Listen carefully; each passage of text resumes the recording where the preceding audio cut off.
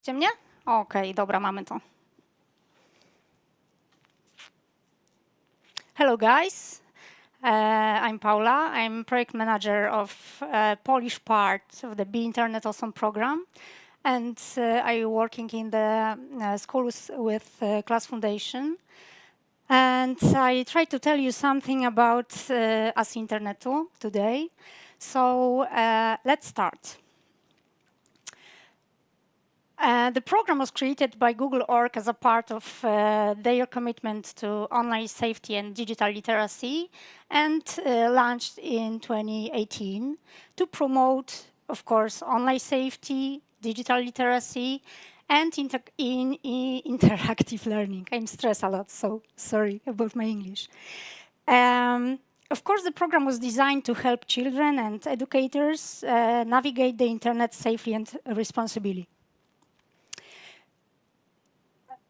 The whole program was based on five values, and behind each of these, there are specific skills. SMART is about critical thinking and responsible online behaviors. It means sharing with care, avoiding scams, and setting strong passwords. Alert is about recognizing and focusing on the online risks. It means spotting fake informations, understanding phishing, and identify safe webs. Strong is about protecting personal info, like privacy settings, secure connections, and all information about data safety. Be internet kind. It's my best value of this program. It's about positive interactions and empathy online. There we have exercise about kind communication, conflict resolution, and building positive online communities. And the last one is brave. And this is about standing up for others, for example, in cyberbullying situations. And the key point on this value is promoting a safe online environment, supporting victims, etc. What we have in Poland. As Internet is the Polish adaptation of the Internet Awesome program. Created for Polish children and teachers to make sure it matches their culture and it's easy to understand in their language. The program reached to the teachers across Poland with interactive workshops and educational materials. We have positive feedback from educators and children on the program impact. And we have make regular updates based on this feedback. The question is, what makes this program different from other programs on the market? I think is that the first one is that cover everything and made it for teacher at all grade levels. Another important aspect is that the program is building on design thinking tools and focus on building strong connections between teachers and students. And this is core. It's about people and their relationships,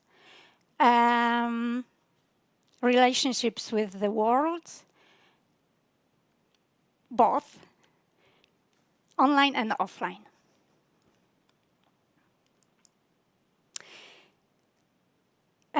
As you see at this slide,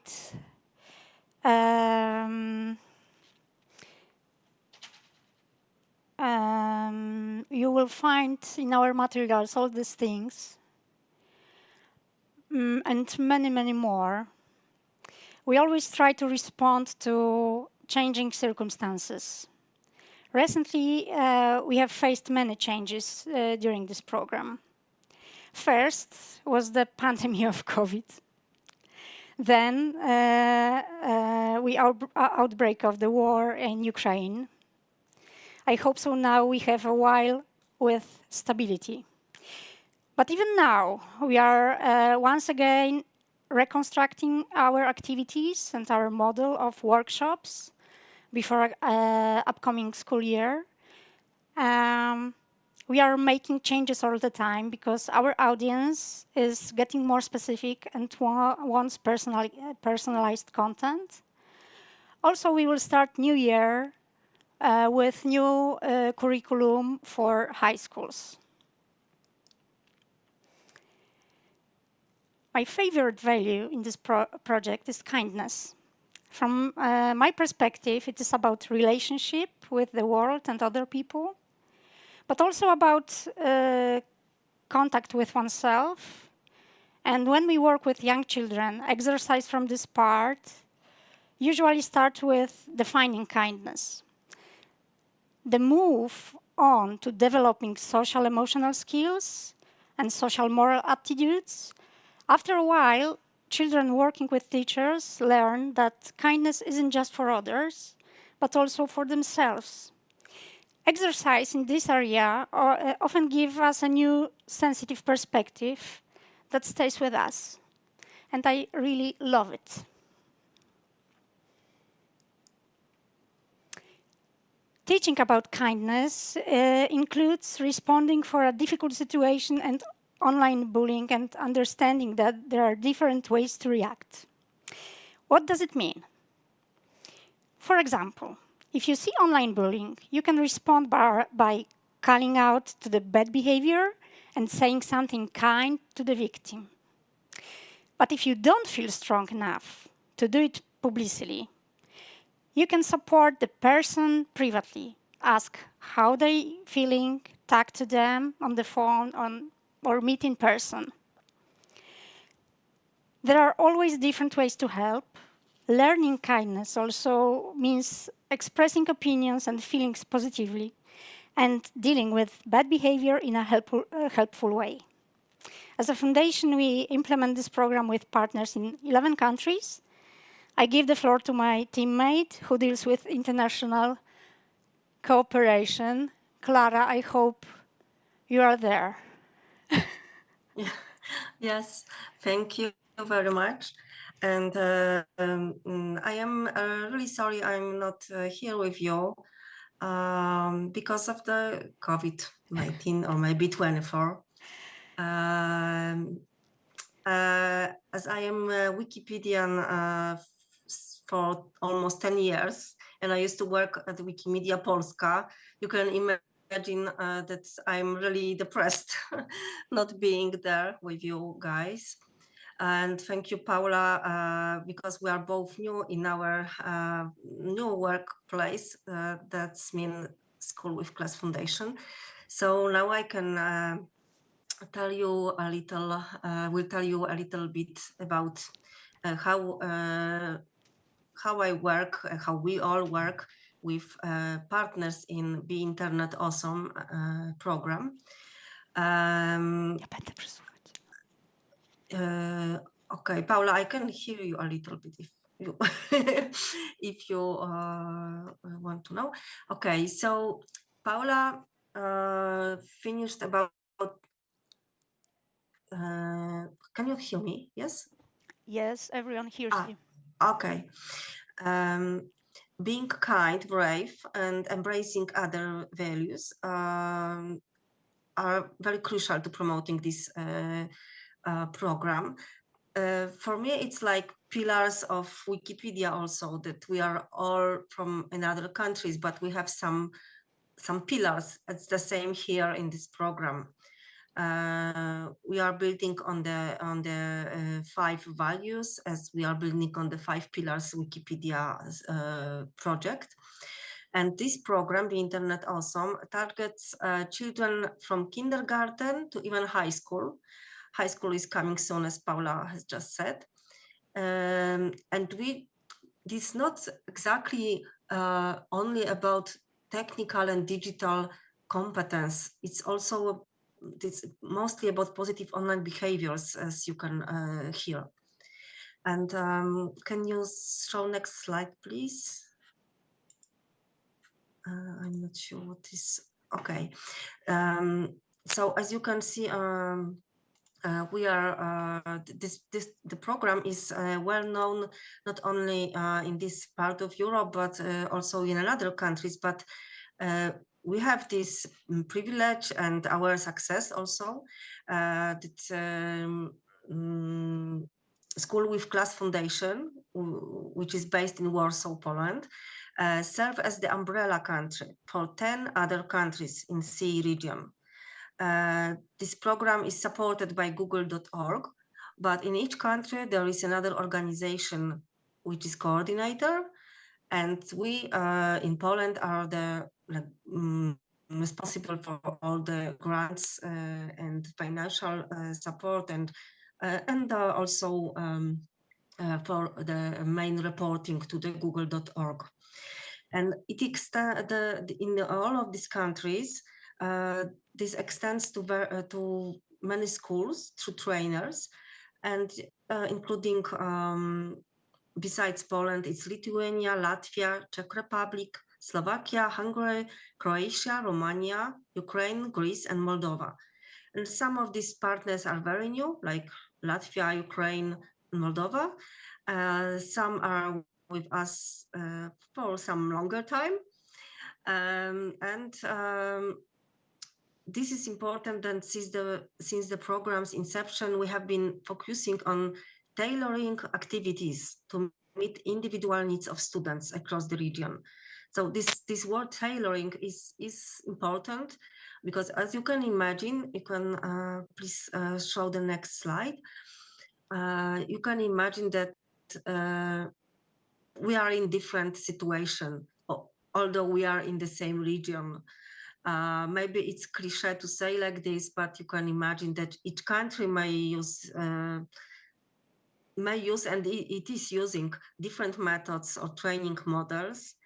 And unfortunately, in all of our countries, some children and young people need individual education and activities which are beyond the usual curriculum you can meet at the school. And fortunately, our sponsor, google.org, lets all of us use a flexible approach, understanding each country's unique culture, training methods, and challenges. So it is basically like in Wikimedia movement, and I'm very glad to see these similarities in my new work. And I can observe for 6 months now how each of these countries that I have just presented to you are adapting these values and methods, and how they share with each other their concepts and solutions to the problems.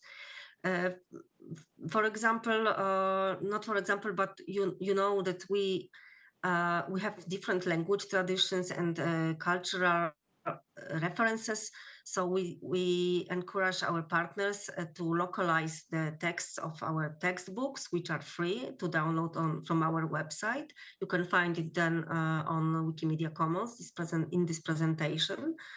You can go to the links. And our partners have changed the program to fit their local needs. And they are working with groups like Ministries of Education, Safer Internet Centers, or kids social centers, SOS Village Kids, or even local police departments to meet at the schools to talk about internet issues. The training models include mainly trainers who may or not be teachers, and sometimes also parents are involved. But it is very hard, and we can say, I think, the same here in Wikimedia movement.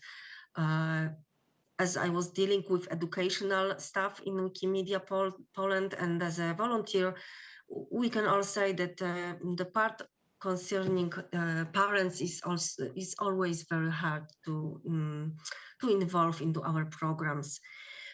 In some countries, there are special ambassadors for the Be Internet Also program too, with special badges, appreciation levels, and so on. And the tools and the methods are also vary among partners.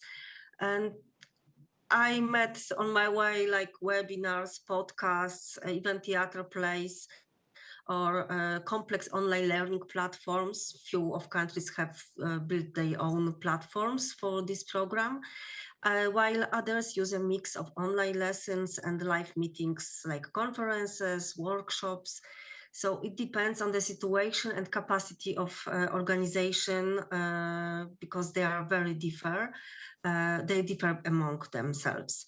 And despite challenges like those in Ukraine, I can affect this example especially. Ukraine is with our very new partner, and we are really inspired by our partners' dedication, because they bring teachers together among this horrible situation to discuss and implement the program using methods like design thinking, which was very new to them. And this organization, EduCamp Ukraine, learned it from our foundation and implement this now into the Internet Awesome program. So design thinking is the main tool for them now, one of the tools for them. And next slide, please. So this is like, I don't have time now, but you can then go to the program on Event.ai or later on Wikimedia Commons, and some of our partners provided one slide per country, but not 10 of them. And you can see what they wanted to highlight for you. What challenges success mostly, but also I invite you to our website, which is also in this presentation, beforeall.eu. And English version is now after big renovation and restructurization, and you can go directly to our partners' websites and look what they are doing. Because we are trying to make our community as it's possible, like we deal in Wikimania movement too. So as we are umbrella country for them, we are trying to connect via Slack, emails, and regular meetings online. And also we try to make live meetings once a year. Next will be actually in November in Warsaw. So we are looking forward to meeting our partners. And during online meetings, we share our stories. We encourage them to just share a few slides or story about what's going on. And it is very inspiring and involving many discussions after that between partners to share common stories about, for example, educational tools for migrant children, or because each of country is dealing with this huge problem, and it is so sad that we have to deal with this, but it is the reality. And maybe you can show the next slide.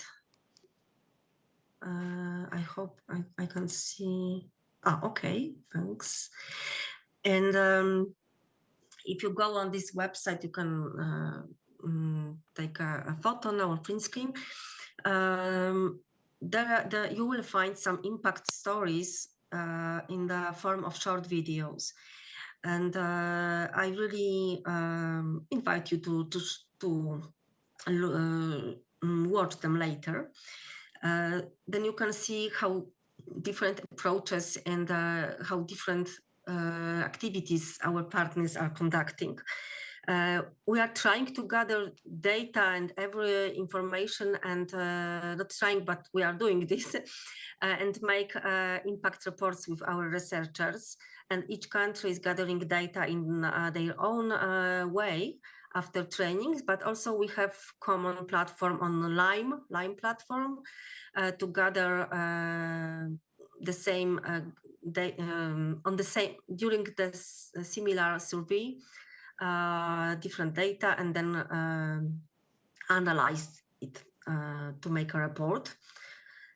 And I want to highlight, looking at these impact stories and looking back at my online meetings with partners during these 6 months, I can say that it's amazing impact we have in this program on individuals. Even though we use different methods and tools, we are all focusing on improving the well-being and education of young people. And to show, we are focusing on showing teachers different methods. And we know there are many programs and many tools, and especially after pandemic time, there are many proposals for teachers. But we are trying to make it long. This is not like one workshop, 1 hour and goodbye. Here you can have your gadgets and goodbye. We are trying to embrace the teachers and trainers from the dedicated school for 1 year or 2 or 3 years. And you can imagine it's very difficult because it's easier to make one workshop and say goodbye than to have attention for 2 years or 1 year. But the stories are inspiring. For example, one country has worked with children who had to leave Ukraine because of the war, and they using our curriculum to support them. There are next countries who are doing the same now. In other cases, we have collaborated with Roma minorities in several countries, and I think it will be continued in those partner countries. We also focus on kids with special needs, kids in spectrum, students with intellectual disabilities, and so on. And one of our partners reached out to students on remote island affected by earthquakes. So the situations are different, but every time it's about kids.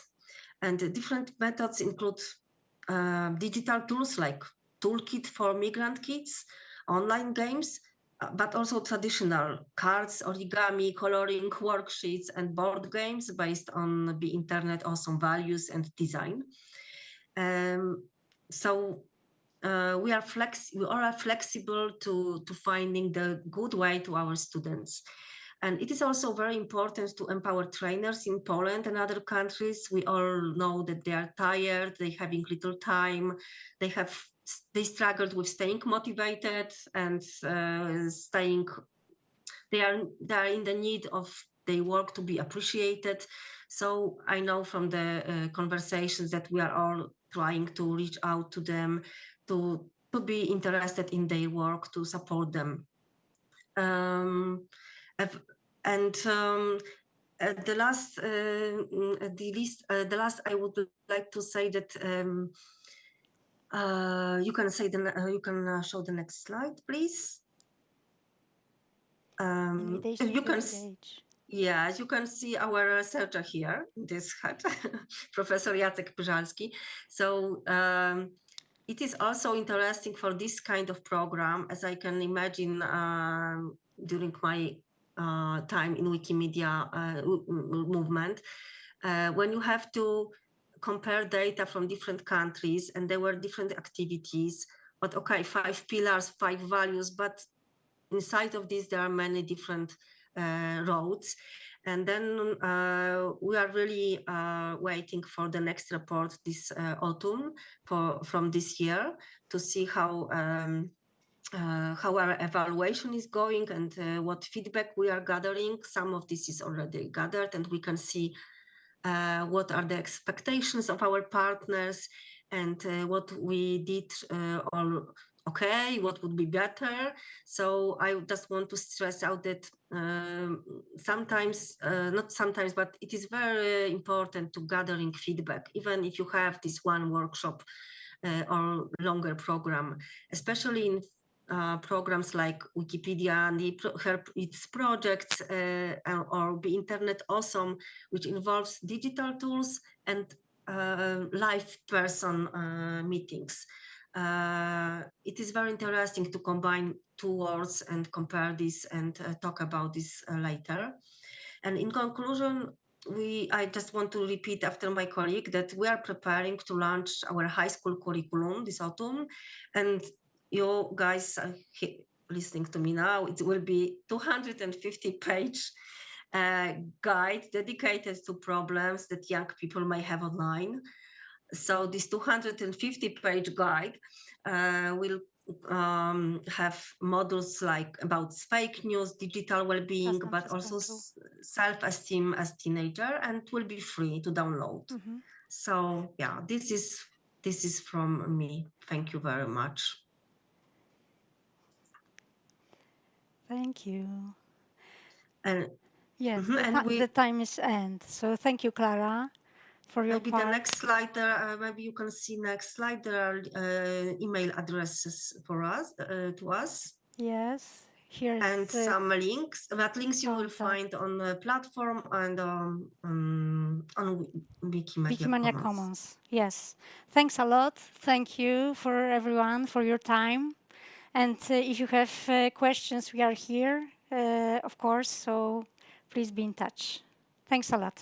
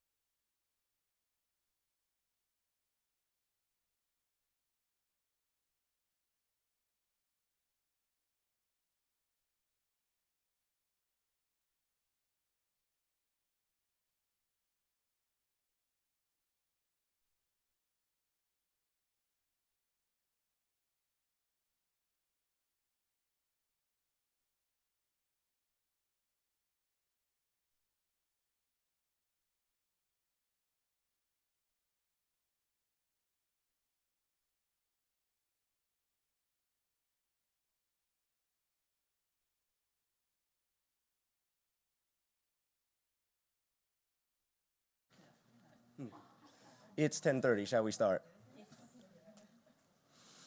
Okay. Okay. Thank you all for being here. Presentation is called Universities and Wikimedia, Increasing Participation Through Student-Run Efforts. Before we start, let me first give a brief introduction about myself and how I got to presenting this. I'm a recent graduate of the University of Rochester in the United States, where I studied political science and music. At the University of Rochester, I was involved in various activities. I served as an elected student senator for 3 years and worked with many student organizations in this role. I was also one of the founders of and on the leadership of Cards Club, a student club at the University of Rochester focused around card games.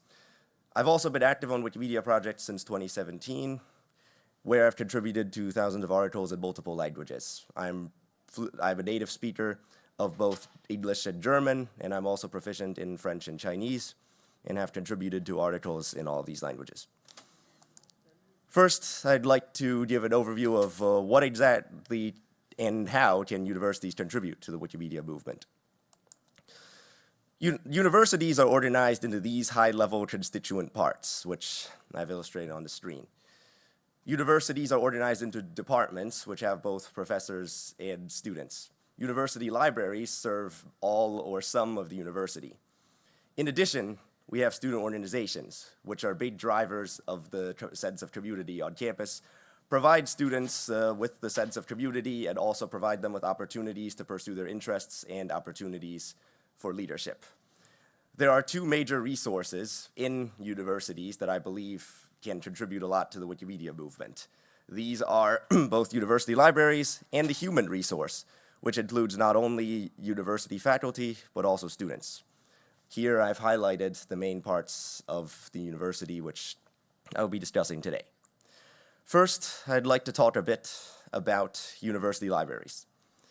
University libraries are major knowledge and information centers for the universities. They hold not only the books in their collection, but also access to journal articles online that are behind paywalls. My institution, the University of Rochester, for example, has a vast rare books collection consisting of various manuscripts ranging from medieval manuscripts, papers of the founder of Rochester, New York, letters of Queen Victoria and Prince Albert, letters of World War I soldiers, all the way to the papers of recent Rochester elected officials, just to name a few. This illustrates the wide breadth of resources available to university libraries that they can contribute to the Wikimedia movement by bringing them online. Next, I would like to talk about university students. I believe that university students are a massive untapped resource for the Wikimedia movement. The United States alone has about 15 million undergraduate students, which are shown on this graph, as well as 3 million graduate students, which are not shown on this graph, in attendance per year. If just 1% of this student population in any given year were to make a contribution, and this doesn't have to be the same people every year, but can just be 1% of students every year, this would be 150,000 or more contributions, which can be expressed as article curations, images uploaded to Wikimedia Commons, and more. This illustrates how students are a massive potential resource for the Wikimedia movement to harness. It's also important to talk about what are university students studying. Their academic interests are very diverse. For example, as you can see from this pie chart of bachelor's degrees by field of study in the 2021 to 2022 academic year in the United States, over 40% of students studied something other than more established topic areas such as engineering. This great diversity in academic interests and knowledge illustrates the vast amount of knowledge that students have, which further highlights how they are a massive potential resource for the Wikimedia movement to harness. I'd also like to talk about how students already have many of the required skills to contribute. Undergraduate students already do research projects and presentations over the course of their studies. For example, when I was at the University of Rochester in my second year, I did a presentation on forests in Chile. There is an article on the English Wikipedia called Forestry in Chile, but at the time I did this project, it only consisted of about one paragraph and only cited a single source, which that's not very good for finding information. However, over the course of the project, I found lots of additional sources and information that I could have added to the article, but at the time I didn't, which I will get to why later. In addition, graduate students have a lot of specialized knowledge in their topic areas because they gain this knowledge over the course of experiments and in the course of preparing their undergraduate thesis. They have a wide depth of specialized knowledge in their field that they can easily add to Wikipedia articles. In addition, students are already familiar with Wikipedia because many already casually browse Wikipedia and use it as a starting point for research projects and presentations. So they could easily make the jump to editing, but why don't they? I've illustrated here what university students can add to Wikipedia projects, but the question is, what are we doing to make this a reality? I'm sure many of you already know the answer to the question, are we already working to make this a reality? And the answer is both yes and no.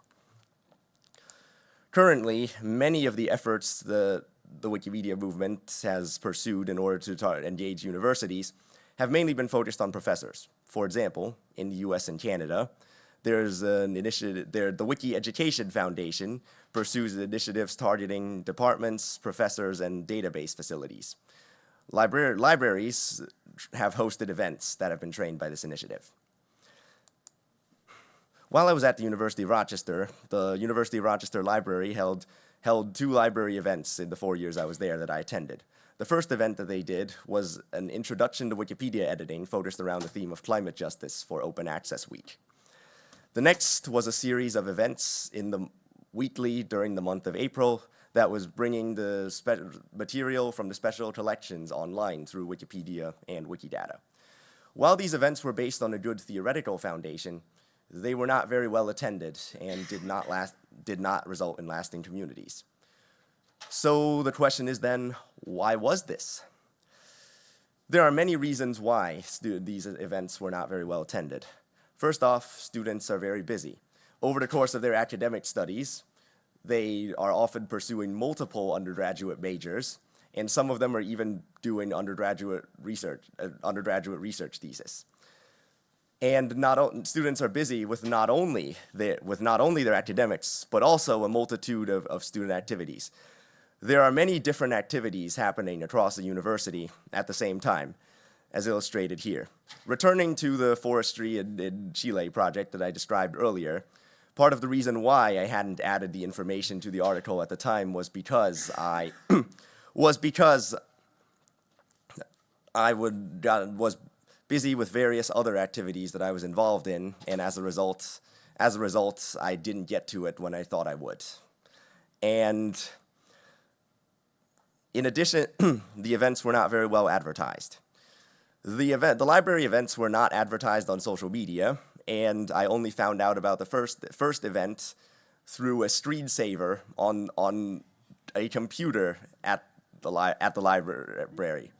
The next event, though it was advertised on social media, was only advertised on a secondary account, the Rare Books and Special Collections account, and was not advertised on the main library account. The main library account obviously has a bigger following than the Rare Books and Special Collections account. In addition, the timing of the events was particularly inopportune because the events were held on Wednesday evening. Now, for events like this, you're always going to have conflicts because there's a multitude of events going on at a university. But because Wednesday evening is a time when students are busy with both classes and other activities, the timing was particularly inopportune. In addition, during my time at the University of Rochester, as a student senator, I had the opportunity to talk to many students across many different class years. I found that there was very little involvement in Wikipedia on campus and little to none in the other Wikimedia projects. I believe that part of this was because of misconceptions that are common about Wikipedia. These misconceptions were first identified in a diff post by Wikimedia Poland that was titled, "Why Don't Young People Want to Edit Wikipedia?" The first of these misconceptions was a lingering sense of Wikipedia's unreliability. In school during my early years, many teachers had told me, don't use Wikipedia, the information on there can be inaccurate. Now, even though this sense is very diminished nowadays, in general, students would not highlight this as a reason not to use Wikipedia, because they were taught in their early years, don't use Wikipedia, the information can be inaccurate. This misconception can persist in the back of their minds. In addition, there is a strong sense that nobody knows who writes Wikipedia articles, and that there's only one type of person who edits Wikipedia. And this, if you look around you, is not true. We all know this very well. However, this means that even though students already have the required skills, as I had mentioned earlier, they don't think that they do. Going forward, these misconceptions are still very much an issue that needs to be purposefully addressed. There are two major takeaways from my experience at the University of Rochester that I believe are important to highlight. The first point in order to highlight is, how do we improve attendance at campus library events like the ones that I attended? There are many ways we can do this. First off, these events need to be well advertised. We need to leverage the power of social media because nowadays, everyone is on social media. In order to do this effectively, we need to use high visibility social media accounts that have a large following. This would include not only the main library account, but also the accounts of student organizations, which I will get to later. In addition, the events need to be planned for time slots where the target audience has time to attend. Like I had said before, the events scheduled on Wednesday evenings did not have a lot of attendance because this is a time when there are a lot of competing activities. There are many competing activities at this time, so they should be scheduled for different times, and perhaps the events should even be repeated if students cannot make it due to conflicts. In addition, events need to have themes. I know, for example, going back to my example with forestry in Chile, if there was an event themed around the environment, that would provide the conscious push needed for me to go back to what I'd learned from this presentation and to add this information to the article. And in order to get more participation, libraries should involve other groups that are interested in the theme. This would include not only the faculty or university departments, but also student organizations. If student organizations co-sponsor these events, if student organizations co-sponsor these events, then their members will attend. In addition, the presence of library staff and faculty at these events can boost the level of confidence and trust that students have in Wikipedia. These are some good recommendations for how libraries can improve event attendance, but we are not all university libraries. This brings me to the next major takeaway that I would like to discuss, which is a proposal for a roadmap aimed at improving university student participation rates. In order to improve the participation rates of university students, we need to actively campaign for the Wikimedia mission. Even though it's obvious to us that the Wikimedia movement is a movement for a better world, what's obvious to us might not be as obvious to others. Therefore, we need to actively campaign for the Wikimedia movement's mission of opening knowledge. In order to do this effectively, we need to start early. We need to start by targeting students before they enter university, such as when they are in high school. Once students enter university and once they already have a well-defined profile of the activities they participate in, it becomes a lot harder for them to take on new ones. So if we start early, we can boost participation by involving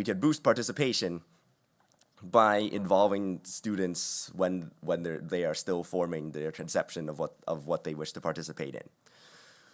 We can do this in part by recognizing student volunteers who are early adopters. We can do this by providing them with certificates or recognition and also inviting them to speak at local events such as conferences.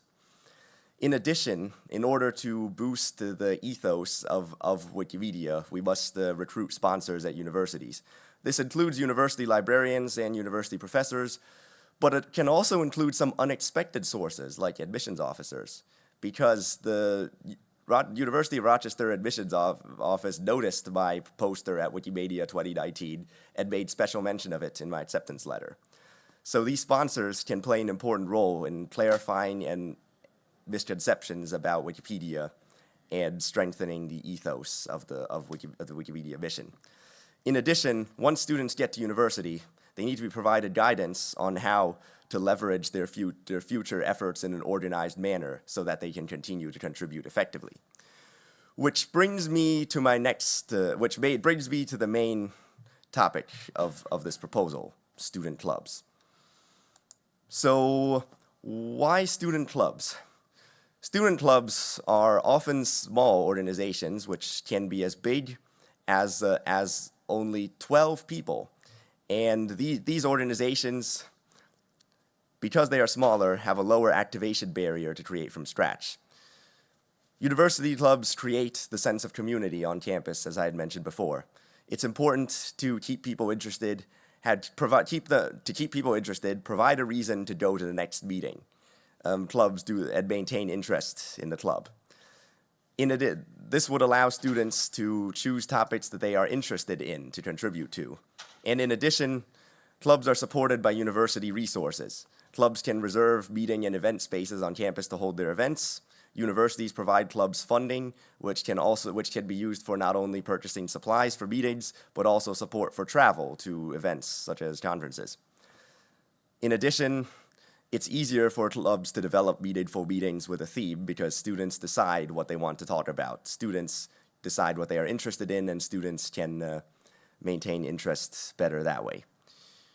Once we get a club started, it's important to maintain continuity. Student clubs can often fall apart because either the members graduate or there is no established plan for succession. In order to address this, clubs need to have defined plans of succession according to the guidelines presented by their university. Once students are involved in clubs, they will want to join leadership. This will allow the clubs to continue to succeed. In addition, by choosing topics that the students are interested in, clubs can continue to maintain the student interest, and continue to host successful events. In addition, support from library staff and professors can also help student Wikimedia clubs succeed. In addition, we can also help maintain interest in student clubs by getting members to events such as conferences like this one, for example, in order to maintain interest. Because if all you see is text on a screen, it doesn't feel as real as actually meeting others. And it's important to build a sense of community not only within universities, but beyond.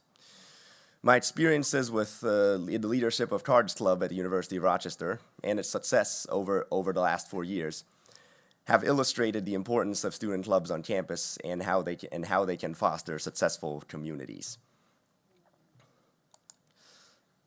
I hope that I have demonstrated to you that university students are a largely untapped resource for the Wikimedia movement. I've also demonstrated that university student clubs are a viable venue to establish and maintain a presence for the Wikimedia movement on campus. Going forward, organized groups within the Wikimedia community need to make more of a systematic effort to recruit and engage students at all levels. By making unrealized potential realized, we can create a better future for open knowledge. Before I open the floor for questions, I'd like to make a few acknowledgements. I'd like to thank my U of R classmate and roommate, Eric Kudenberger, for help with initial discussions that helped form the ideas for this presentation. In addition, I'd like to thank Andrea Kingston, Wendy Way, and Laura Nicosia, the University of Rochester librarians who hosted the initial events at the University of Rochester. In addition, I'd like to thank the University of Rochester Cards Club for holding successful events and helping engage the community and helping demonstrate the value of community. In addition, I'd like to thank Richard Dipel of Wikimedia NYC, who is in the audience right now, for continued discussions that help crystallize the final ideas of this presentation. And lastly, thank you to all of you in attendance for being here.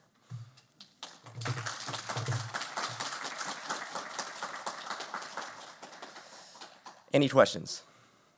Yes.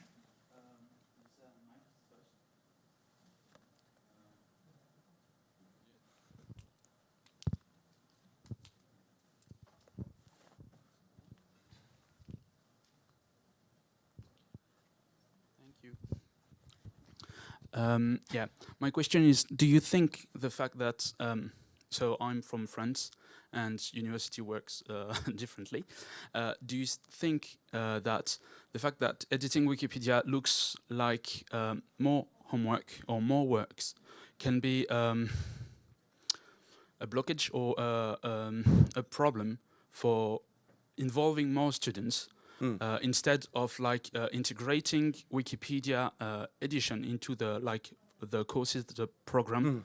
In France, we have like some homeworks directly are submitting Wikipedia articles, because I, as a not a student not far ago, when I finished my my day of courses, I don't want to spend more time researching.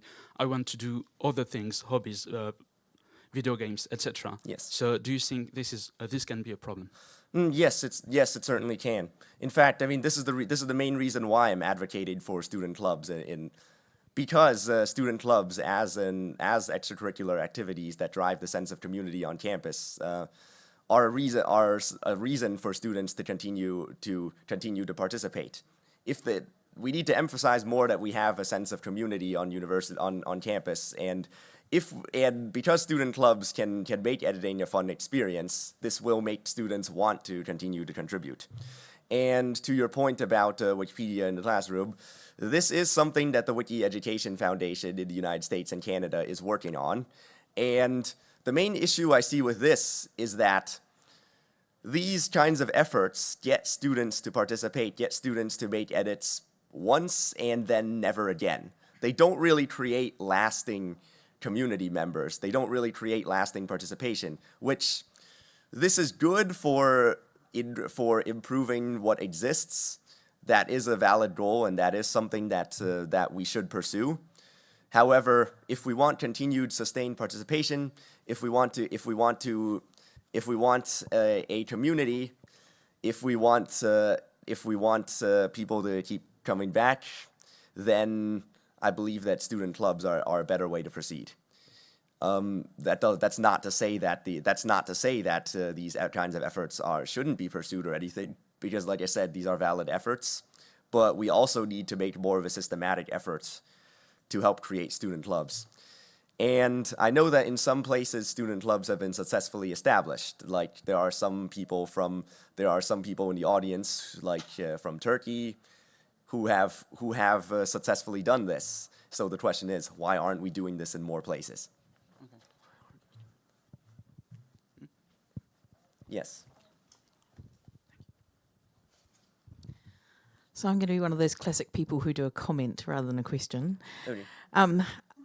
Just letting you know, I've been trying to engage with quite a few people, students at Wellington in New Zealand, through the university there, via my daughter who used to go to that university. She started a club, and it takes quite a bit of administrative get up and go to actually get students to create their own club for this. So one way I'm trying to sidestep this, when you don't have an editor base actually at a university that I'm aware of, is to hold events which hopefully enthuse students, specifically invite them and hold it at a time in the semester schedule, timing it so that they don't have too many commitments, like early or late in the year, after exams or before exams, before assignments, before the year starts really ramping up, in order to get them in, train them, and hopefully find that person who's enthusiastic who can then go ahead and create a club. Yes. So it's like there's work that needs to be done prior to the actual club formation. in my Yes. opinion. And to that point, yes, something that I've often said with many efforts in the Wikimedia community is that often one of the most difficult barriers to overcome is the initial activation energy. And this is why I talked about both what can library events do to succeed and eventually providing a roadmap for engaging more students. Because, like you said, it is important to start early. Like early in the semester is still a time when student clubs can get new members, can advertise to new members effectively. For example, one of the things that clubs do at University of Rochester is that they have an annual club fair at the start of both semesters, which they can use to advertise to people. And often I've noticed that the new members joining a club are mostly going to be first-year students who have not yet established what they want to do. And this is the main audience that would need to be engaged in order to be able to form more clubs. Yeah. Not to say that those are the only people that would be interested, but those would be the easiest to engage. And in addition, this also goes back to why the library events at the University of Rochester didn't succeed as well, because they were scheduled at inopportune times, which included not only an inopportune time of day, but also an inopportune time of the year, because they were mid-semester. If you remember, the Rare Books series was in April. So thank you for a great presentation. You're welcome. Yes.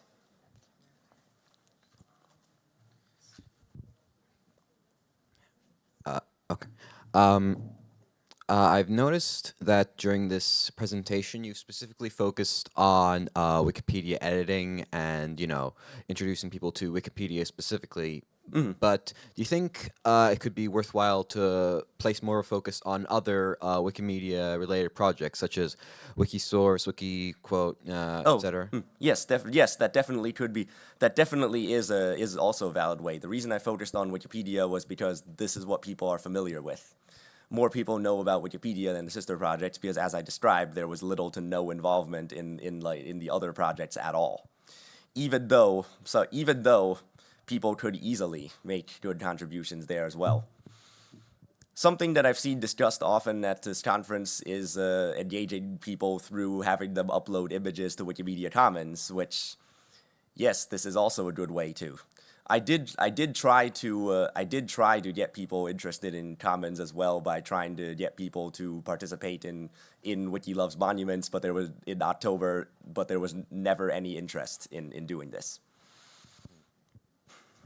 Okay, thanks. Yes. So I think we're out of time now. Okay, no problem. All right, thank you all for being here, and okay, before we do something. All right.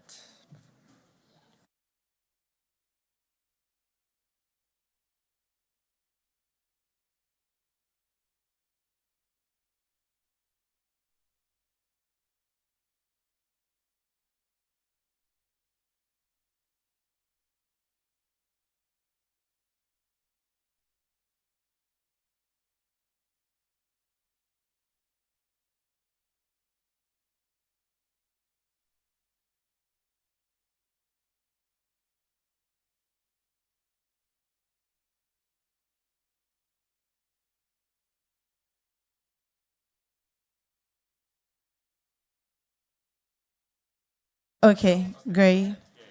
Hi, everyone. I'm Jael. I'm Jael Sewab Watson. I'm the Executive Director for Open Foundation West Africa. And I'm here today to speak about a project that is very dear to our hearts in the organization Open Foundation West Africa. Let me tell you a little about Open Foundation West Africa. So we are based in Ghana, but we have a community base that spreads across Africa. And we are kind of obsessed about education. When you read a lot about us, you realize that most of our activities or programs are centered around education. So we have stuff around what the previous presenter talked about. We have projects for librarians called Wiki Skills for Librarians. And then we also have kind of implemented that club and hub system that he talked about. So we have clubs in universities that focus on training students on Wikipedia and then its related projects. We also have hubs in communities. So these are community-based, so it really focuses on what the community needs at every particular time. Now, this represents what our organization stands for. Our mission is really to contribute towards the future of education. And so we do this through sensitization, organizing campaign drives to generate content, especially about Africa. And then we aim to make education more accessible and affordable.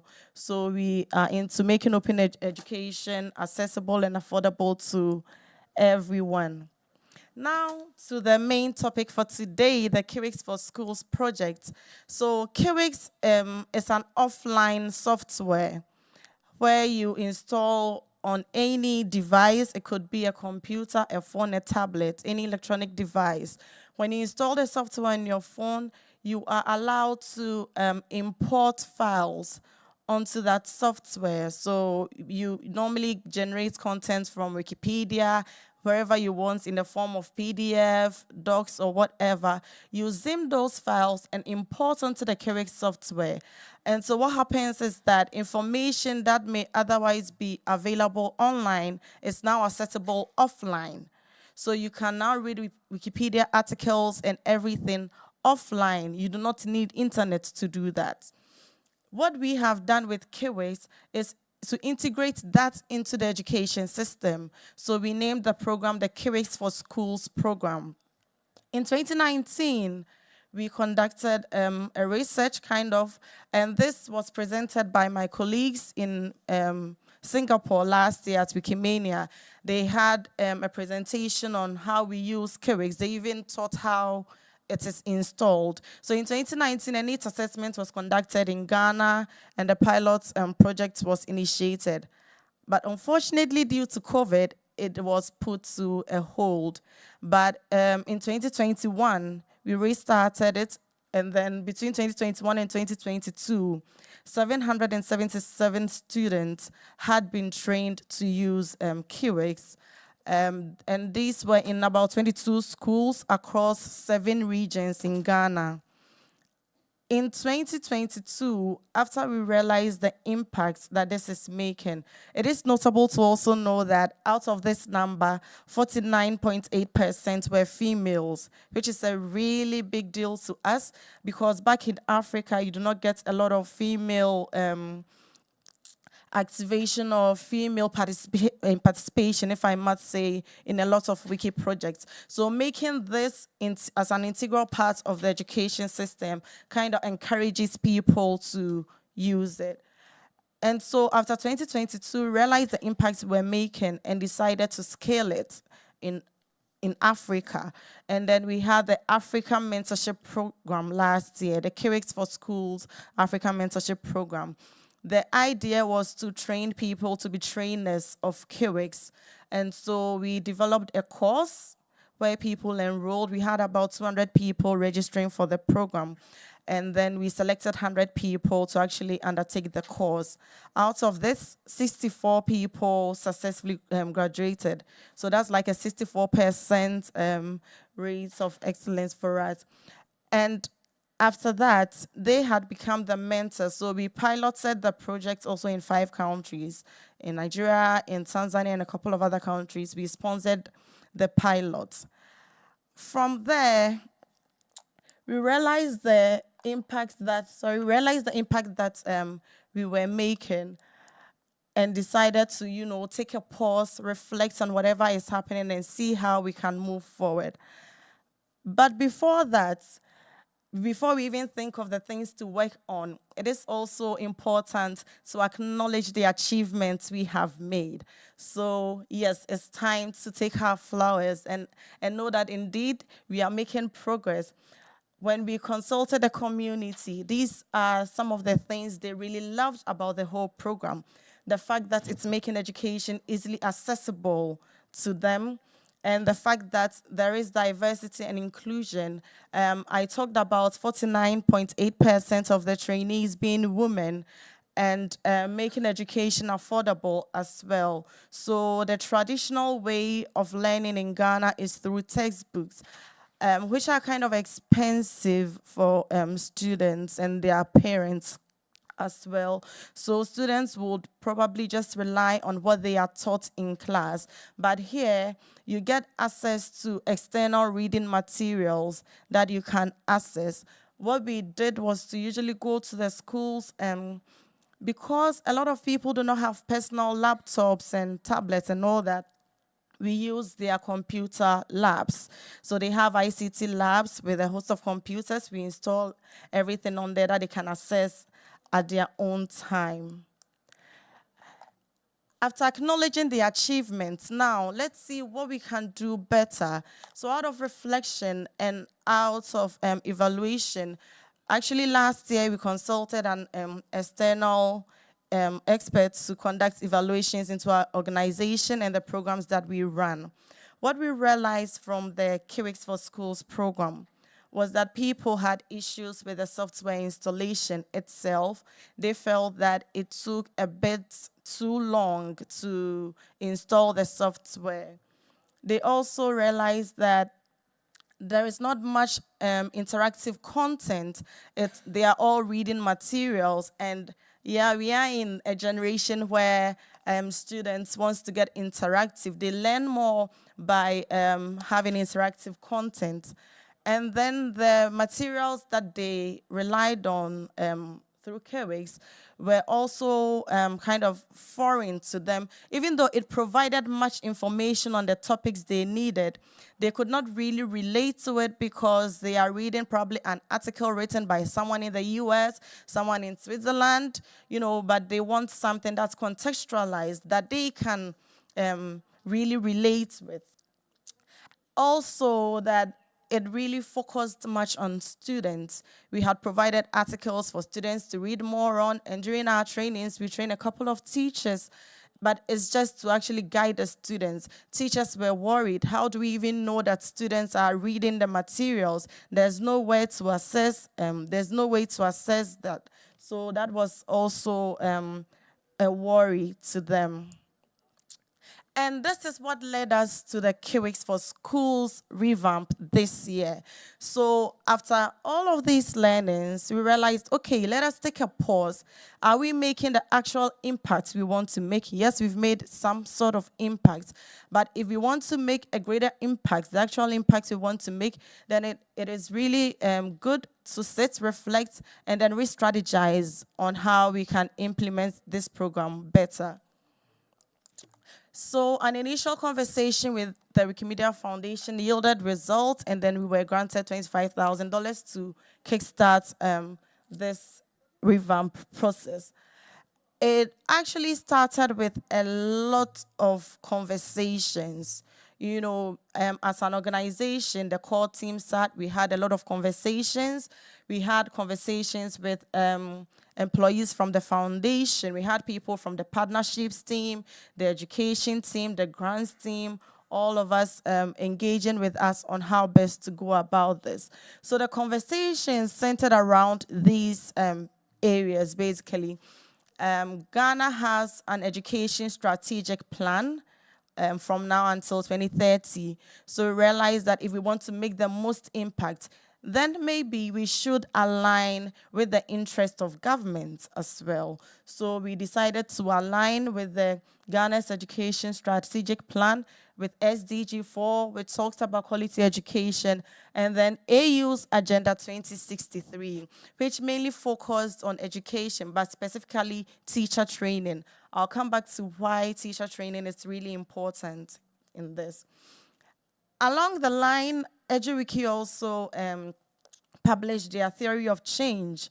And since we are still in the movement and a lot of our content on KWIX is from Wikipedia and its related projects, then it was important to also align with EduWiki's theory of change. And of course, this whole thing is for the community, so the community is needed as well.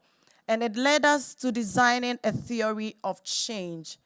When we designed a theory of change, we realized that, yes, we all had the same goals, but there were some gaps in relation to the current implementation and the documents or the goals we want to align with. We realized that quality of teaching was a bit lacking in the current implementation of the Careers for Schools program, because yes, it aided learning, but teachers did not benefit much from it. They wanted it to impact their teaching as well. They wanted to be able to use that to assess students' progress, maybe even have courses on there. We also realized that if we want it to be really sustainable, then there is much work to be done. So these were the gaps we identified, and we thought, okay, then why don't we just go back to the community and get their ideas on this? Because, of course, this is for them. And since there were lots of mentors around implementing the project, both in Ghana and in other countries, it was important to get their perspective as well. And that led to a 2-day community design workshop, more of an engagement session with the community to get their ideas. Day 1 focused mainly on introduction to the new concepts of the revamp process, and then kind of getting ideas. So day 1 was more of an open-ended session where we are just getting the ideas of the community before we streamline them. So day 1, there was it was mainly a brainstorming session, and we realized that these 4 outcomes mattered most to their community.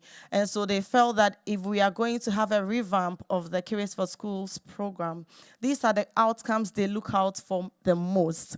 The first being enhanced teacher training. A lot of them, Careers mentors, were teachers, and so they felt if we are installing this for students to learn, why can't it be beneficial to us as well? Why can't it aid in teaching? So we have to train teachers. These are the outcomes they are looking for. Increased students' engagement as well, because as I said, they only went there to read external materials, but it wasn't really engaging enough. But the community feels like this new module should really engage students. And then outcomes of learning, it shouldn't just be, I've gone there and I have read. There should be some sort of assessment that shows that indeed a person has read and understood whatever they have read. That impacts the learning outcomes. And the program should be sustainable, because they feel this current module isn't really sustainable. Just installing students learning, not being able to track, does not make the whole program sustainable. Then day 2, this is where we thought of strategies to implement in order to achieve the outcomes expected. So day 2 focused mainly on strategy building, and participants felt that if we can achieve all the outcomes that they outlined earlier, we could do that through the relevant partnerships. And I need to stress that these are not the only strategies mentioned, but after getting all the strategies, we prioritized them. So the community also voted, and these are the voter strategies they chose that we should really focus on, because of course, we cannot do everything. If we have about 10, 15 strategies, we cannot do everything. But what should we focus on? And this voting was done based on impacts versus feasibility. So which strategy will make the best impact, and how feasible is it to make, to go do that strategy? The first one will be relevant partnerships. So having partnerships with local government and education institutions, like the ministries of education, the education service. This will help to make the program sustainable. Also, other agencies concerned about education. You have UNESCO, you have the AU education team. So relevant partnerships would really help. And then localization of content.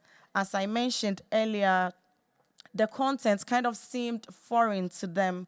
They want a content that is contextualized, even translated into their various local languages.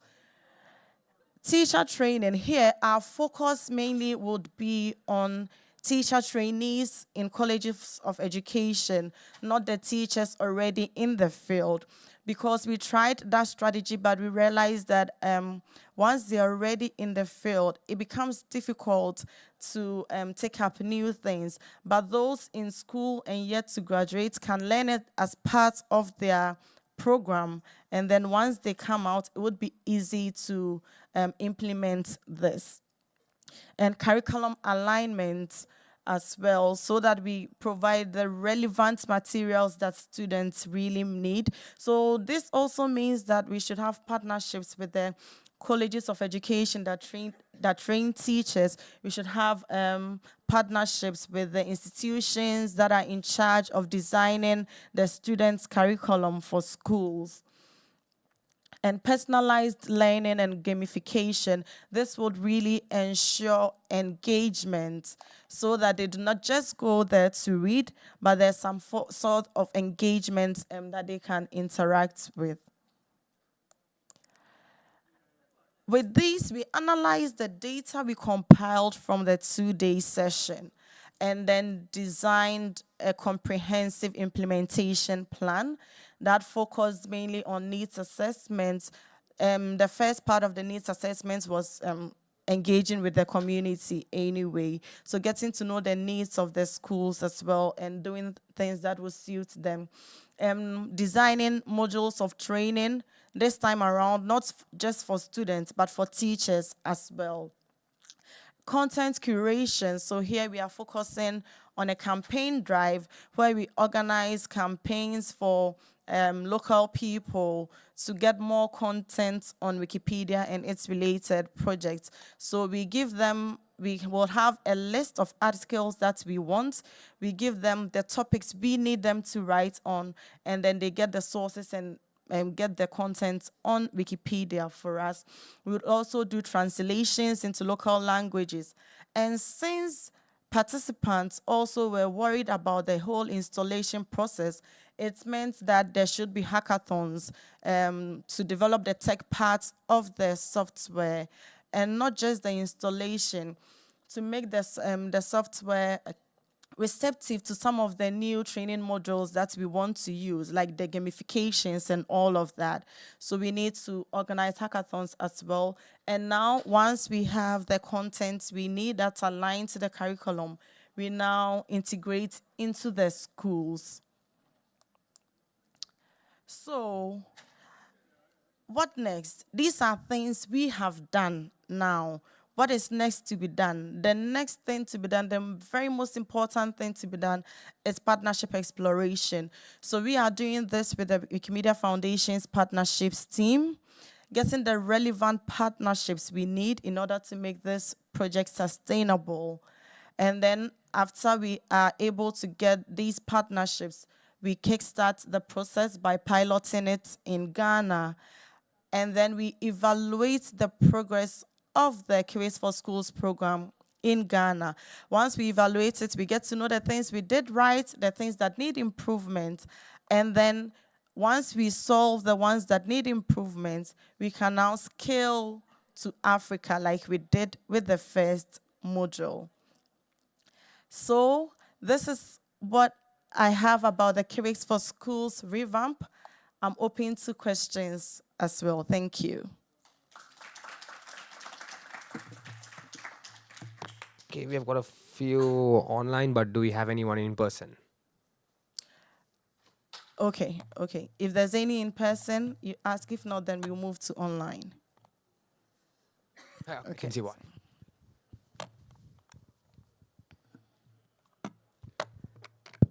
Hello, thank you very much for the nice presentation. I'm very interested on it because I love the Kiwi software. We've been using it in Ecuador for the Offlinepedia project for similar purposes for around 5 years already.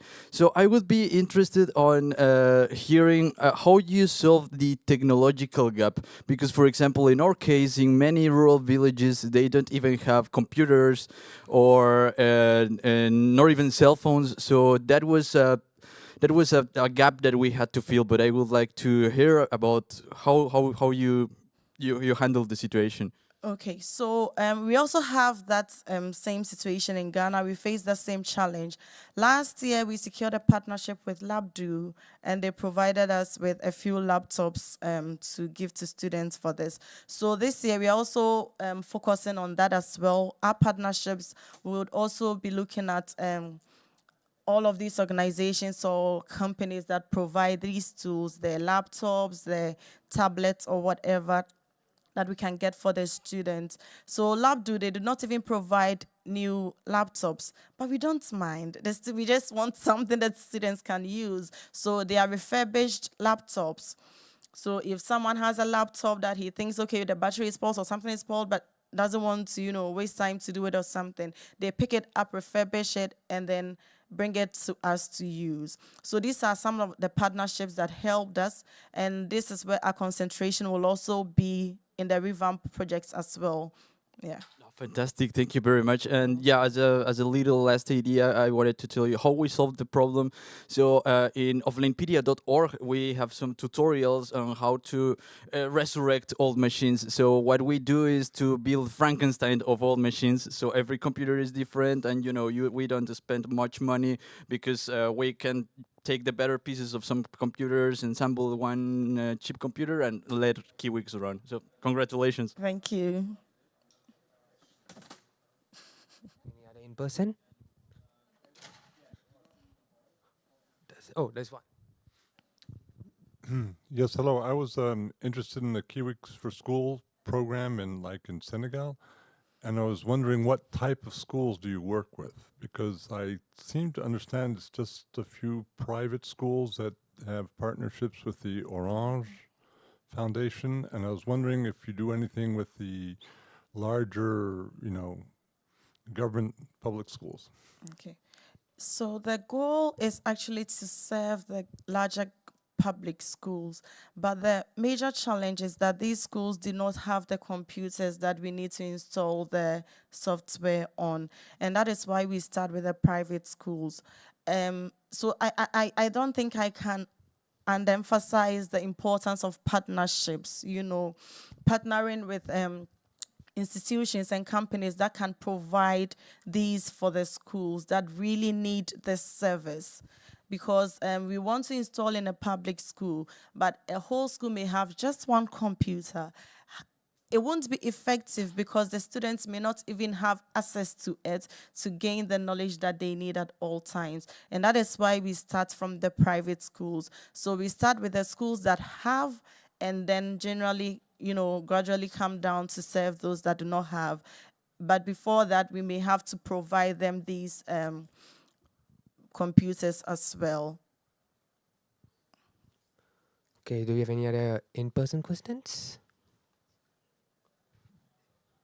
This is an update that we have. So I'm going to read out a a person from the Netherlands who has this to say. The content seems to be foreign to them. Question: English Wikipedia articles by themselves are not teaching materials. What content is needed instead? And then I think he says that you were speaking about that in the talk. Then he finally says it might be a step forward to have an encyclopedia for children like the Lexicon. But still, that is a nice additional resource for schools, but not a teaching aid itself. I think I didn't get the first part. The first part, I think you sort of answered that in the talk. Like he was saying, like the current seems to be foreign to them, and he was asking about English Wikipedia articles by themselves are not teaching materials. Yeah. What content is needed instead? And then he said that you kind of talked about that in your lecture. Yeah. And his second part of question would be like, it might be a step forward to have an encyclopedia for children like the Lexicon. But still, that is a nice additional resource for schools, but not a teaching aid itself. Yeah, I think that context is really important. So you should have content relevant to the population you are serving. If you are providing a service to primary schools, you shouldn't go straight away to English Wikipedia. So simple Wikipedia and all of that could help. So context really matters. And this is something we are going to really focus on. We won't use one approach fit all. It will be contextualized based on the needs. Okay, I think that's it. I don't see any other questions. There's a question here. Yeah, I don't think he has come back. Let me just check with him. But I mean, anyway, if he has, oh, he's going to another question, fam, in person. You know that. He's focusing on that. Hi. I mean, we did speak about the English Wikipedia, simple English Wikipedia, and sometimes also for, like the primary students, I mean, you need that kind of like a reading skills to like understand how this work, like understand the encyclopedic articles. Have you tried to like provide resources to students in their local language? Because I know you work in Ghana, and the medium of education in Ghana is English, but Ghana is also a very diverse country with like people speaking like hundreds of languages, and there are some Wikipedias in those languages. So have you tried to provide students resources in their own local language? Yeah. So I think I mentioned it earlier, but you were late, so you couldn't get that. Yes. So in the content creation process, we are doing translations as well into the various local languages, Wikipedia, Ghana Wikipedia. Yeah. Okay. Okay. Okay. I think we are. Oh, unfortunately, I think we're out of time. I'm so sorry. So you can ask your question in the You hallway. can ask me questions. I also after have the these after the here session. I'm sorry, we're that out of kind time. of summarizes whatever we do in my organization. I can provide each person with one. We have our contacts there. You can contact me whenever you're ready. Right. Okay. Thank Instead you. of talk in the hallway, or else I'm sorry about that.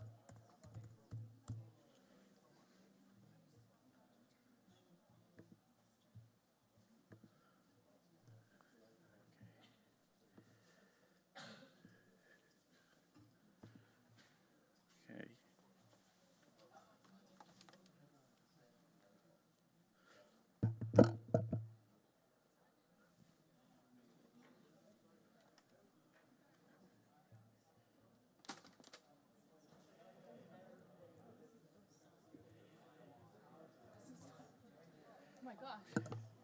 Wasn't expecting to enter that.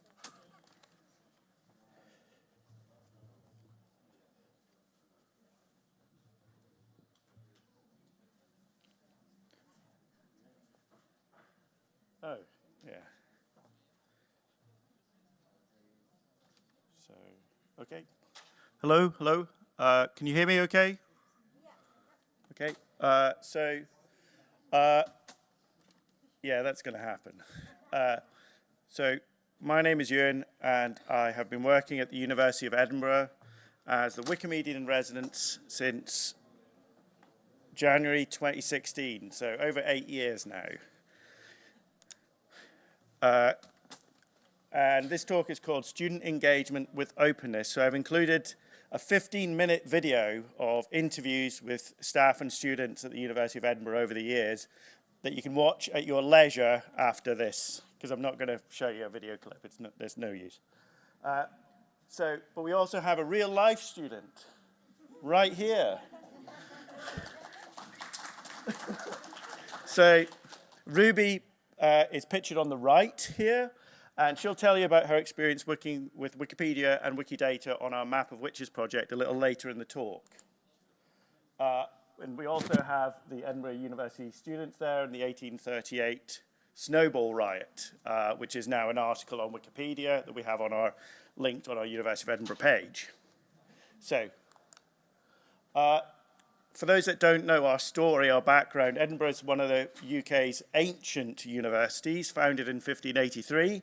So the question about 8 years ago, would it engage with Wikipedia? Like, only founded in 2001, but already one of the largest reference works on the internet. Well, maybe not in 2001, but maybe now.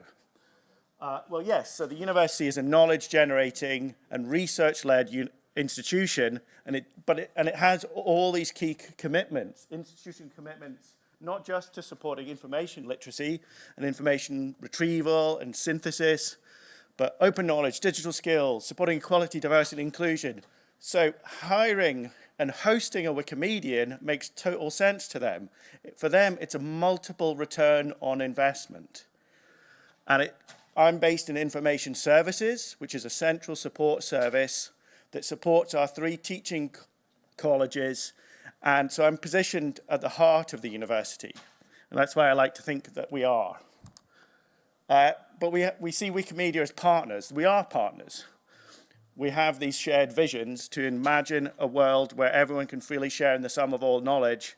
But we want our graduates to discover the world and make the world a better place and make sure that our teaching and research is relevant to society and that all that we are in teaching and research is diverse, inclusive, and accessible to all.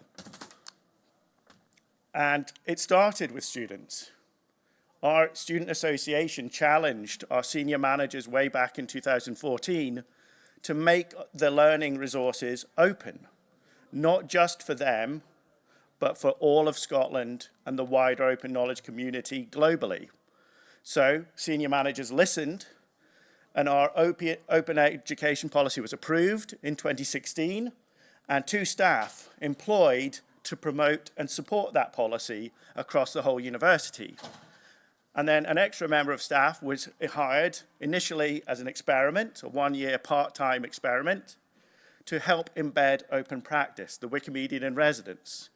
And we have a booklet that you can download about 5 years of open education resources work at the University of Edinburgh. But as our assistant principal says, if you put your Wikimedian alongside your digital skills trainers and learning technologists, their impact can be significant. This talks about students, but we work with staff as well. We work with staff collegiately as partners, and I deliver digital skills training workshops, design resources, design in-curriculum assignments, deliver those as a sort of guest lecturer coming onto the courses, and give advice across the whole university about creating and improving pages related to course disciplines, but also give the university advice about avoiding disruptive editing behavior like conflict of interest and academic boosterism about the university itself, about its academic research, and about the staff themselves. They recognize their presence needs to be sort of, that Wikipedia is often where the people will find out most about them as an initial first port of call. And they want to engage in the right way. But we also have another booklet that was first launched in April 2020, and people missed it because it was during COVID. But we've now updated this with a new digital edition that you can download from our session page that has 7 new case studies, taking us up to 21 case studies of how UK educators are working with Wikipedia in the curriculum in secondary school, further education, and higher education. But like I say, this talks about students. And I'm pleased to say that we've managed to engage the university to such an extent that I've been able to hire a student to be my assistant Wikimedian. And Ellie's working back in Edinburgh while we're here in Poland. But she's also a MSCR history research student working on her dissertation at the same time. But she's helping me do more community building, more outreach, because it's a big university, but also reviewing our website and resources to make sure they are up to date and as good as possible, and also helping me deliver, plan, promote, and do more Women in Red workshops in partnership with different course disciplines and different student groups. An example of her work was, her first editathon was a Robert Burns Night editathon on the 25th of January, where we focused on Scottish women writers, poems, poets, and songs, and a page about Robert Burns' skull, because we have Robert Burns' skull at the University of Edinburgh, or a cast. So you can read about that page on Wikipedia, although someone's handily deleted the picture. So don't get me started on OTRS. Okay, she's also done a worked with legal students and our Global Justice Academy for International Women's Day, to write about women working in global justice around the world. And our most recent event was at our Musical Instrument Museum for World Music Day in June on unknown women composers, where we created pages about women composers and women instrument makers and collaborated with BBC Radio 3 producer Luke Whitlock, who is doing a course digging into the music archives to find these hidden women composers. Our upcoming events are, there's going to be one about Scottish heritage, castles, witch and ghost lore for Wiki Loves Monuments in September, and then celebrating our annual Women in STEM celebration for Ada Lovelace Day in October, and one in nursing, but we haven't got a date for that one yet. In terms of in-curriculum work, our longest running course started back in 2015, where we work with reproductive biology students, where 80 to 90% of the class cohort are women. And the students have always become really hugely enthused and excited and proud of their achievements in improving pages about reproductive terms not well represented on Wikipedia. And the course leaders are enormously pleased as well that the students are learning how to evaluate digital resources and knowledge bases and how best to use them, but also how to communicate to a lay audience, which for a medical student is a skill that they really need and don't get often enough opportunity to exercise during their course program. Here's one of the students that we worked back with in 2016, 2017, Anya Kavanagh, and she wrote an article on one of the most deadly and most common forms of ovarian cancer that wasn't represented at all on Wikipedia. And we interviewed her back in 2017. And she talks about how motivating it was for her and her other students to use knowledge from their lectures and exams, which for them hadn't been really relevant. It hadn't felt relevant until she was able to put it to some real world public good like this. And what's especially lovely is that we followed up with her after she graduated, and she came back in because she was still enthusiastic about that project work, and she sat down at a podcast with us to talk about Wikipedia, women in STEM, and general science communication and how Wikipedia's role in that. And you can listen to her podcast at that short link. Other in-curriculum work has included translation studies that's been going for 7 years, where they translate 2,500 words from an article of their choice, from a high-quality featured or good article, and giving them a chance to get meaningful published practice before the world of work. And they've said, the opportunity to translate something practical that will end up being read by people, just that motivation itself was the biggest positive. So we're talking articles like Isle of Skye from English to Chinese, or the origins of the Sami people from Swedish to English, or anything that they are particularly interested in so they can personalize their learning. More recent courses that have come online in the last 2 or 3 years, we've worked with history of art students where they learn how to edit and evaluate pages related to Islamic art and science, and then motivated to improve those pages with their research. But it's not just writing, they illustrate pages with Creative Commons licensed images from the Kalili collections that Dr. Martin Polter has been sharing to Wikimedia Commons, so that people can encounter non-Western art. Adding beautiful images of Islamic art, jewelry, and earthenware, so they appear on general pages. So they're much more easily discoverable. So you can read about inkwells and see a 10th century beautiful inkwell covered in Kufic script. And as the course leader says, applying our knowledge outside the classroom gave us a sense that we were creating something positive, something that mattered. As one of our students commented, really love the Wikipedia project. It feels like my knowledge is actually making a difference in the wider world, if in a small way. And there's a picture of the aforementioned inkwell. Anyways, global health challenges. We work in person, but also with purely online courses. And this is a course where students often work all over the world, and they are collaborating online, and they say there's no opportunity for meaningful group work. So they loved the Wikipedia project because they were able to collaboratively use their research to evaluate and improve short stub articles on natural and man-made disasters around the world by 1,500 words. And one student said, I think this is my favorite assignment to date in the degree. And while the contents of the article were relatively high level, I thoroughly enjoyed working with my fellow classmates. But it's not just in the curriculum. We've also pioneered a new digital volunteering with Wikipedia Edinburgh Award to recognize students' work outside of their studies. And this is where this award accredits students for volunteering extracurricular hours, 55 to 80 hours from October to March, where they choose a topic area for research on Wikipedia, and these are some of their ideas in a word cloud, some of the most vital and important and underrepresented, marginalized topics on Wikipedia, and then they improve it by sometimes as much as 10 to 12,000 words by the end of March. And some of these topics are listed here, but it also supports evidencing that they have learned digital research skills, improved their communication skills, and it supports their graduate employability as well in an increasingly competitive market. So they come to this end of award celebration where the senior managers come and thank them for their efforts. They get a certificate, a glass of wine, and an entry on their official higher education achievers report that complements their degree.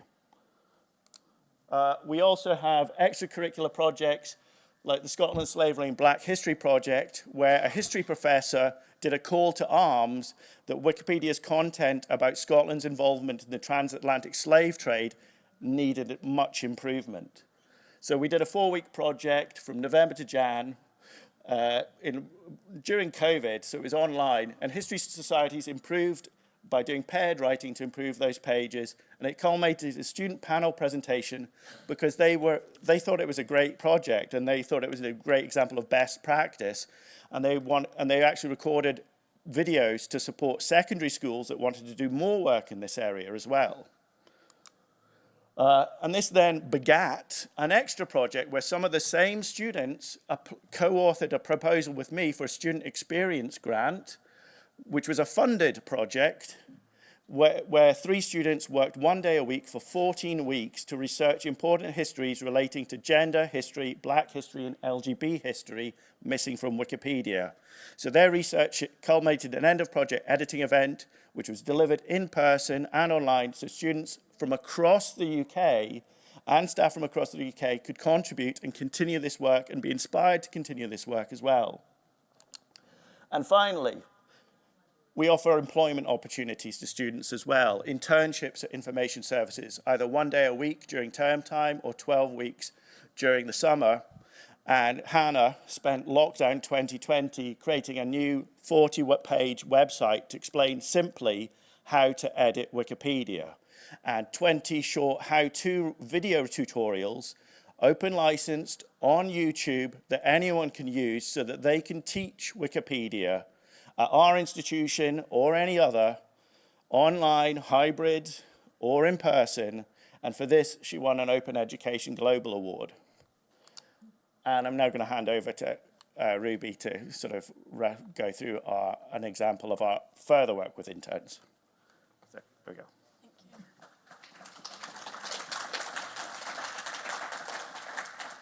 Hi, I'm Ruby. Sorry, can I get the new slides? Oh, perfect.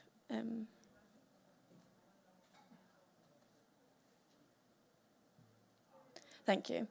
So, hi, my name's Ruby, and I started working on the Map of Accused Witches in Scotland project last summer as an intern at the university. I did it for 3 months last summer and then continued to do it 1 day a week while I continued on with my computer science degree at university, and I'm doing it for another 3 months this summer. So I'll tell you a bit about the history of the project. So the origins of the project go back to the early 2000s when a group of historians at the university created the Survey of Scottish Witchcraft. So for those that don't know, between the 16th to 18th century, there was loads of prosecutions of both men and women prosecuted for witchcraft that led to imprisonment and executions. So what they did was collated all the information they could find and created the Survey of Scottish Witchcraft, which is a database containing information on over 3,000 accused witches. So this can be accessed online here through this link or through a Microsoft Office database, and it's a very valuable resource used by loads of historians and researchers, but it is quite a complicated resource to navigate, so it's not the most accessible to all users. So what we did was to try to think about different ways that this information could be presented. So this began in 2017 when UN supported data science for design master's students in uploading the data to Wikidata so that they could create engaging visualizations with the data. So here's an image of a laser-cut interactive map of accused witches. But there was still so much more that could be left to do with the data, so this sparked the idea for this interactive website. So this is the map of accused witches in Scotland, which you can find by scanning the QR code or following the link here. So it's an online map that you can zoom into and explore, and by clicking on the icons, you can find out information about an individual witch, including information such as their name, the year of their case, their residence and occupation and social class, and many more information on the other pages about their cases. So I'll tell you about who worked on the project. It began in 2019 when Emma Carroll, a geography student at the university, worked on geolocating the data. So there's lots of locations in the database, for example, residences, location of executions and detentions. But lots of the place names have changed since the time of the trials. So they're not the same names anymore. So it wasn't just a simple concept of like looking up in Google Maps, getting the coordinate and adding this to Wikidata. She had to speak to experts, look through historical maps and gazettes and things like that to try to find this information before uploading it to Wikidata. Then through that, you could write a query and you're able to create the website. So the website was then launched after her work in October 2019, but there's been many more interns working on the project since.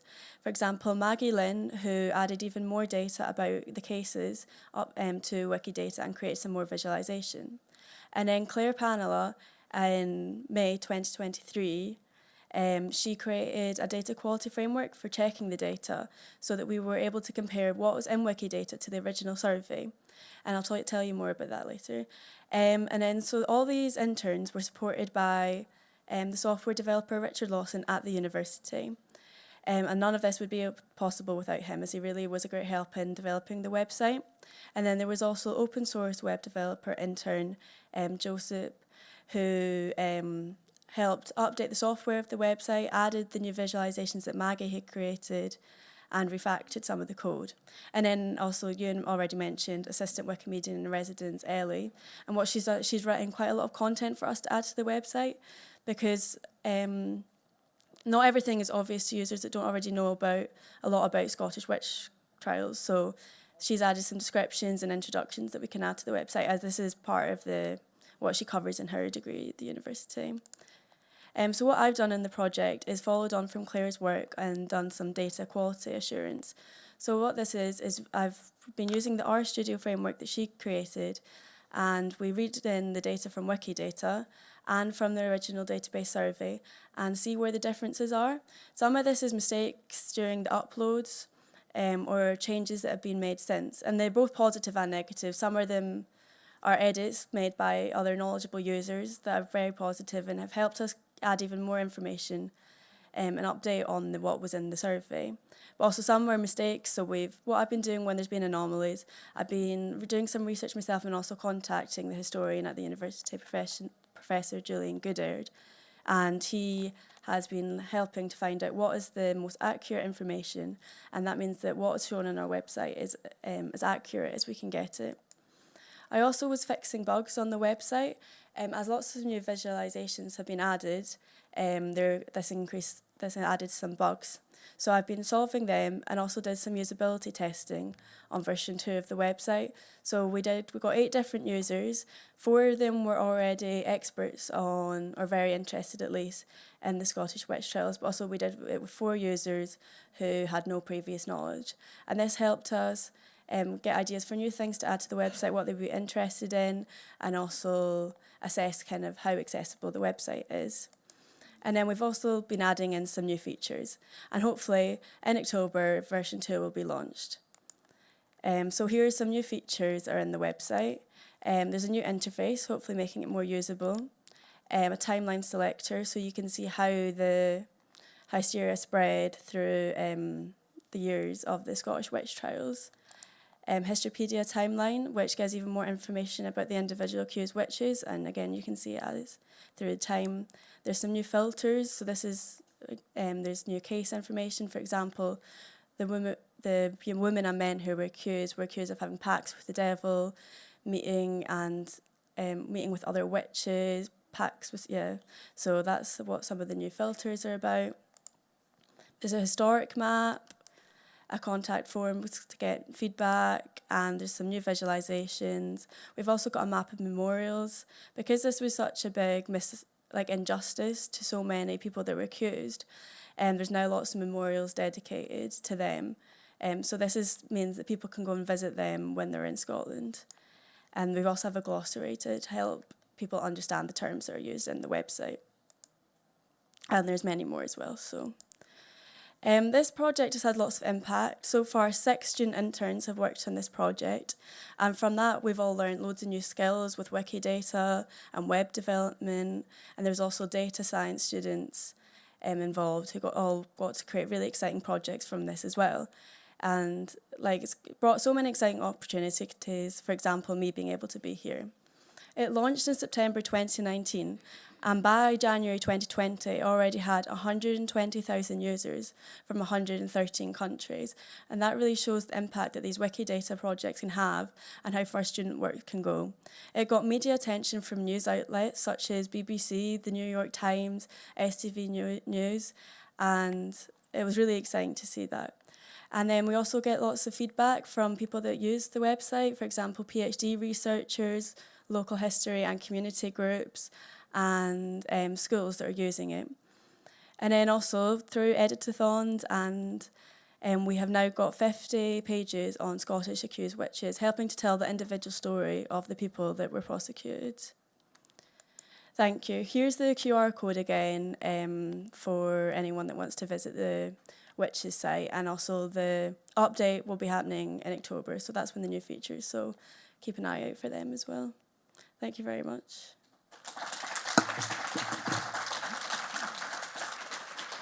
Sorry, I'm sorry. Okay. Do you have any questions in person? Not see. Okay, I'm seeing at least 2. I'm going to just go in order, so you will be later. Hi, thank you for this lovely presentation, and also thank you for all the work you do and all the knowledge you share. I make a regular use of it. I'm Michelle, I work at Wikimedia Netherlands, and we don't have a really dedicated education program at the moment, but we do work with students occasionally with universities, and one of the things we encounter is that when they write articles, they get stuck in their sandbox and not published. And I was wondering if you have experience with that, and if you would have some advice how to go about that. I make them publish. Like I force them to. Like not in an unkind way, but if we're running a session, I might sort of do training 1 week, but the research and editing might come back an hour the next week or whatever. But I do sort of say, look, if you look at Thrawn, there's an article about Robert Louis Stevenson's short story called Thrawn Janet. That starts as 50 words, like title in bold, citations, full stop, references. And I say, if you can get that, we can publish. And I want you to have that feeling. You can always edit after that and improve it, but we're going to need to publish. So publish or perish culture is still very much alive and well. Okay, I think we've got one film. I was going to say you build it into your sessions as well. I was just sorry, I'm going to partially answer. Hello, I'm Sarah from Wikimedia UK. Hello again. I'm just going to add that Ewan does another thing. He's underselling himself here. He also builds into his sessions, very clearly sets the expectations at the beginning, that there is 10 to 15 minutes at the end of a training session in which we shall publish, and goes round and then shares that page, and everybody gets a really lovely feeling of being able to celebrate the publication of that page. So you set the expectation from the beginning. Sorry to jump in on your question there. But also in some sessions, it's really nice if they're doing group editing to get them to come up and say, here's what we did, here's what it looked like before, here's what it looks like now. And that gives them that sort of bake-off, sort of like, there's a bit of, a scurry at the end, but they're like really proud of their achievement at the end as well. Oh, hi. I think what you're doing is really awesome, and I was just wondering if you had any specific advice for expanding Wikimedian residence programs. Like, if you were to tell other people about what you do, what would you suggest that they do? Like, your advice. I mean, I have high-level support from a principal, assistant principal, our head of IT, and that makes a big difference. She's able to have those conversations at a high level, but ultimately she says, if your institution can't afford, say they can't afford to host a Wikimedian, we say you can't afford not to. We are part of the knowledge ecosystem. Students and staff are using it. We need to be instructing them how to do best practice. And we evangelize about it at conferences like this, and I try and involve my boss as much as possible because she has that extra clout, but we try and surface all our findings, all our resources.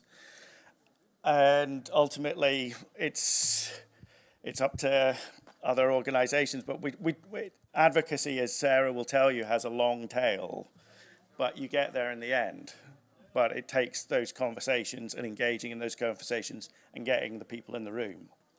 And how you get them in the room in the first place might be going to those presentations, those conferences, and then taking it from there. Okay, I think we have actually run out of time. Sorry. Any further questions? You can ask them in the hallway. You can ask them in the hallway for any further questions. Yeah, our contact details are on the session notes, and just come and speak to us. We're very happy to share whatever you need, basically. Okay, thanks. And that's it for now. Ruby, do you want to do a mic drop?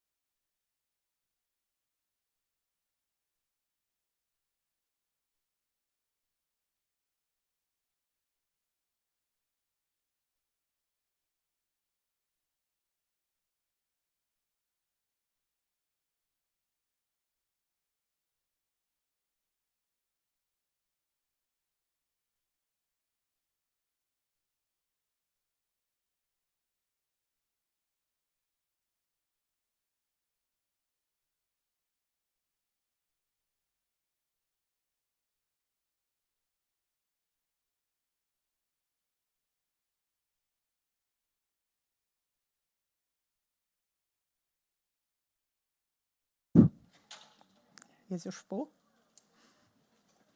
Zaczynamy? Tak? Yes, we can begin, yes. So, I would like to kindly welcome you to our presentation. My name is Eva, and this is Łukasz. We work together in Wojciech Korfanty Institute.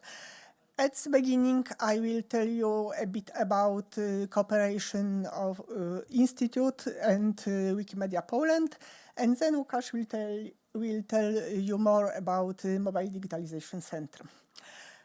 Yes. The Silesian Heart of Wikipedia. This is the title of my part of presentation, and these are words of our former director's post on Facebook. You can see the translation of the text. Come to Teatralna Street, this is where the Silesian heart of Wikipedia beats. I adore these words so much that I use them often in my speeches. I like to think that the Silesian heart of Wikipedia beats exactly on the Teatralna Street in Katowice. The Wojciech Korfanty Institute has been cooperating with the Wikimedia Poland for several years. In 2017, a cooperation agreement was signed to work jointly towards open knowledge. The objective of the agreement was to undertake joint activities without specifying them in details, so it provides the possibility of various kinds of cooperation. And now we can ask the question, what can an institution like ours give to Wikipedia? Our cooperation is within the scope of GLAM projects, however, we cannot be assigned to any of these letters. The Institute is not a gallery, museum, archive, or public library. Our institute is a cultural institution, but we do not have own collections being useful for GLAM projects. So, it can be our knowledge, but it can be also, for example, photos. We have a very strong team of ethnologists who are documenting traditions and rituals in our region. From their work, almost 700 photos were uploaded to Wikimedia Commons. From 2018 to 2022, the Institute organized open meetings where people could edit Wikipedia using the Institute's library. The meetings were organized every month on Friday, so they were called Fridays with Wikipedia. Now they still take place, but in a different location. More about Fridays with Wikipedia at 5 p.m. in this room also. We also invited guests to our meetings who was telling us about various problems related to Wikipedia. Here is a lecture about Wikimedia Commons, for example. The fact that these meetings were organized by our institute had several advantages. One of the most important was cooperation of the promotion department, thanks to which the information about Fridays with Wikipedia appeared in various places. Additionally, Wikipedia editing was introduced into other events of the Institute. Here we have an example of events celebrating the year of the Odra River, which also included a workshop about Wikipedia. And there are some examples more of the information mentioned about Fridays with Wikipedia, and we're still writing about the Wikipedia. I have an occasionally newspaper, and here is a big article about Wikipedia, yes, and our last brochure, where is information about Wikimania. So we also write about Wikipedia in different places.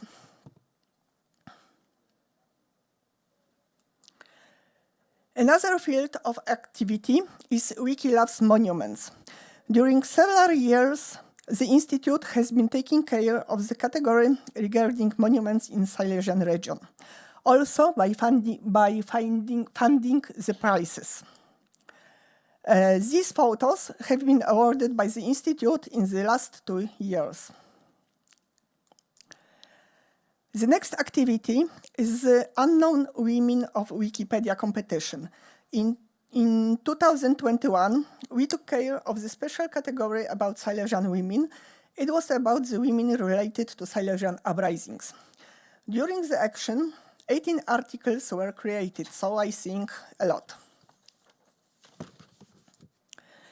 And more about Unknown Women. In the 2022 edition, we conducted a thematic walk about women in Cieszyn, and then we supported the workshop in the Cieszyn library. We also cooperate with libraries as part of the One Library campaign. And we organize conferences about open knowledge. These events are addressed to other cultural institutions in the region. The first such conference took place in 2019 and was about GLAM projects. Another conference took place in 2023. Its main motive was open culture. And another one in 2024 about the use of digital resources. All these conferences were made in cooperation with Wikimedia Poland.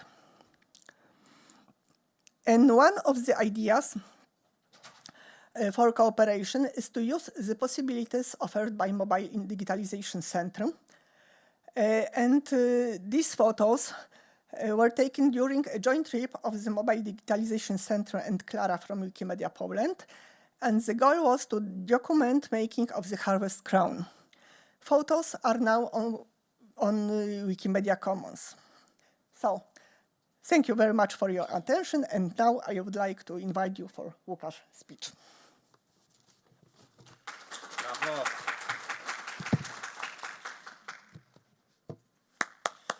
Thank you very much. I must say at the beginning that I'm very impressed and a little bit frightened by the amount of people who appeared here today. So please forgive me any stress-related issues with my speech. I guess we can begin with the movie. If the movie is, I would like to ask the technical people to mute the movie at the stream so people viewing it online wasn't interrupted with the song that is at this movie. So I am Lukas. I am the coordinator of the project of Mobile Digitization Centre, which is the bus standing in front of the building. I invite all of you to see the bus at the end of this speech, so you can see the Mobile Digitization Centre in action. The bus is the bus is an effect of cooperation of 4 different cultural institutions. We can begin the movie. Yes, and it helps to digitize tangible and intangible heritage across the Silesian region, but we also tend to attend different cities from other regions in Poland. We have to find, we only have to find something that connects us with different societies. It is possible in Poland because we have, just as in Wikimedia family, we are all connected and we are all family. I must say that the climate of this meeting is very, very familiar. So I feel like with one great family. Right now, this is a meeting at the Christmas, so it's all nice and beautiful. Hopefully, this will continue at the evening with at least some of you. So this project was a project founded by European Union. So it partners with anyone who has access to any kind of tangible and intangible of heritage.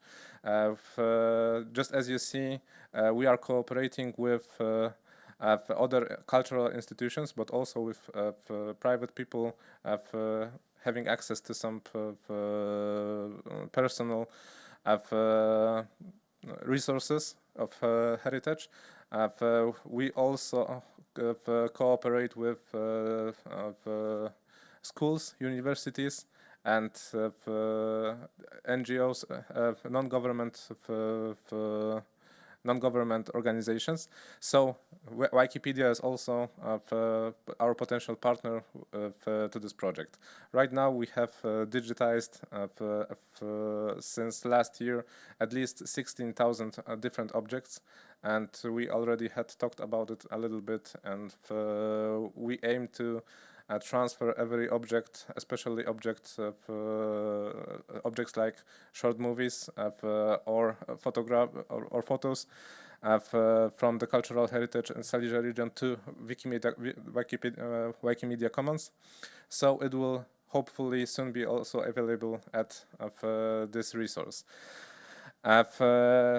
To digitize, we use a variety of different hardware and technologies. We use professional cameras to show, to document and show people what is available at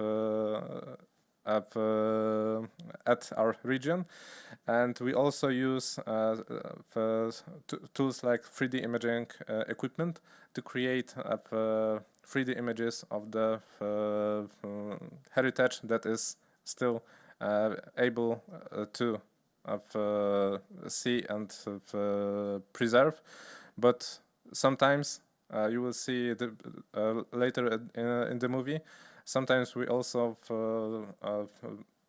digitize objects that are nearly devastated, nearly at their extinction. This is especially connected to our transformation at the Silesia region, where many factories, many technical objects are disappearing in the last 20 years.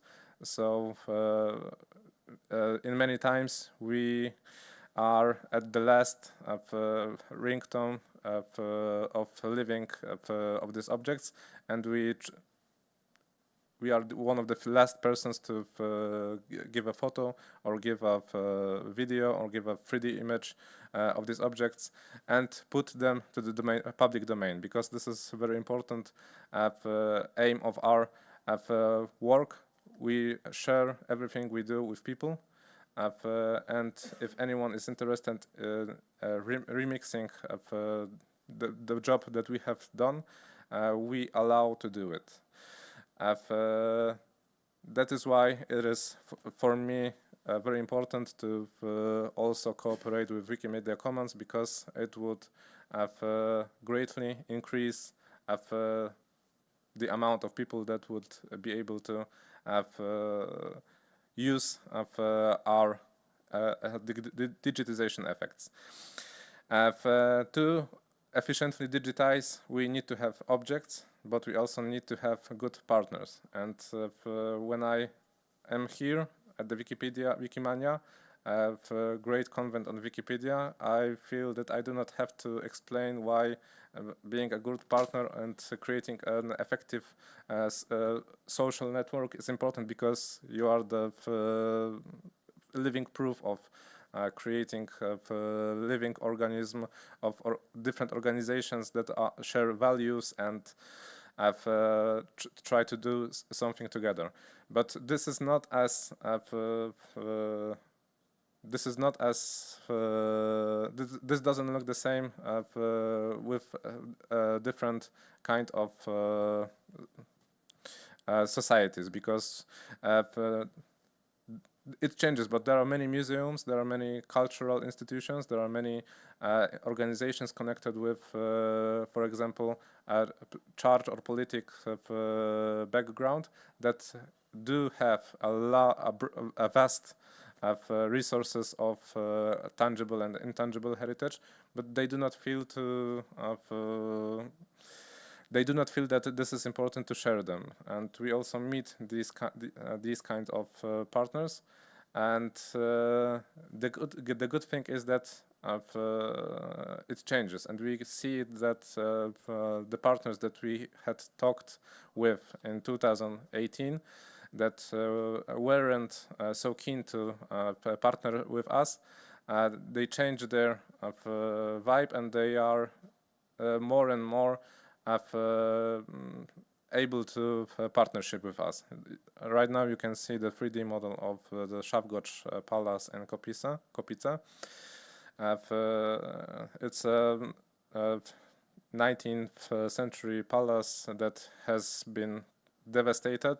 It is told that it will be revitalized, but not many things happen right now with it, so we are pretty sure that we were one of the last people that saw this building in this kind of shape. This is a palace in Baranowice and Żory, miasto in Silesia region, that was also devastated a few years ago, but the city of Żory has found resources to revitalize it. And luckily we can observe the beauty of it right now. And this is another effect, another consequence of the which we can see. The more we document, the more we popularize, the more it is important for government, for authorities, for local societies to preserve buildings and intangible heritage. So people do not have to depend on money that is connected with their local government, but can find resources in different places. So this is also very good for the future of the heritage. That I personally think that we are a little bit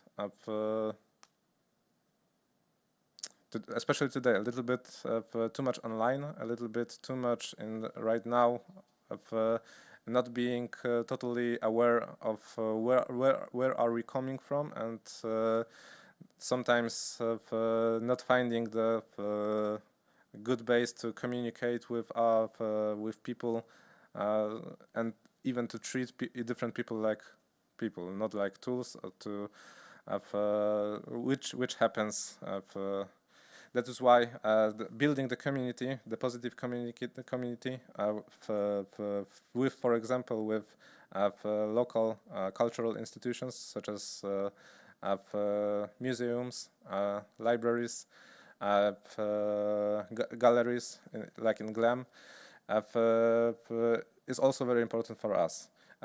And I would love to for you to see this also as an invitation to cooperate with us, or inspiration if the cooperation is not possible from the point of view of cooperating right here, right now. So I hope that if you represent any kind of organization, or if you have any kind of resource that you would like to share with different people, we can be a partner to help to digitize the stories, the buildings, the artifacts, the memories, because this is also very important for us. I would like to also say a few things about the future of Mobile Digitization Centre, because the project was born in 2018. Since last year, we have achieved the full time of creating the project. So from the European Union rules, we still have 5 years from the last year, so until 2028. We are available to create such local partnerships for digitizing the cultural heritage. So this is the short time perspective of being a partner of Mobile Digitization Centre. And I would like to emphasize that aside of the very industrial perspective that is being presented right now, the strong value of our digitization is the work of ethnologists and ethnographics that work at Korfantis Institute. Right now there is almost 11,000 individual photographics archival and from the last 5 years that represent the traditions and rites that are still being worshipped in Silesia region. So we have actually been in almost 300 different places over the last 2 years, and we have digitized people, societies, local leaders, local groups that are worshipping these traditions and rites that are very basic to their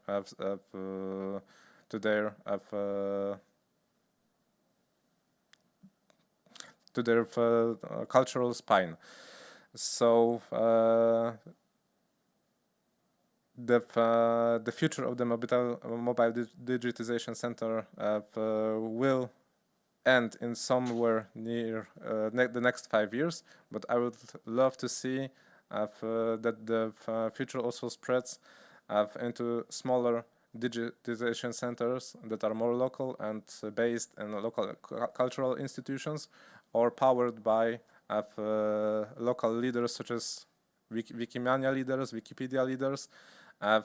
So we can share and we can build the resources of the cultural heritage together.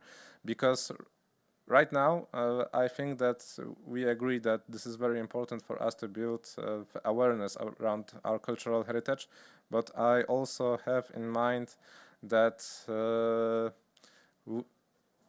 it will also be a resource that is feeding, for example, artificial intelligence or language models or anything that will be invented in the next few years that we are still not aware of what is invented. So right now I am completely aware that the YouTube or TikTok or Instagram or other applications are full of content, and yes, I can see.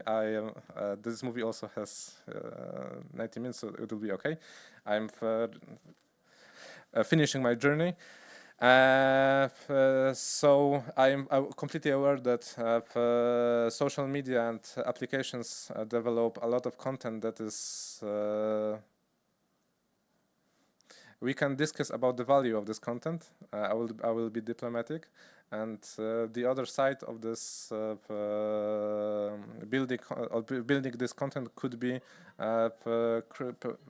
projects such as this. So I am not trying to be like Wikipedia, because I know that this is not possible. I know that this is only possible when a family builds such organizations, and it does not rely on one person.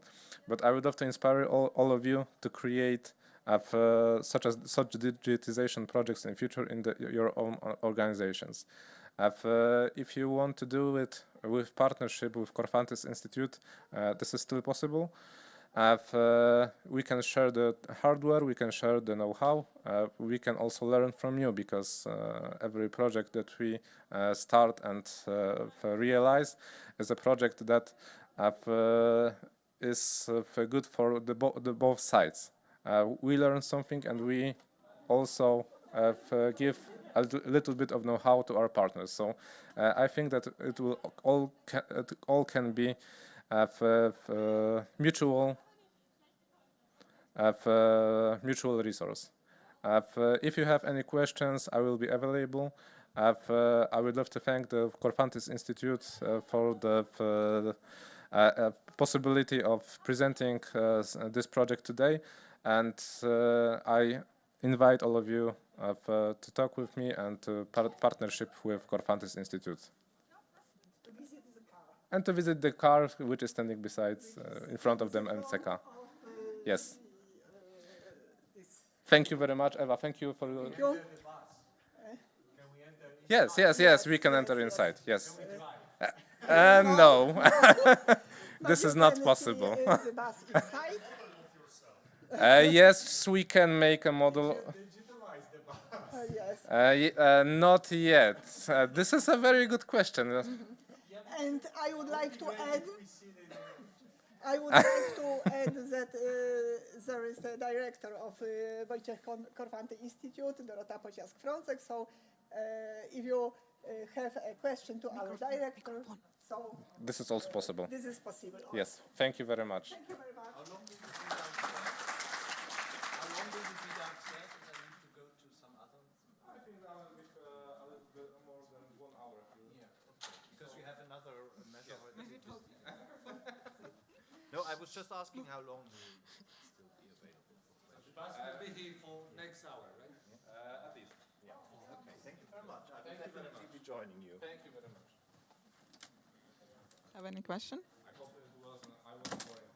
I was stressed.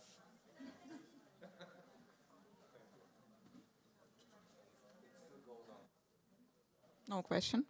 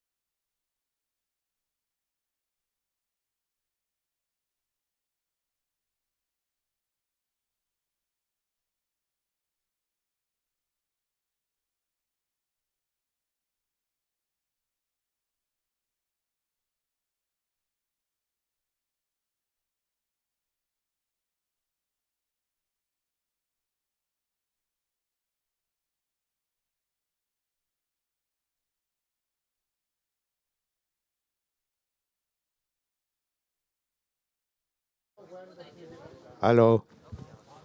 Hello.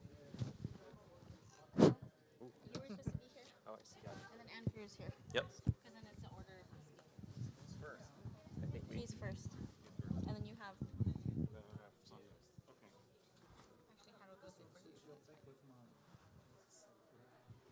You can switch here. I might stand for the first bit.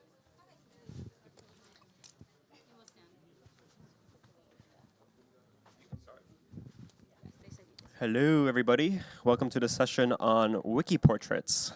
The title of this session is Transforming the Wikipedia Photo Desert into a Green Oasis. So first we'll do a quick round of introductions. My name is Kevin Piravi. I go by Super Hamster on Wiki.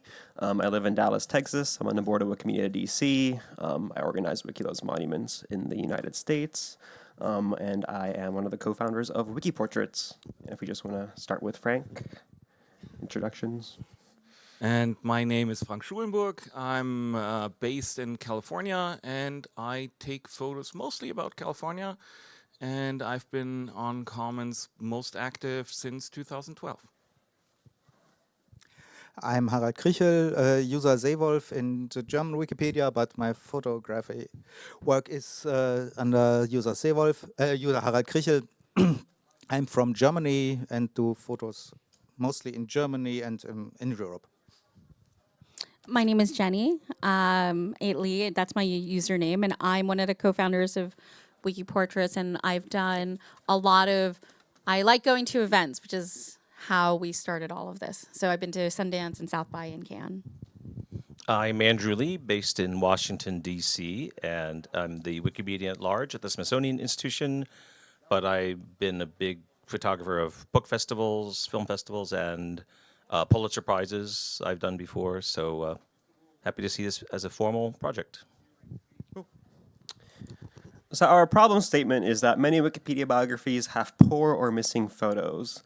There's actually a fun Instagram account called Bad Wiki Photos that kind of documents some of the poor portraits that we have on Wiki.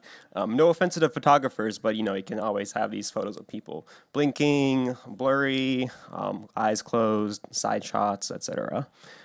So that's a fun account to look through. And the challenge stems from the fact that Wikipedia requires freely licensed media on its articles. So especially when we're dealing with biographies of living people, we have a requirement that the photos of them need to be freely licensed. But it's pretty hard for the average Wikipedian or free media contributor to get photos of particularly famous people because it's hard to get access to them, right? And you often require press access at events to, get an opportunity to take a really clean shot of somebody. Hi, Josh.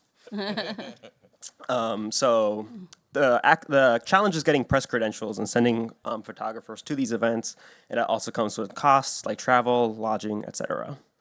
Another challenge is the foundation typically does not sign letters for press credentialing. If you're applying for press access at an event, they want a letter from someone high up in your organization kind of recommending you and vouching for you to take photos.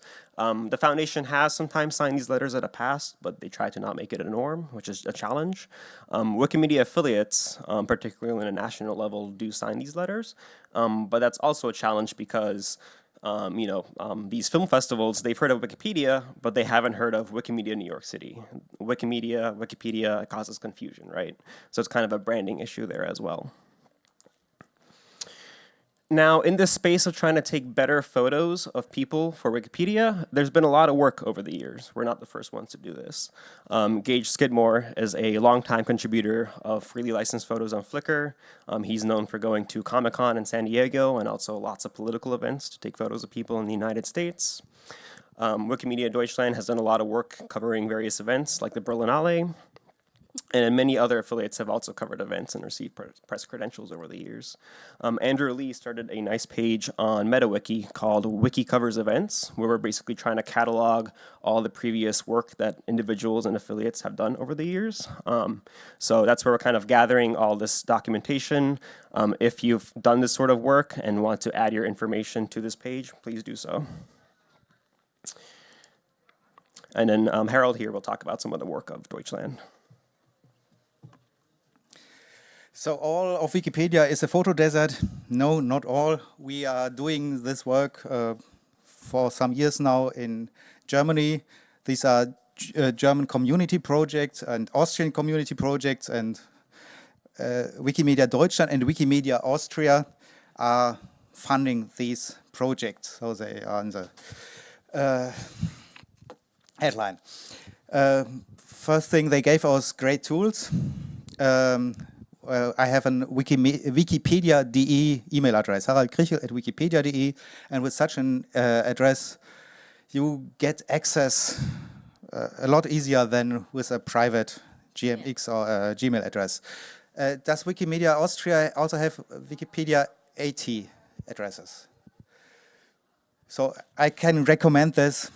It's a great tool, and it brings you into a lot of events. The next thing, I have a funny German word for you, Redaktionsbestätigung. We translated this as editorial confirmation letters, and Wikimedia Deutschland gives us these letters since, I have them since 2018, I think, or 17. And they look official and they bring you into the events very easily.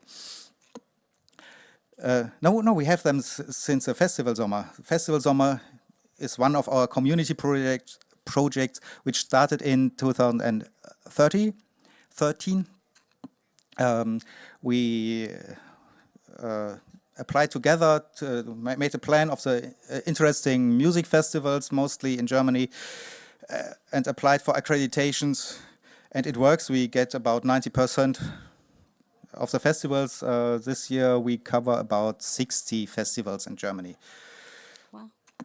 The accreditation, which is the application, which is planned by 3 volunteers, helps a lot. And what we also did is make a camera pool. You don't have a pool camera. Is Matti, this is one of our pool cameras. We have 6 sets, 3 Nikon and 3 Canon, with good objective lenses, and they were very helpful, especially in the beginning. Then we had a project called Wiki Loves Parliaments, or Landtagsprojekt was starting. We covered all German state parliaments, we covered the Bundestag, and we covered the European Parliament with mobile photo studios, also funded by Wikimedia Deutschland and Wikimedia Austria. And there we learned studio photography and have now pretty good photos of German, European, and Austrian politicians. And we do a lot of literature festivals as well. I started in my little hometown in the Black Forest, Hausach, which has a nice... what's so funny about Hausach? A nice literature festival, where also you see some Nobel laureates sometimes. And we go to book fairs, mostly the Frankfurt Book Fair, which is a great event to find authors. You can get them from stages, very different quality stages, quality in lighting. You can meet the authors and take portraits on the run. It has been a great improvement. I have the 2 logos of Wiki Loves Parliaments and the Festival Sommer here. And now I give back to Kevin for the new approach. Oh, Jenny. Oh, yes. Should I stand? Okay. Here, then. So, how could we expand and make the event coverage more systematic and global at scale? Enter WikiPortraits, which is basically an initiative and brand to get photographers press access to events for Commons photos. And so two things, it both engages existing Commons photographers and also recruits other photographers into the movement. And so far we've recruited 12 new photographers who are a mix of professional and high amateur photographers. And the key thing is there are many people who I think may not edit Wikipedia but feel very comfortable contributing photos because it's just a different pool that we're drawing from. And of the events that we've done so far this year, so just even starting this year, we did Sundance Film Festival, which Frank will talk about. We went to the International Journalism Festival, which has a lot of journalists, a lot of people from the Global South. We got 2 Nobel Prize winners.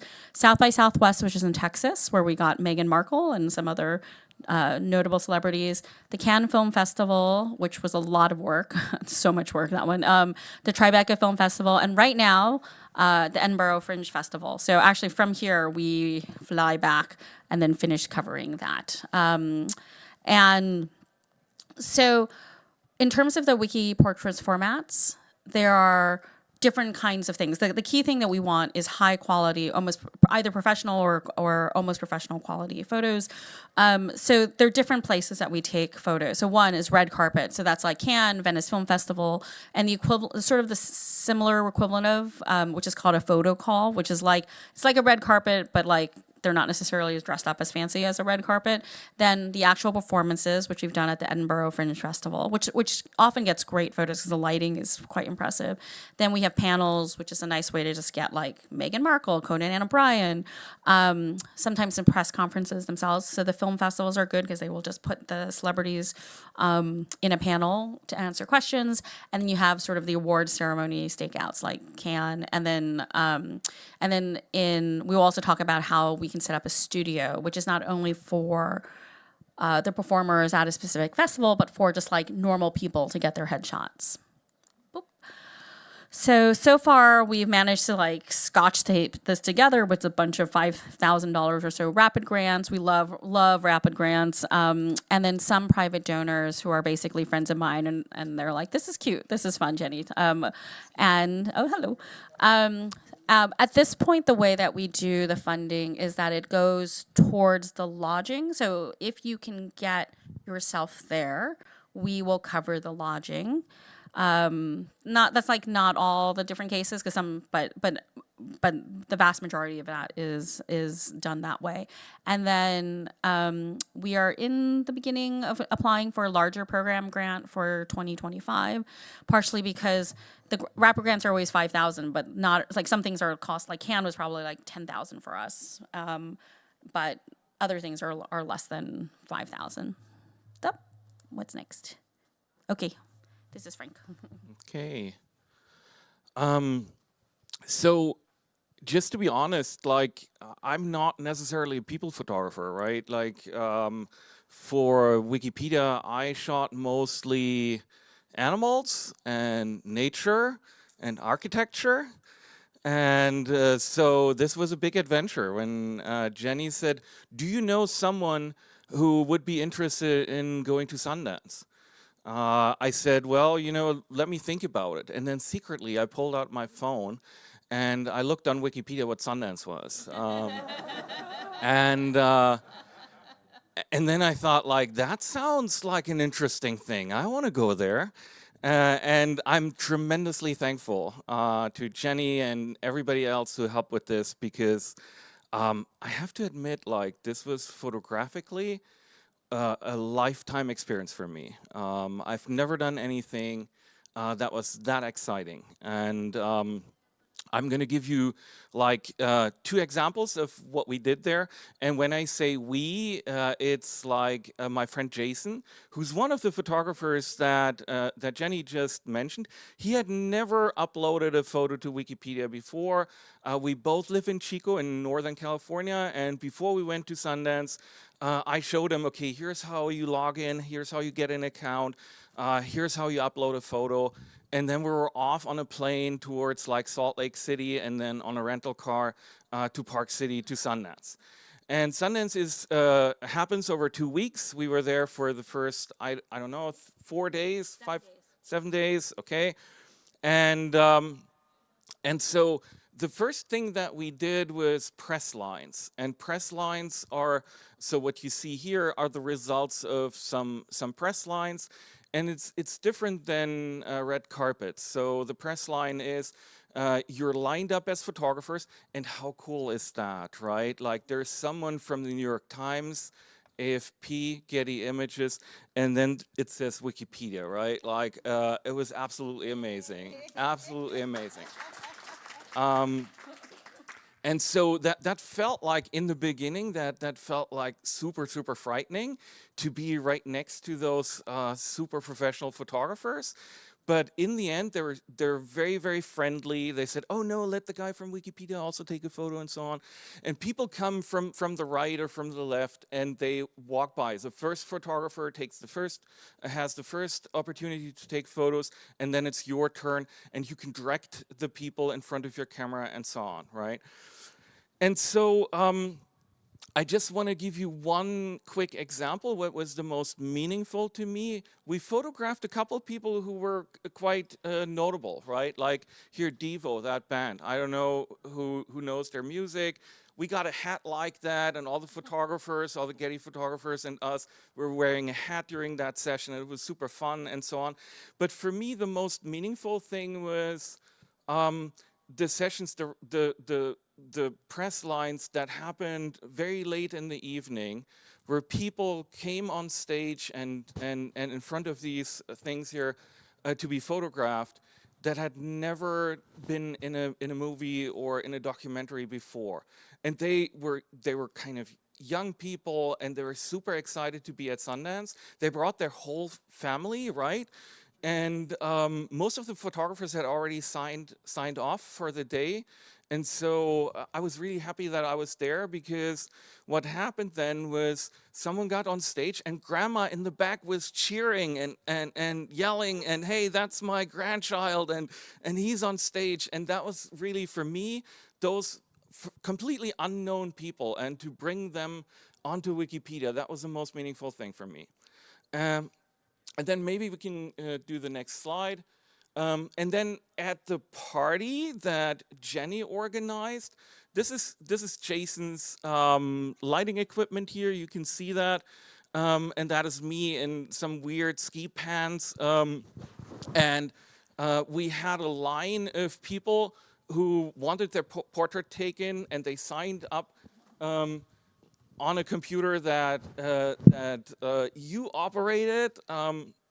And so we knew the name and so on to later put it together and upload it to Wikipedia. And those are more formal portraits. I don't know whether we have an example. I don't think we have an example. But when you go to the Commons category, you see those formal portraits. They have this black background. We had a professional lighting equipment that we brought from Chico on the plane. And I think we got some pretty good and exciting photos out of that. And with that, I hand it over to... Yes, Kevin. Yes. Okay, Thank you. So yeah, like we mentioned, we also covered the Cannes Film Festival, which is a very like highbrow film festival in the south of France, where like a lot of special premieres happen on a global scale. And this was an interesting opportunity because we could get some of the most notable celebrities out there, as well as it was a good opportunity to recognize and photograph like new and up and coming directors. So first, like we were able to see the interviews with Meryl Streep and George Lucas. Those are a couple shots I took that are now in their Wikipedia articles, and you can see Chris Hemsworth, I think his name is, his photo there. So we got those like high value celebrities, and those kind of contribute to like the vast majority of our page views. But what's also special about Cannes is they have a kind of independent section called the Director's Fortnight, where they specifically feature up-and-coming directors from all around the world. So these are often directors who have like just recently become notable or aren't notable yet, but are very likely to be per Wikipedia standards. So I would just pretty much spend all day sitting in that theater specifically for Directors Fortnight. They'd show their films, they come on stage to do a Q&A, and I would take their photos. So that was a cool opportunity for us to do both really notable individuals, as well as recognizing these kind of up-and-coming directors from all around the world. Just to give you a sense, George Lucas's first movie premiered in Directors Fortnight in like the 70s. Yeah, so that's kind of what we're trying to like capture. Before they become famous. Yeah. Yeah. And then I'll pass it on to Jenny to discuss the IJF. So this one we did not get a rapid grant from. I just sort of took some got some scrappy donor money for this. And it's just a journalism festival. It's in Perugia, Italy. It has hundreds upon hundreds of speakers. We got 2 Nobel Prize winners, including Maria Ressa. And I know Josh here has the current Maria Ressa photo on her page. And does, yes. And then, folks like Francis Hauser, who was one of the big whistleblowers for Meta, and then Tyler Schultz, who was a big whistleblower for Theranos, who does not actually have a Wikipedia page. This is interesting whether or not he's notable for something more than one event. Okay, thanks. Yes, so South by, this is you. Oh yeah, so South by Southwest, as you may know, it is pretty amazing as a triple festival, right? It's film, it's music, and interactive. And on top of that, we had a studio run like we had at Sundance, but we also did in-the-field photography. So you can imagine what a crazy 5-ring circus that was. So we had not only a dedicated house where they sent out things. I think we'll show the tent cards later on. Yes, so there's formal portraits that were taken when we actually sent out email to all the participants and said, if you want to go to the studio, send us a mail, and Jenny and folks handle the schedule. These are normal people. Yeah, they just that's basically got headshots. If you want a headshot, we will take it for you, and it's a good way to interact with them. Yeah, that's true. These are not most of these are not notable in the Wikipedia sense, but we have them in commons because they might be rising stars, first-time actors, first-time directors, producers, writers. So we wanted a big tent. We didn't want to just go for the big star. The one of those. Does she have a gold medal? She's the Olympic medal. She's an Olympic medalist. Mosiano. She was Olympian. Yes. So sometimes we're getting them years after they were famous as well. And oftentimes their films will be notable enough for Wikipedia, but they might not be individually. So we would add their photos to the film page, under the cast and crew sections. Right. Right.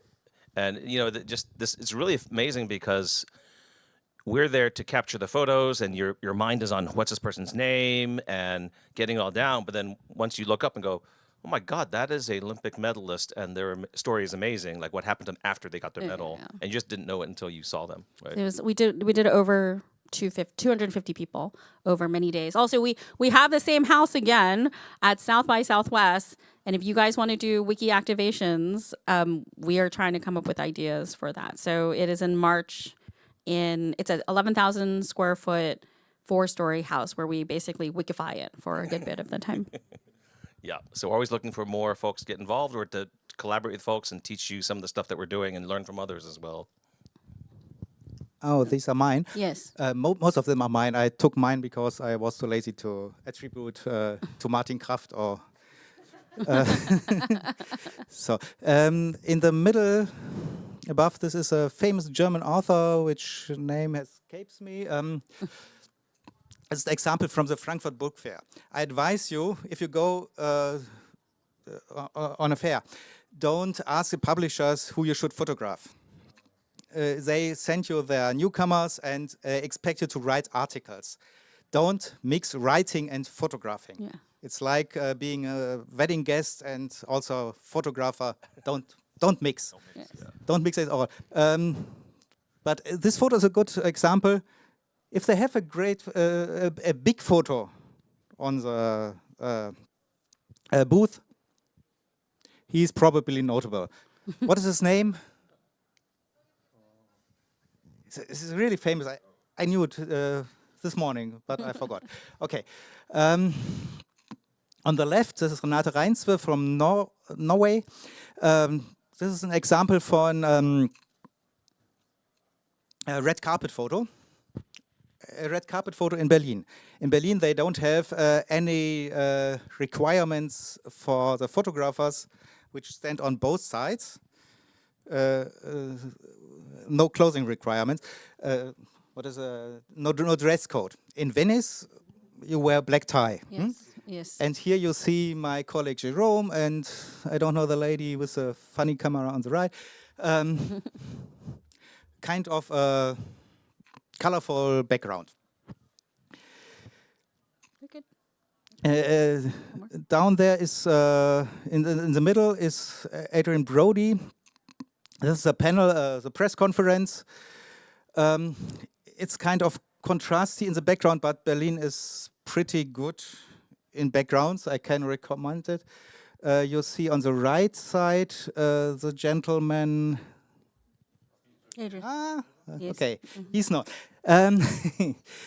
This is a protocol background, and it's very very low contrast. Only the logo of the Berlinale, but this is also example that you don't stand in the first row when you come from Wikipedia and you are new. Idris Elba was so kind to look up and to look directly in the camera.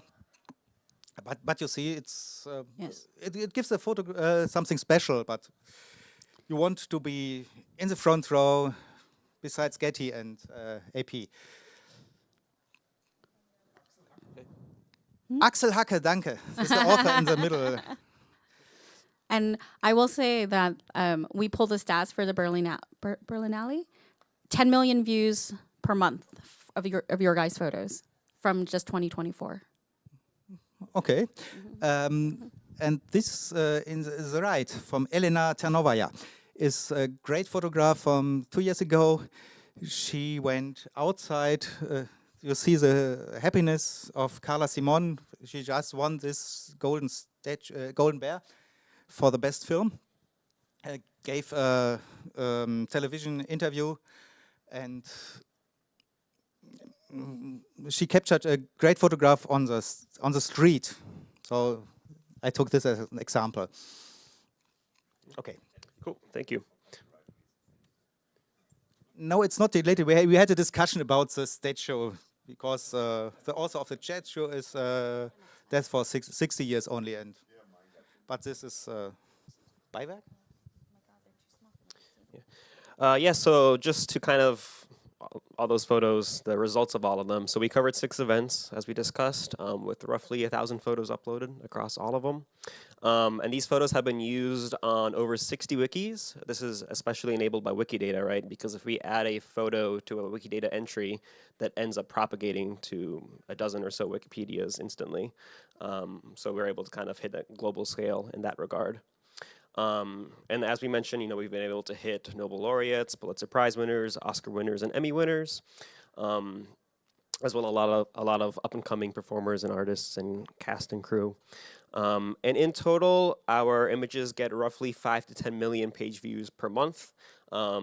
This can vary widely, right? Because if a film is premiering one month, that article might get millions of views, and the next month it'll get a few 100,000. So, kind of goes up and down. But we're on a 5 to 10 million scale. And the celebrities is due to heavy lifting of views, of course. And what's really cool is when we're at these events, taking photos and uploading them the same day, there's a lot of news coverage of these same premieres, these same directors, these same actors, but they don't have access to photos. But our photos are, of course, freely licensed. So it's fun to see our photos end up being used on news sites all around the world. So we've had news sites from Singapore to France using our photos.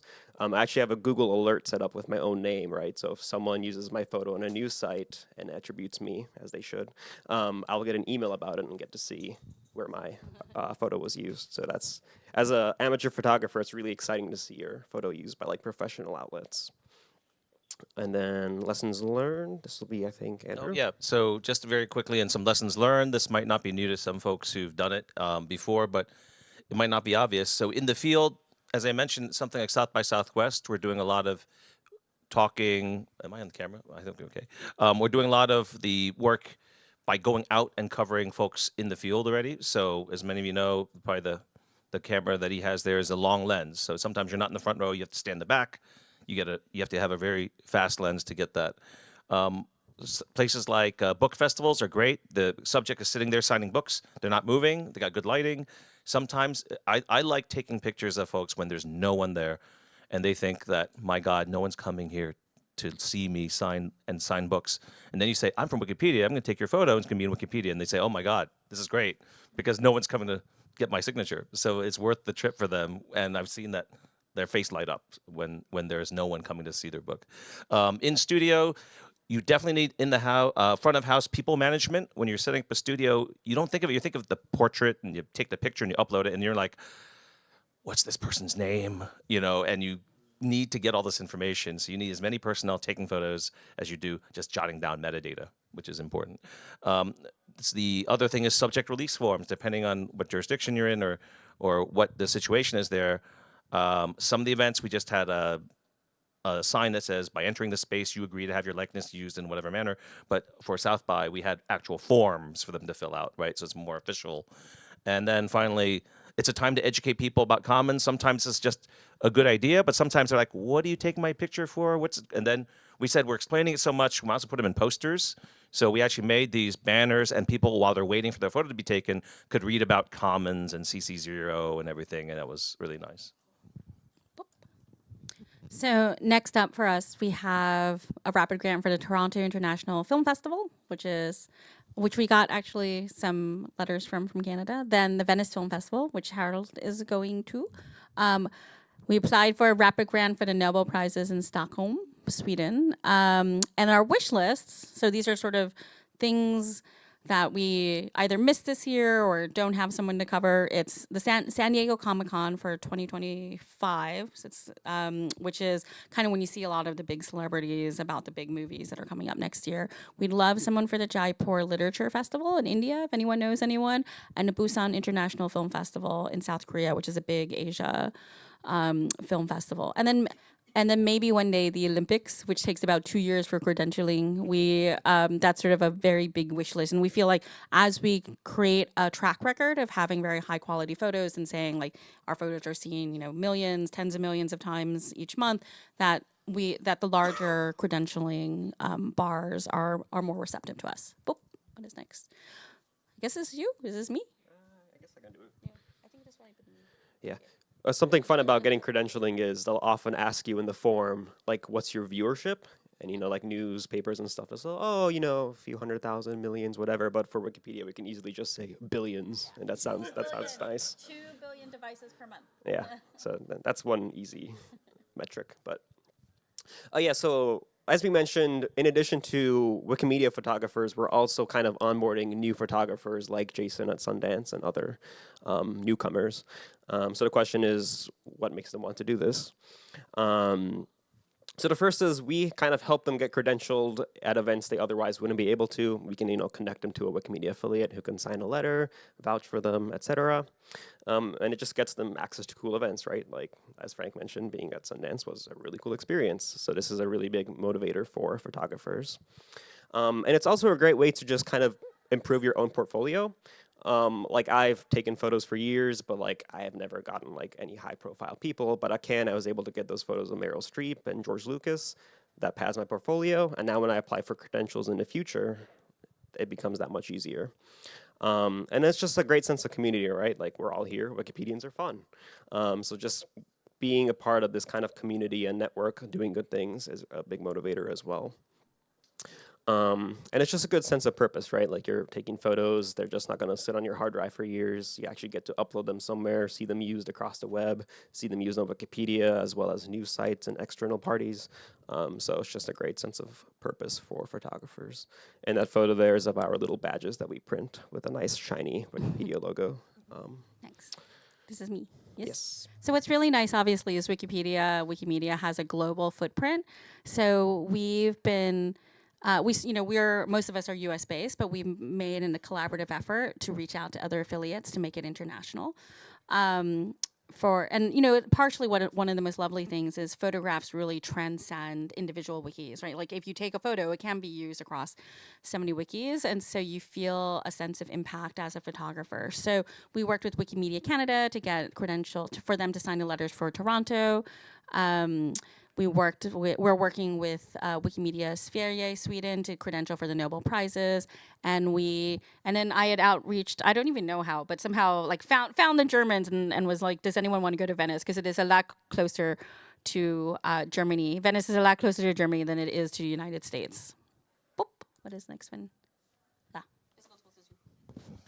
Oh, yeah. So as I mentioned, at South by Southwest, we also put these kind of tent cards in the speakers' lounges.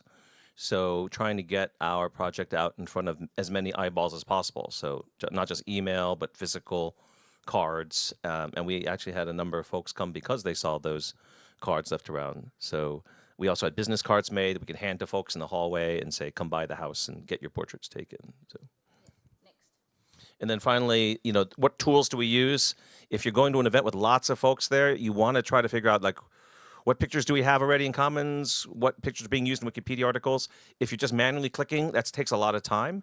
So a while back, I made the tool for Google Sheets called the Wiki List tool, and we've kind of revived that now. So it's actually useful for editathons as well. You just paste in a whole list of people's names in column 1, and everything else is generated in the other columns. What it does is it goes out, does an ORS evaluation of the article, says is it a C class, start, whatever. It also pulls up the Wikidata for that person, and then pulls up what image we have in Wikidata for that person.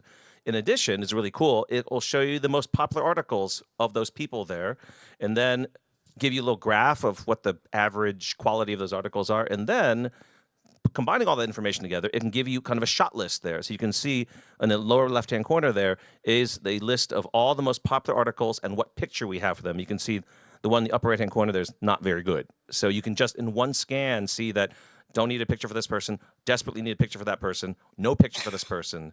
And it's not just good for our shot planning, but it's also good for editathon planning if you're into that.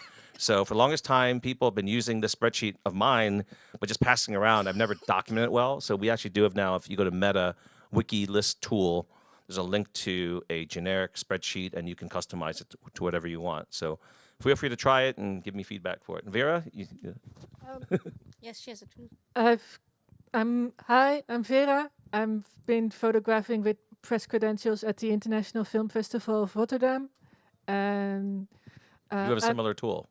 Yeah, I've got the orator-matcher.toolforge.org, which is a tool that can also scrape a web page. So if you've got a web page with a conference program, you can just put in the URL, and then it tries to find strings of text on that web page that look like a person's name, with special sensitivities towards Dutch names because I'm Dutch and I feel So Vera's tool is really cool, and I encourage you to find her afterwards to demo it to you, because it can do a lot of this automatically. But for this one, all you need to do is copy the column of names from a program or just from their website, scrape it off, put it in here, and it does a lot of the work for you. So, and then so this is good for up to 200 because it is using just like an API call in Google Sheets. It kind of bogs down after 100, 150 people. We have so, noticed. Yeah. So the next slide is maybe we can create a better tool, including Vera's got one, but to scale better up, right? Yes. So future steps. So actually, there are a bunch of things that are on our wish list. So right now, actually, if you pull up a Commons photographers category, it's kind of janky. So we really love to do a gallery tool to better showcase, because oftentimes the way that you credential is you send them a link of the photographer's work, and right now we don't completely feel comfortable sending them their Commons page. Obviously the better reconciliation tools, sort of like what we've done by ourselves. It's good for us to have a centralized database of the press contacts and credentialing deadlines and processes. Right now, sort of in my head, or what I know from having attended these film festivals as a journalist. And then, we obviously would like others to join us, because right now it's us. It's basically us plus our friends. It's friends and friends are friends. And we would love to conduct photography workshops to teach portraiture and live events. Boop. We have a question over there? Yes. But I also was next. Comment. Do you also want to have the sports photographers in the boat? We are taking portraits. We're taking portraits at mixed zones and press conferences, at sports events. And I don't think you will get into the Olympics without credentials from sports events. Yes, absolutely. We would love to get into sports as well. Our current people are not sports photographers. Yeah. Yes. Well, that was the recruiting, the other. Olympics is like a multi-decade dream, Josh? Yeah. Well, Excuse me. There's a Winter Excuse me, Olympics we as have well. we have remote Excuse people, so me, if you want to ask a please. question, It's a yeah. So we're gonna take First them question. first. We're gonna take you first, but then we'll have a microphone for you next. But just one quick one: the Olympics is not just a aspiration. It's encumbered with so many problems in terms of royalties and things like that. So it's not just a copyright or access issue. It's a much bigger pie of issues. Yeah, Mikola from Wikimedia Ukraine. We did cover Paralympics in 2014 in Russia, March 2014. It was very funny to be there. Not for me, but for those who were there. It does come indeed with a lot of like royalty restrictions, because we found out that we cannot picture anyone with anything Olympic on the background.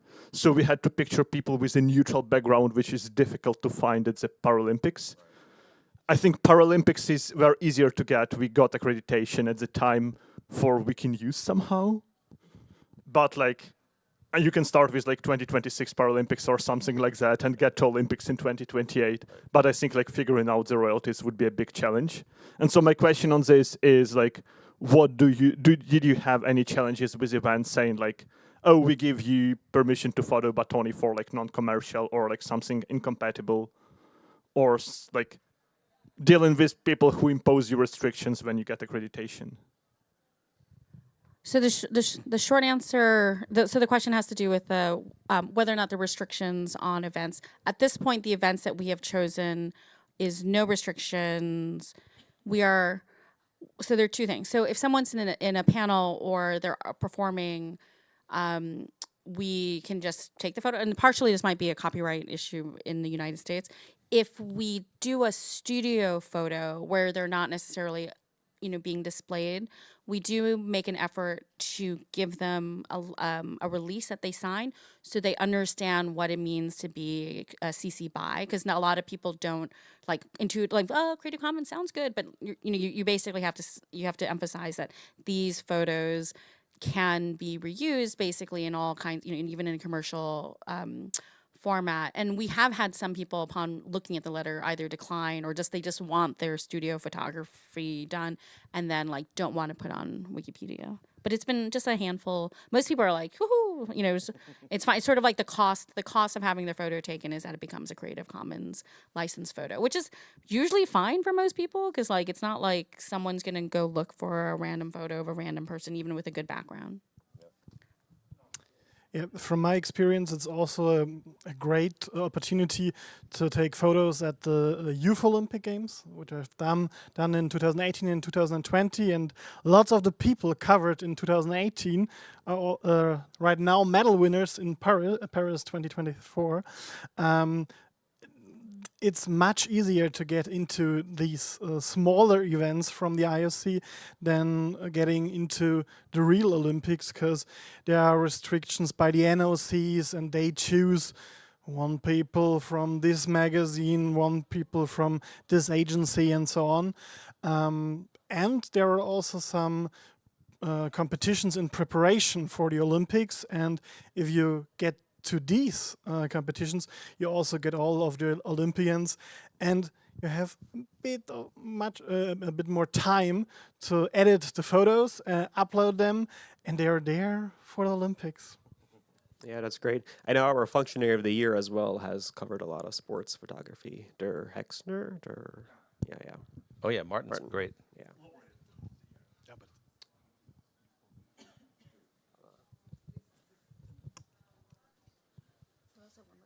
Josh first, and then back there. This is.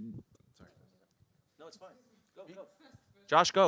Josh, go. Okay, very briefly. I'm curious to know because, right, obviously you won't have coverage of the entire world just as a small team, and so you're recruiting more and more photographers. And I don't know if this was discussed in the presentation because it did come a little late, but do you have like photography guidelines, if you will, for photographers that who would either aspire to join WikiPortraits or who have not yet joined, but would want to take portraits, so that if you're taking photos, they are all at least of the same quality, if you will? Thank you. Do you want to answer? No. Oh. But I think that's a great question. I mean, right now, it is kind of very wiki in that way. Like it's not any hard restrictions, but you're right. We should aspire to like minimum megapixels. You need to have camera equipment of a certain type. We did run into some problems because some folks had much more modern cameras that could shoot down to very low light. So like they could shoot like ISO 3200, 6400. And then some of the older cameras were like, that's not enough light. So you had some discrepancies there. So I do think it's nice to have some baseline standards to say, for portraiture of this type, you need this, especially for sports, as you mentioned before. For sports, you need very different type of equipment, frame rate wise, lens wise, things like that, right? And skill wise. Yep. In the back there. Okay, hello. One of my chance when I attend to film festival, something like this, or more the Spanish Film Awards, with Wikimedia Spain, is the work after the event, because I have 2,000 pictures of 2,000 people. The most of them I don't know them at all, because Antonio Banderas and Pedro Almodóvar everybody knows, and we have thousands of pictures of them. But so I always face that difficult, how to name everybody I found, the unknown people and something like this. So yeah, to improve tools or to improve a community who can make this back work will be really good, because I'm trying to I'm trying to make the community, the Spanish community, to follow me in this. Like, okay, I have these pictures, I need to locate the names. That's the point. So I think it's a good idea is to improve tools or all the community. Yeah, that's a great question. We had different systems. So for Sundance, Frank and Jason, we synced the times perfectly. And then when we filled that spreadsheet, they'd call out the time when they took it, and then we had the names and the times. For South by Southwest, they had a little whiteboard, and they wrote their name and contact information. So we had that. But you're absolutely right. It's so hard. There's so much work after the photography. It's not the fun part, but it's necessary. And at events like Sundance, when you do a press line, you get a face sheet, and that has all the photos of the people who you're going to see on stage. Some of those photos look like they've been taken 20 years ago, so it's still difficult to match those with the photos that you take. But still, that's a great tool, and I can only highly recommend when you do a press line that you bring your cell phone, take a photo of the face sheet, and take it back home, and then you can identify the people who you photographed. For us, the hardest, so through all the different tools, we definitely can't, if we've gone to take a photo of a specific person, obviously we know that person. The trick is when they're like, the entire cast and crew of this movie, come on stage. And then suddenly you have like 16 people, of which you only know the director and maybe like some of the stars. And you've sort of worked on that a little bit. Yeah, like when I was sitting in the director's fortnight in Cannes, they would frequently bring up the entire crew, and I'd snap shots of all of them. I'm still going through those photos from May, trying to match people, doing searches on IMDb, doing like reverse image searches, just trying to find their names. So yeah. Speaking of AI, what's actually what I found useful for pulling down names is like, so for Edinburgh Fringe, they gave us this massive like 3,000 line spreadsheet with the names of people that will be there. Sometimes it was the names of people, sometimes it was names with commas with like multiple people, sometimes it was the name of a company, and it was like, I can't trawl through all this. So I just put the whole list into ChatGPT and said, can you extract all the names? And it actually does a pretty good job of just spitting those out. So. One short remark. If I'm doing sports photography, I have one part that does action pictures on the playing field, and there's the other part where I take portraits in the mixed zone at a press conference or something else, and that's a completely different thing, and you shouldn't mix it up, and you shouldn't use the action pictures for the articles. 5 minutes. Next. We still have one more slide, but I don't know if it matters. Okay. Hi, everyone. Pasita with Wikimedia New York City. So I have a question about how affiliates get involved in this process. What does that... Oh, is this one? The last slide, but yes. Last slide. Okay, great. So we've not mastered, but we have control now over the like wiki covers events of WikiPortraits. We have had our dreams of other ways to engage affiliates. I do think a good format that I'm personally interested in, because I do a lot of stuff with libraries, is like a local organization kind of can do an open call to people to get their photo taken if they have a Wikipedia page, or as we say, you aspire one day to have a Wikipedia page, and then we do a studio format where it's sort of a party, and then as people kind of party, you can also engage them with like, what is commons? Would you like to become a Wikipedia editor? Like, like all it's basically a public engagement thing. So that's something, I've talked to Afro Crowd while I've been here, where they can make the event and they need the photographers. And I'm like, if you can do it in New York, I can get you the photographers. So those are some of the those are some of the things. And the other thing also is like affiliates that are like outside, if they have events they want to cover, I mean, we can give the letter that says, we now have a track record that is strong enough to help them credential their local photographers. Oftentimes we feel like they themselves as the national affiliate can, have certain kind of coolness, so Wikimedia France probably has certain kind of privileges to ask for photographers for the Cannes Film Festival. But now we've gotten to the point where we feel very comfortable writing a very good letter, and then we get a bio. And then there are other kind of formats, which would be workshops to train emerging photographers to do studio portraiture and event coverage. I think that would be something that we're interested in. And again, we we can always apply for a rapid grant. The rapid grants have been very kind for us, because we're doing it since we've recruited so many people, we now have a lot of people who can apply for rapid grants. And it's nice to sort of expand the sort of vocabulary of events that we have. Just to add to that, sorry, I think sometimes affiliates have connections and relationships with the festivals and institutions that maybe might be useful to the project as a whole. So I would say tap into that as well. Yeah, great point. Don't know whom. Let's take front and then back. Yeah. Okay. One thing about the editing, it's really, the massive part of the work you have to do, and getting better tools. And therefore, I'm highly interested in your lists. I try to do something like you did in the Netherlands, and maybe it's a good idea, instead of everybody's trying to do his own thing, to get a decent tool running. I don't know which software you use to edit your photos. We are working on Lightroom, and there's a Lightroom plugin for Commons that can export that. The sad thing is the maintainer died last year of the plugin, so if anybody is fluent in Lua and willing to get this thing running again, you're more than welcome.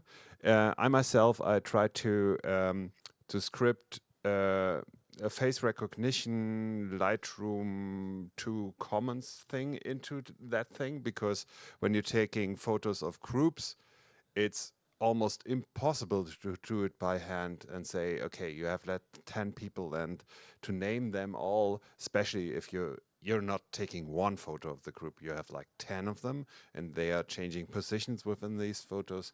So it's hard if you're doing that without software. And the last thing is, we heard about several projects, and I think we heard within the audience that there are several projects more in different countries, and maybe it would be a good idea to set up like a global photographers list with specialities and the things people have done so far, just to be aware where people are and what people do in different countries, different regions of the world. And you contacted Harold to do the Venice Film Festival thing, and I think it's a good example how it could work. That you say, okay, we do have a contact to an event wherever in the world. Is there somebody close to there doing their job? All right, I didn't actually even contact Harold. I contacted someone else. I didn't even contact Harold directly. I think I think what I started with, oh, this is a really good photo. Who is it? And then I somehow figured out her email, and then she somehow passed it to you. Yeah. And we encourage you to use that meta page down there, the Wiki covers events, even if you're not exactly an event, but people have started to fill that out. And I'm learning about so many cool projects in Africa and Asia that I've never knew about. So just as a catalog of what we're doing, it's great. Yes. If you needed to identify a photo and it was an event where Getty was also part of it, it's really great because Getty has a lot of photo editors, and these photo editors knows everybody in the world, I would say. So they can identify almost every people. I learned at Youth Olympic Games a lot. Yeah, they are really good. Okay, we are at We have time. only 4 minutes. Oh. Okay, we have 3 more. Okay, go ahead. I guess maybe we could close on what's more of a comment on my part than a question. Just as an example of of how good we can, of how well we can make these portraits, when looking at on my iPad right now at a portrait of Christina Inhofe, an Austrian sports broadcaster. That's a featured picture on both Commons and the English Wikipedia. And although ironically we don't use it in our article because we've got newer pictures, but that, I think, if you go look at it, is one of the best portraits ever taken by a Wikimedian. And you look at it, and it's an example to live up to. Thank you. And then back there? Yeah, back there first. Sorry, she had her hand up for a long time. Thank you. Hi, how you doing? I'm Sarah Thomas. I'm Programme Manager at Wikimedia UK. If whoever is in Edinburgh is still in Edinburgh on the 31st of August, we have a local meetup. You'd be very welcome. So that's the question part, and the comment part was if you are coming to Edinburgh, if anyone's coming to Edinburgh again, I'm based in Glasgow, which is not too far away at all. If there's anything I can do to help, please give me a call.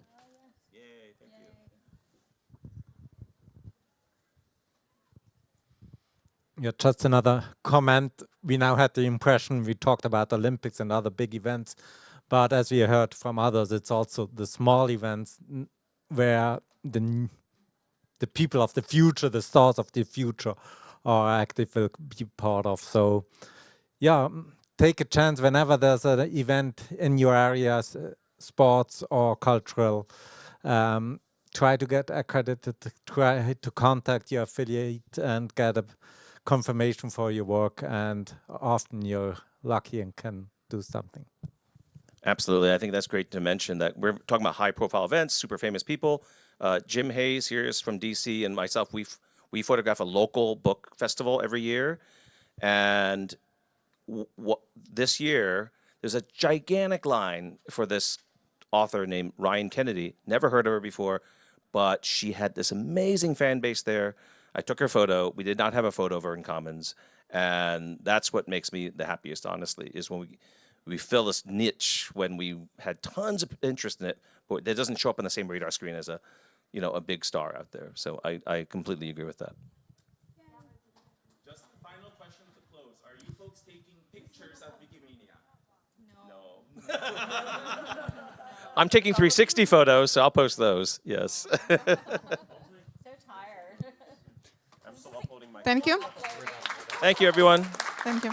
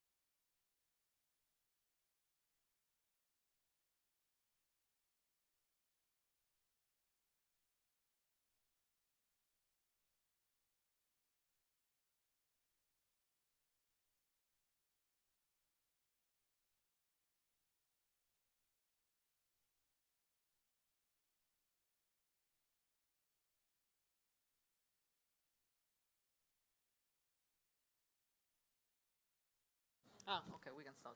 They will tell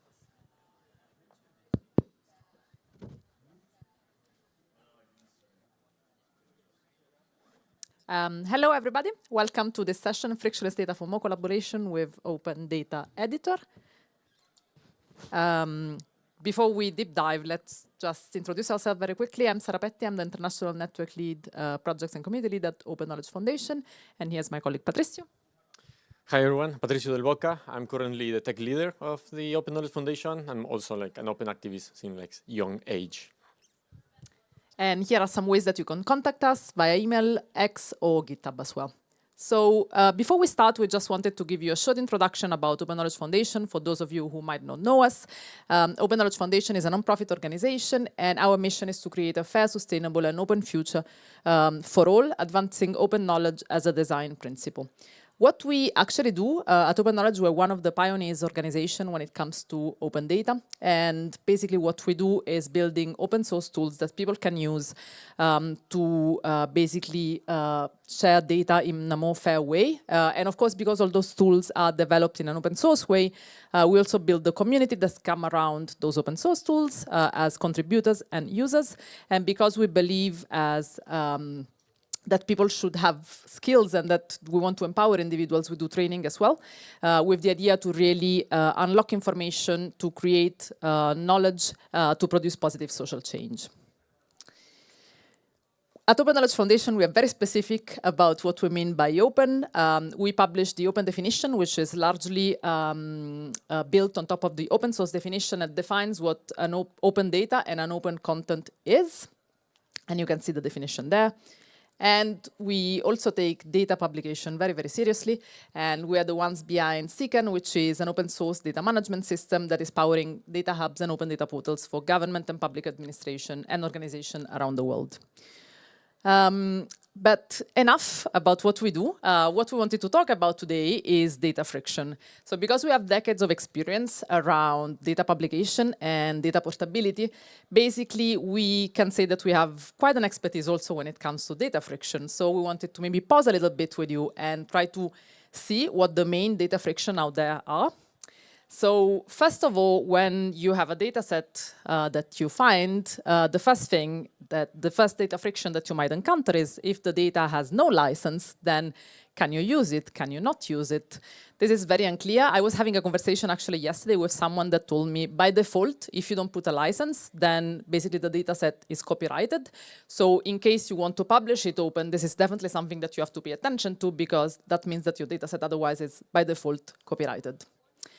If I then open the data set and there is basically no metadata, it means as well that I don't know exactly what the data mean.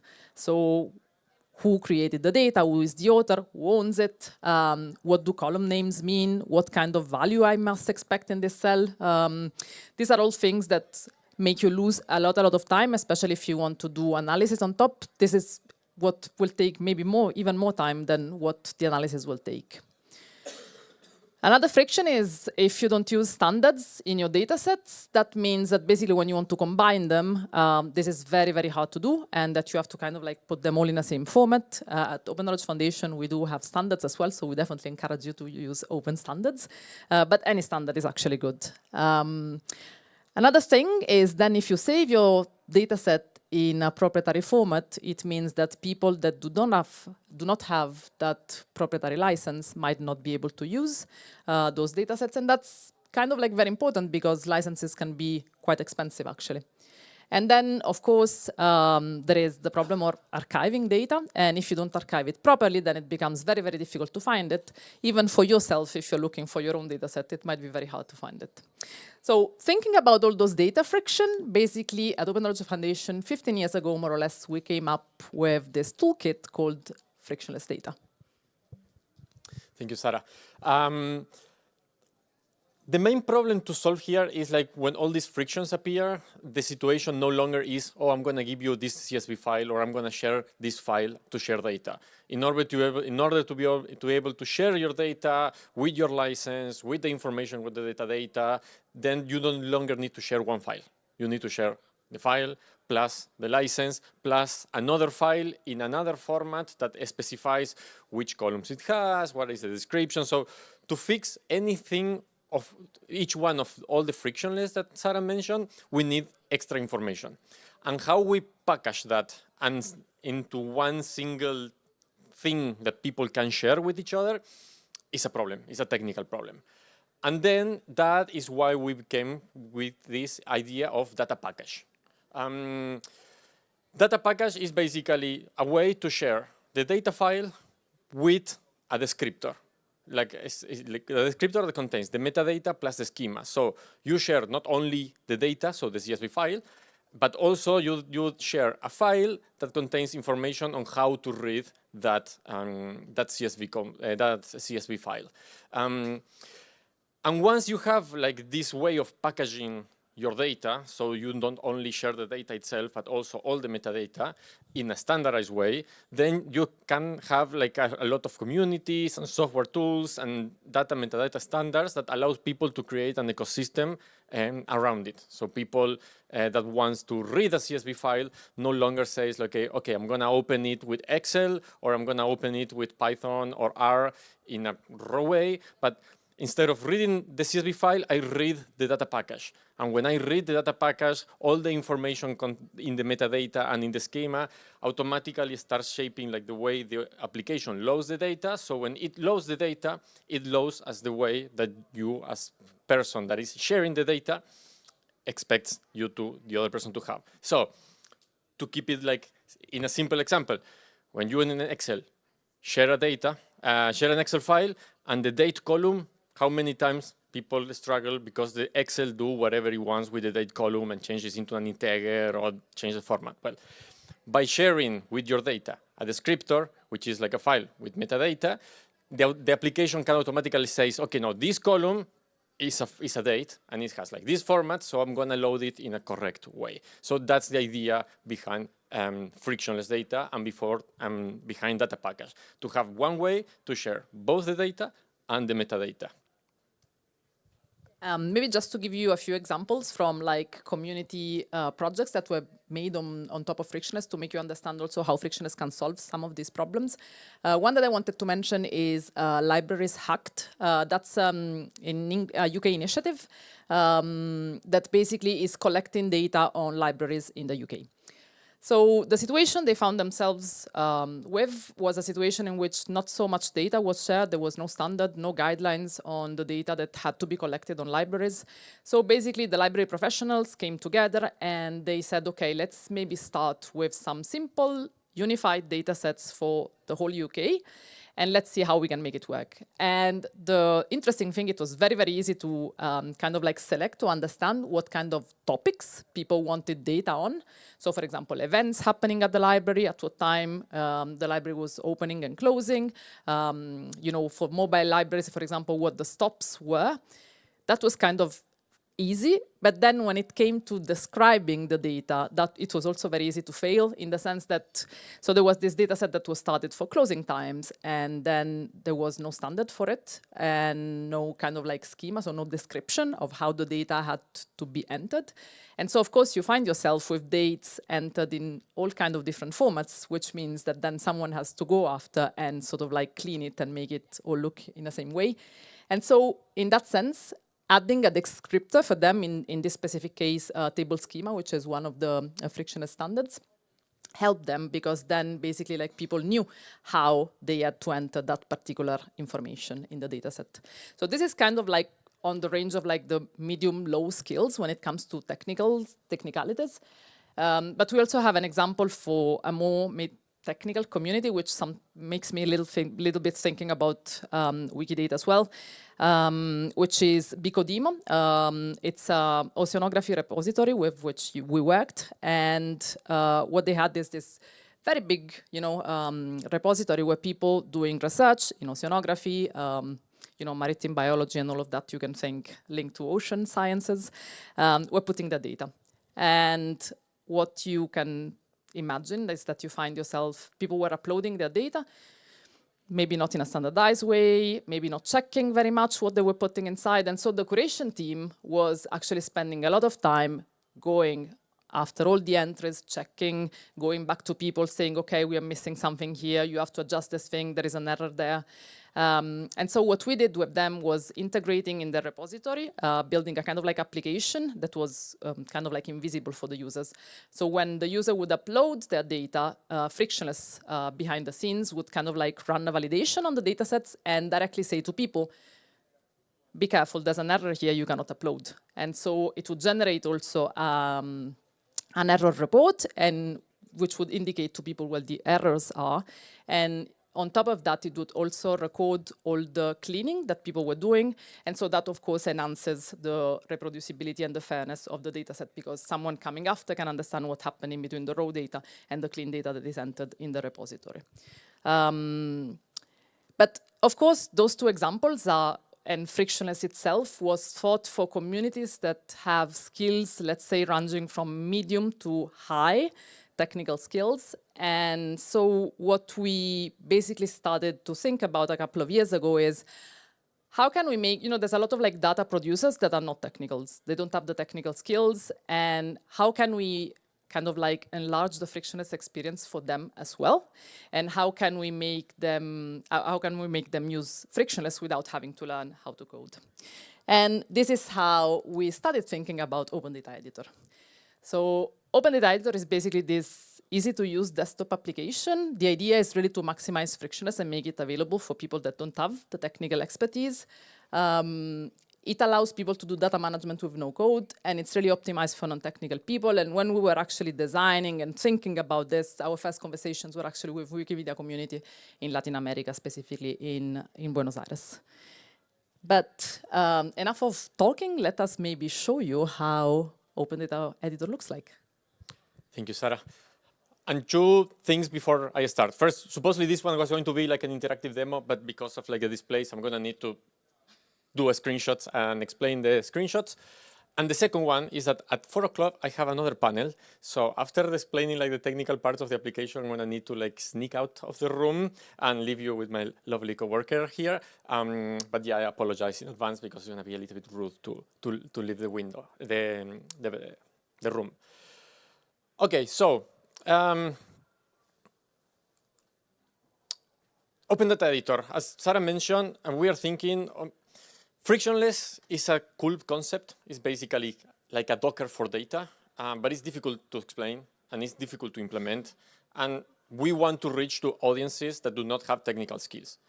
And I'm thinking, and I always put like the same example. Back in Argentina, I work with a local legislative power. They created like a small open data portal, and they wanted to publish data on it.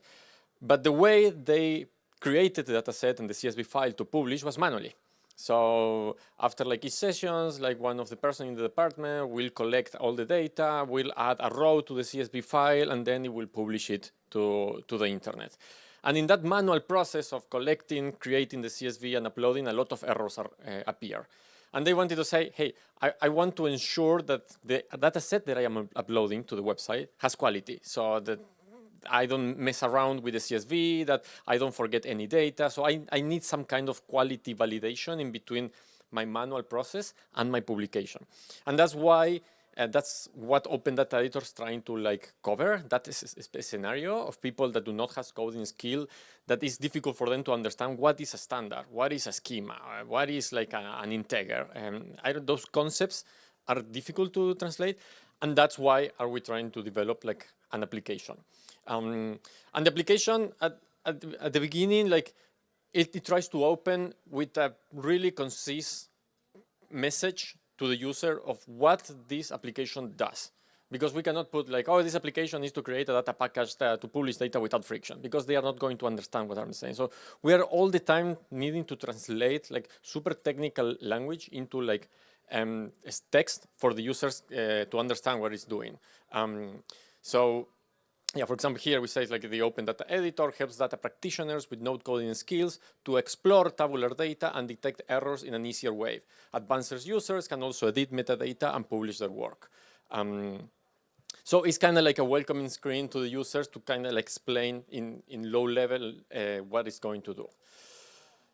And what's the idea of the application? The idea is that when I open a CSV file with it that has an error, automatically, like the application flags, okay, here is an error. In this case, it's a small CSV that is malformed, that in the last row is miss a column. So initially, the user has like 3 red flags over there saying, okay, this file is incorrect. Here is like a warning or where in the data is incorrect. And on the top is like a summary of how many errors. There is a button on the top that is called report. That if the user click on the report, it appears like what is wrong with the data in a plain language. And it says like this row has less values compared to the other row, the first row in the data source.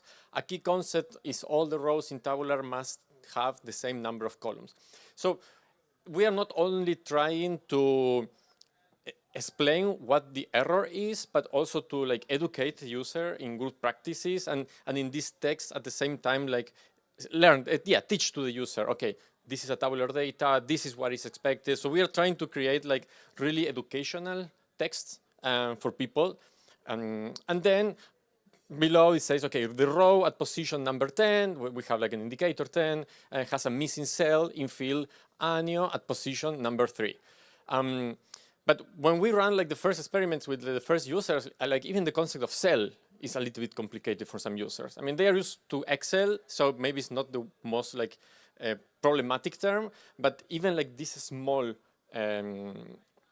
concepts are complicated.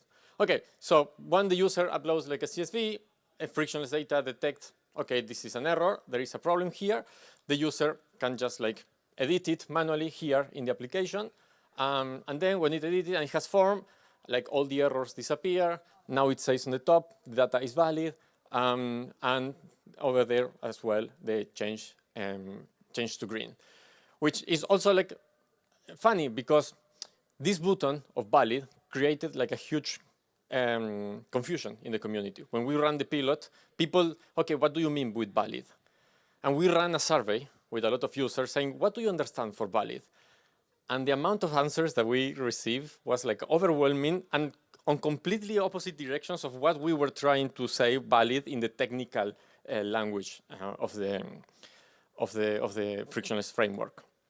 So another example, because we're talking that frictionless also has like a file that allows you to describe the schema and the metadata of the data. What do we mean with this? So let's say, for example, that the person that works in this institution in Córdoba wants to publish a list of the departments of the government with the email. And they create a CSV file that says, okay, the name of the department plus the contact email.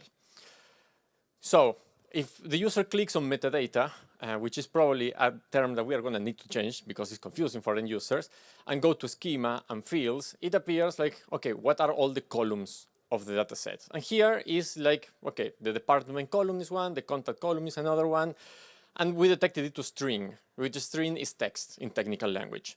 But we can say to the user, hey, no, this contact is not just a string, it's an email. So because we have a schema, because we have metadata and a descriptor and a way to describe how the data should look like, we can easily say to the user, okay, this is a string, but this is a string of a type email. Then we can put like another things like URL, like binary, UUID that are more technical, but we can say, okay, this is an email. When we put that this is an email, automaticamente Frictionless runs a validation. Hey, watch out. The value does not match the schema type and format of this field. So in the cell row number 3, the type is a string email. So it detects that this cell is expecting an email address, but instead of that, I have like an incompleted email address. So the user can have the error. If it enters like a correct email address, then it validates and says, okay, everything is okay. So imagine like a person that is building a data set with their hands can go to the Excel, add new values, come back to the data editor, run a validation. Yes, it's okay. Or no, you have a problem. Oh, thank you, I have a problem. So it's kind of like a checker, like a validation. And the thing that we are like most excited about is not only like the validation, but here at the end, there is like a publish button. And the publish button is to, okay, this data set is finished, is valid, and now that it's valid, I want to publish it somewhere.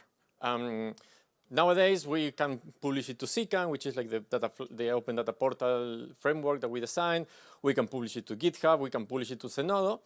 And one of the reasons of why we are coming to Wikimedia is to start talking with like the technical community of Wikimedia, because I want here an option to say publish to Wikidata. So once we have like all the field to say, okay, I can publish it to Wikidata directly. And in this case, well, if I publish it to GitHub, as an example, it creates like a repository in GitHub with a couple of files in which like one is the file, which is like the email CSV file. And the other file is data package JSON, which is this data package JSON has all the information that the user configured in this screen. So in that little file, the next time that someone with Open Data Editor or with a Frictionless application opens, it already knows, okay, the second column is not a string, but it's a string of type email, and it can create more like a reproducible workflow with it. So that's like, in a nutshell, the application. I was going to do some more interactive things, but well, because I cannot have the computer, it's okay. Do you want to continue, Sarah, on this one, or should I? Thanks. Yeah. So what we didn't mention maybe before is that Open Data Editor is currently in its beta phase. So it has been beta released at the end of last year. And we are now working basically towards a V1 release that is happening in December this year. So the draft release will happen in September, so very soon. So we're very excited about it. And this will serve us basically to start really testing it with the community extensively. What we're going to do is basically we're going to pilot the tool with some journalistic communities that we identified. And we really want them to sort of like start using the tool in the data workflow, really integrating it so that over like a longer lapse of time, I would say, they can really tell us like what worked for them, what didn't work for them, and really give us like precious feedback over a long use. But what we also want to do is running some shorter user testing. So basically with people in October, we would like, and if you're interested in participating, actually, let us know. There's a small pot of money as well. I mean, it's like a token that is available. But basically, we want to see with people from different, maybe from different background and different kind of like usage of data, how they would find basically Open Data Editor. And then, as I mentioned, in December, we will release the version 1. And this is all possible thanks to the generous support of the McGovern Foundation. What we also wanted maybe to discuss with you is some main takeaways from developing this application. So one of the things that we started thinking early on is how can we it has not been a very straightforward journey developing Open Data Editor, and it never is a very straightforward journey to develop an application or any technical product. But somehow the kind of like pitfalls and mistakes that people do on the road are not very shared very openly often.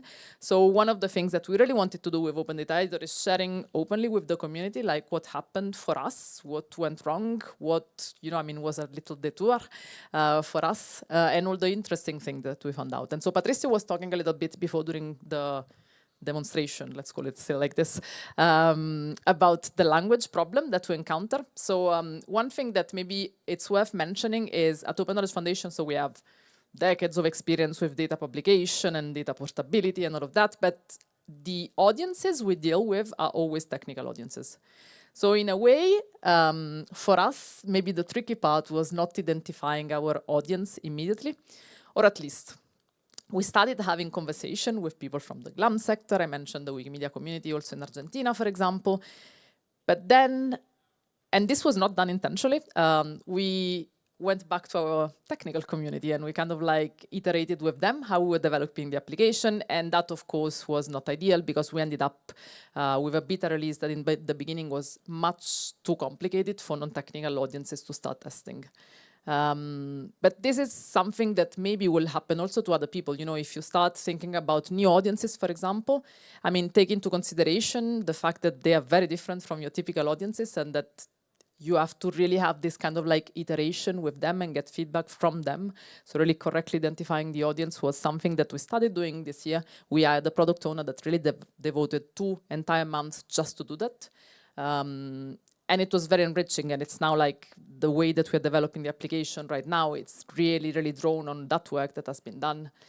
Going back to the language barrier, so Patricio talked about the difficulties that non-technical people can have with technical jargon.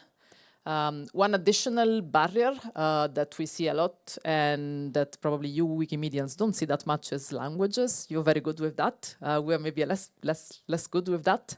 So going beyond English a little bit, that's definitely something that it's on our roadmap as well. And then something else that maybe Patricio will like to say a few words about is also like, when you start developing an application, the complication, do you say that in English? The complexity, basically, that you encounter with all the libraries that you need to use. I don't know if Patricio. Yeah, basically, we are a non-profit, so we don't have the budget of like a big software firm to build an application. So the tools that we need to use to build these kind of applications is a tool that are more suitable for like enterprise applications, and maybe they are more expensive to run for like small teams. And also we want like this application to thrive, and there are like 2 main ways to do it. Like, okay, we are going to develop in the future like a plugin ecosystem so people can like apply to it. But also, if we want to open source to be sustainable, you need to develop an application that is easy to understand. So other developers that jump into the code base can like easily understand and collaborate. Because if you make like a monster that no one's understand, then no one collaborates, and that's a tricky. So we are also, and it's a meta problem in which like we want to develop something that also can be, from the technical perspective, like easy to understand and to collaborate. And the tech that we want to build is something that people can like maintain in the future, that they don't need to have like 200,000 year salary developers to implement, because we don't have the money. So how can with a low budget organization develop an application with tools that are more suitable for like large enterprise companies? Can I ask a question real quick about, when you say language can be a barrier, do you mean in the user interface, like simply translating across multiple languages, or do you mean in the data manipulation itself? You mean in the... No, we mean literally in the UI. So saying like a user, no, this column is not an integer. Or this data is valid. What does it mean valid? And so, because we're aiming this for like journalists, for like this person that works in the local municipality of my city, doesn't know a thing. So that language is like extremely difficult to translate. And as she said, like our product owner did like a massive work on that, because she went to like communities that were like not technical at all. And then we have this massive bunch of feedback saying, we don't understand, what are you doing? And we say, okay, we need to get back a little bit and simplify this, because like the audience we are targeting is not understanding our language. If it makes you feel better, Wikipedia is bad at that too. I have a question, because I see a little discrepancies in the sense that, as you said, you are targeting a public that maybe is not so is so educated in understanding the data management and so on. But among the way that you wish to have as output is loading data in Wikidata. That may be really a challenging step for someone that has not that big knowledge. So it may create more confusion than benefits. I understand that the good that is behind this tool for people that is not experienced to create a valuable data set, but then for the part which is to Wikidata, maybe should be someone else that should deal with. I think, and then Patricio can probably complete, the idea is to start really from that, but then having also an add-on for maybe more advanced users as well. I mean, if you think about it, we also have like plugins for GitHub, which is not, you know, I mean, maybe super accessible for non-technical audiences either, but we think that eventually this will also become something that is used by other people as well. Yes, and also there are like two targets. Like the first one is like basic users that want just like a validation, and second one is like a little bit more advanced that want to like go one step forward. And also in between, we had like a meeting with, how is this foundation of like the German one? And they say, hey, we want to have like an application like this, but in which we can control and pre-configure like the publishing processes for like that audience. So in a way that, okay, we set the application in a way that then for them it's just like a publish, because we as a more advanced users like did all the background job, and they just go validate, click publish, and it's transparent for them. But because some technical user can did the configuration behind. So that's another use case. I mean, this is like super beta, but we are exploring all these possibilities on how to, okay, and also like thinking back again in the audience of like this small person in the municipality of my city. I want her to be able to like do the extra mile, because she cannot go to the IT to say, okay, publish this. So how can we like also like close the gap in those audiences? Okay, and with this, I'm sorry, but I need to run to the other panel. Yeah. I'm sorry. No, go ahead. And maybe something else that I wanted to add to what Patricio just said is like, let's not forget also that one of the main points of like open data is also collaboration. And so, I mean, the idea of having different level of audiences that can collaborate on a tool like this, it's also the idea, let's say. So we will have time for more questions, but I wanted to ask you questions first. Basically, I wanted to have a little bit of feedback here. And basically, I wanted to ask you if, from what you've seen right now, and of course, it's not a lot, you haven't tried it yourself, but if you could maybe tell me a little bit if you would use an application like this. For example, can you imagine the use of it in your data workflow, or maybe not? If yes, how exactly? If you can tell me maybe the most useful part for you. If you could fix a specific problem that you have, that would be very, very useful. And if there's something that is missing. And I see that someone already wants to say something. Well, I don't know if it's missing, but I'm curious if a data set makes use of an outside classification, like a number from 1 to 1,000 representing an area or an industry or an occupation that is documented elsewhere. How is that recorded here? Sorry, can you repeat the question with the microphone? I didn't hear it. If the data set uses an outside classification, like a number from 1 to 500 that represents something from a list, how is that recorded in here?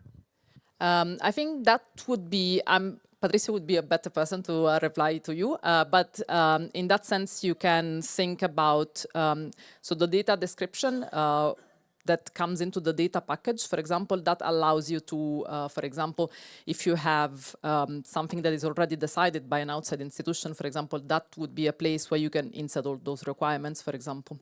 I don't know if this answers your question.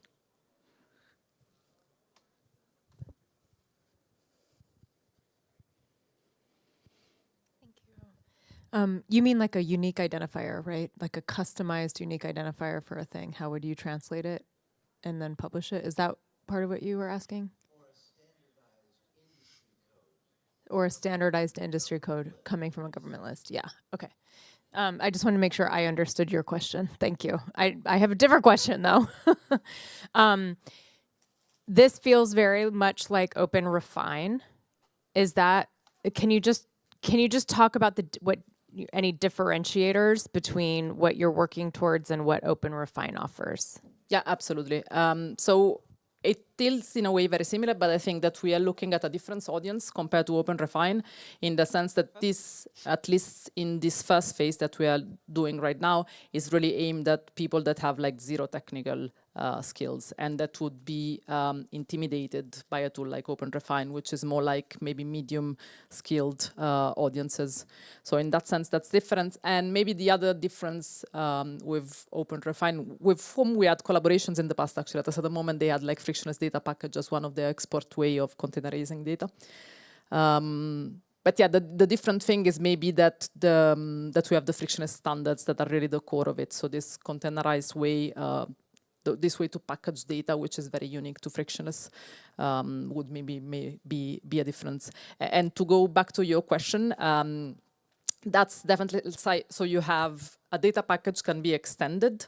So it means that, for example, you will have default fields that you have to put there, but you can add also other stuff as well in there. So for example, if you have specific things that are specific to an industry, or you have, I mean, This is mostly for tabular data, but if you have other kind of data, there is a way to extend that as well to accommodate other requirements. I was wondering, so is this an app you always have to install locally, or is it something you can install as a web app, like Etherpad, that multiple people can use online? So thank you for this question. I was hoping that someone would ask. So one thing that we did not mention in this presentation is that this is basically not our first attempt at doing a UI application for frictionless data. And the first attempt was actually a cloud-based application. But what we saw in that iteration that happened around 2018, if I'm not wrong, is that a lot of people were skeptical about having a cloud application because they were concerned for the data privacy. And for us, it was a bit of a nightmare in terms of hosting as well. And so when we started working on Open Data Editor, we knew right from the beginning that what we wanted to do was a desktop application that you can use actually also offline if you want to make sure that everything is really kept locally. Yeah, I would say the use case is different than OpenRefine because as I understand it, what is happening in the Open Data Editor is that very distinct data packages are being published somewhere. And these are kind of immutable in the sense that they are standardized, they are packaged like, you know, a bowl, I don't know, a pot of pickles, let's say it like that, with a standardized label on it. And if you look at then at the process of using OpenRefine to add the data to Wikidata, it's basically opening up the pot and taking out a few pickles, only taking those pickles that are good for the recipe and then putting them in a big pot, which is Wikidata, and making sure that it fits the recipe, that it fits the community measures. So I think there are different processes there, and the things that people do in OpenRefine are also really much more granular, the data editing, the data modification, on indeed, as you say, in a much more specialized way. I think, yeah, so I think both tools serve a different use case, I would say.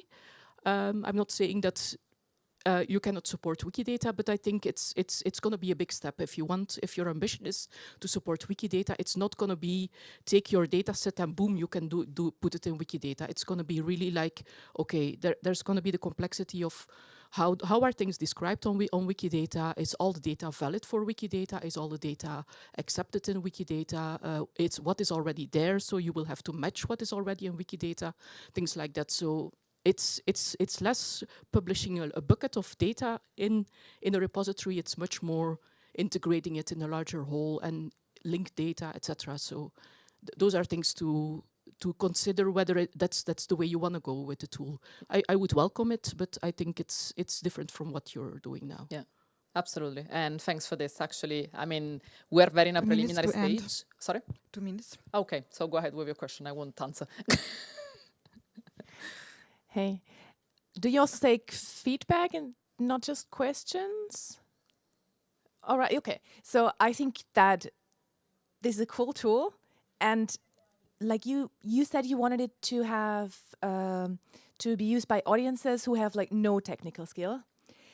I think that maybe some audiences that work with Excel or like data in tables, tabular data, they already have some technical skill, and maybe it's cool that you're trying it with journalists, and maybe you wanted to have, or maybe you have that already, this could be my question, specific use cases for that, because I think when you compared it to, yeah, a small NGO doesn't have the same means as a big software company, what the software companies do really well, or like big marketing, to have a specific target group and identify a specific problem. And I think that could be the key to find your niche for the product. Yeah, absolutely. And I mean, when in my previous slide, I was saying that identify your audience was one of the main takeaways that we had, was that in the beginning, we really sort of like aimed at everyone. And then quite quickly we understood that people with non-technical skills are not the same and don't have the same profile. So at the moment, for this first iteration, we are really concentrating and focusing on journalistic communities. but because I mean of our history at Open Knowledge Foundation, I would say that probably the next iteration would really be like public administrations that are publishers of data, but don't always have the means of, doing that publishing fair data, and don't have always the concept to do that in an open and qualitative way. So yeah. There's 45 seconds if someone has a very last feedback or question. 1 minute.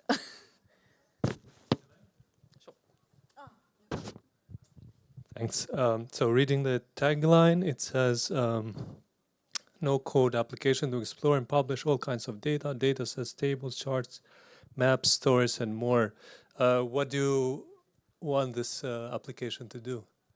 Yeah, so that was from the beta release, let's say that our audience identification was quite optimistic and overarching. So we narrowed it now a little bit. And so for the first iteration, what we really want to concentrate upon is data validation for people that don't have technical skills.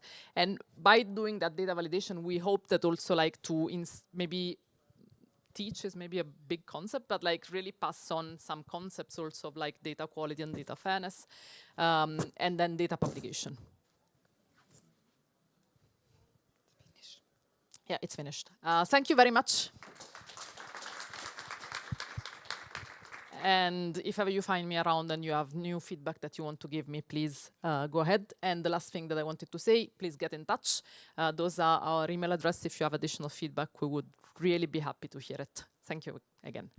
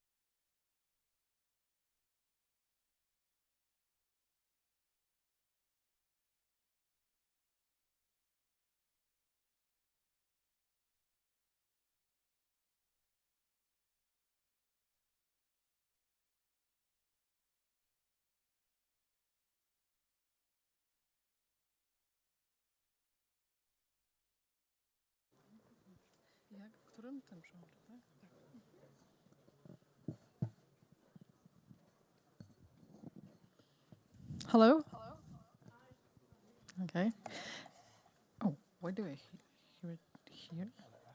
Oh, wasn't it? Welcome to the session on gamification. We are going to show you a case study from Wikimedia Poland, a case study of a very interesting and fruitful cooperation with an IT company called Uperion. And my name is Natalia Ćwik. I am Executive Director of Wikimedia Poland, and I am here together with our senior technical support, Ada Jakubowska, and Mateusz Fligier, business developer from Uperion. And together we will present what we created together, how we did that, and how it works, and how it can be useful to use gamification to attract newcomers and to help them find their way in Wikimedia so that it's easier for them, more fun, and just makes them stay longer.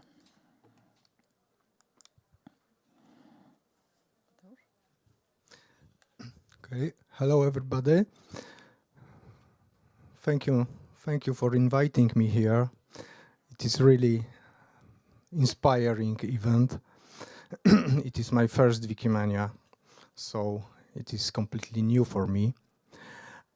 During today's meeting, we would like to present you Uperion's gamification platform, which is designed to enhance user engagement.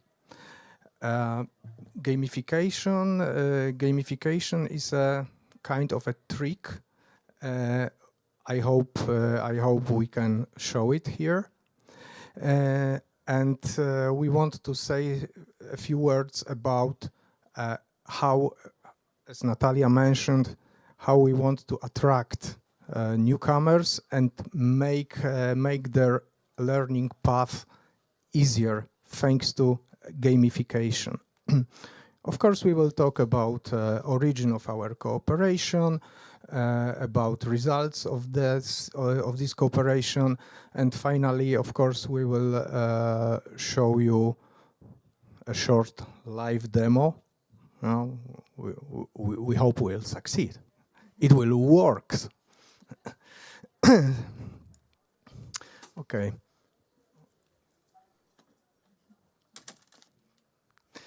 Uperion is a technology company. Uperion belongs to Tenderhat Group.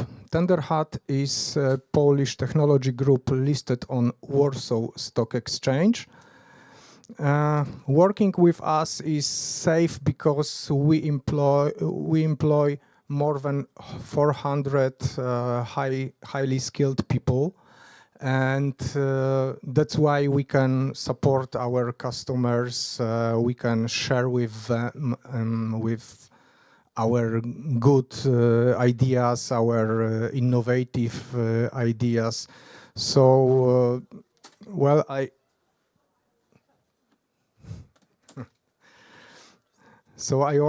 always emphasize that our group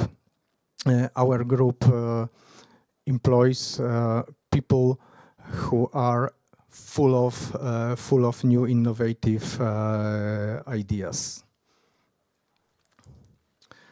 But let's try to organize the concept, what gamification is. According to definition, gamification is the process of incorporating game-like elements and principles into non-game context to engage and motivate people to achieve their goals.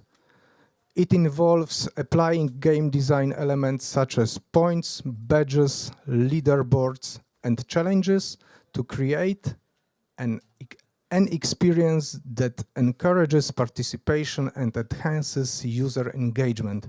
A bit formal.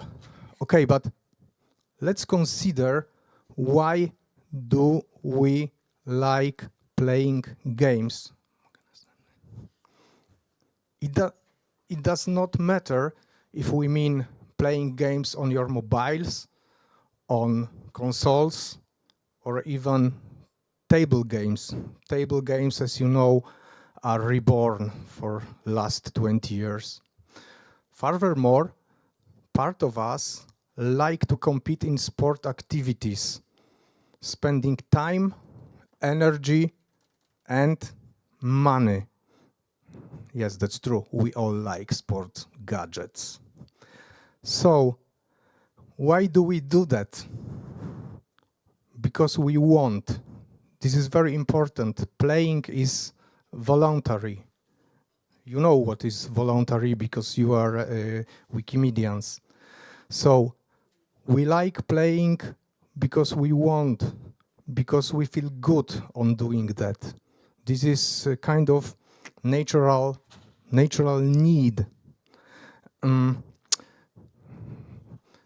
know that thanks to games or to sport games, we compete without aggression. We gather points, we can compare with each other, and this make us satisfied. And we are also very good motivated because next game we want to be better. So that's why gamification, which based on games elements, works. It really works. And the point I like the most is good company, because we are social animals. We like being with each other, we like playing together, we like sharing our passion and hobbies between us. So that's why gamification is considered as something really, really effective. Okay, so a little bit of background. How did the whole cooperation started? There are some people believe that when it comes to conferences, these are not the sessions that are most important, but what happens between the sessions. Of course, Wikimania is an exception. But on one of the events, Economic Congress in Karpacz, a city in Poland, it's a huge event, annual event where all the decision makers, government officials, business leaders arrive. And we were there. And during a spontaneous networking session, we met Uperion, and just several months later decided to have a barter deal and do something together. So what is barter? This is not charity. It has nothing to do with donation. It's a partnership deal where both sides provide certain services. In our case, in case of Wikimedia Poland, we provided Uperion with our expertise to create the platform that is useful for our community, with necessary content for the platform, and with the promotion. And a part of promotion is, of course, an event like this, but we just believe that this is a very useful case study to show. And from the part of Uperion, there were other services. Yes. Despite the difference between us, because Uperion is just a commercial company, tech company, and Wikimedia Polska is NGO, but we both believe in culture of sharing, the culture of collaboration, and the culture of social participation. So we are happy to support this project. We are happy to support this community, and well, for us, it is the good opportunity to promote the idea of gamification. And as I mentioned before, gamification is a kind of trick, because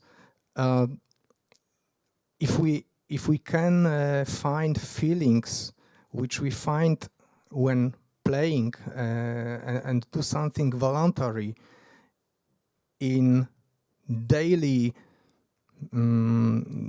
daily actions like working, like learning, then we are better motivated to do that.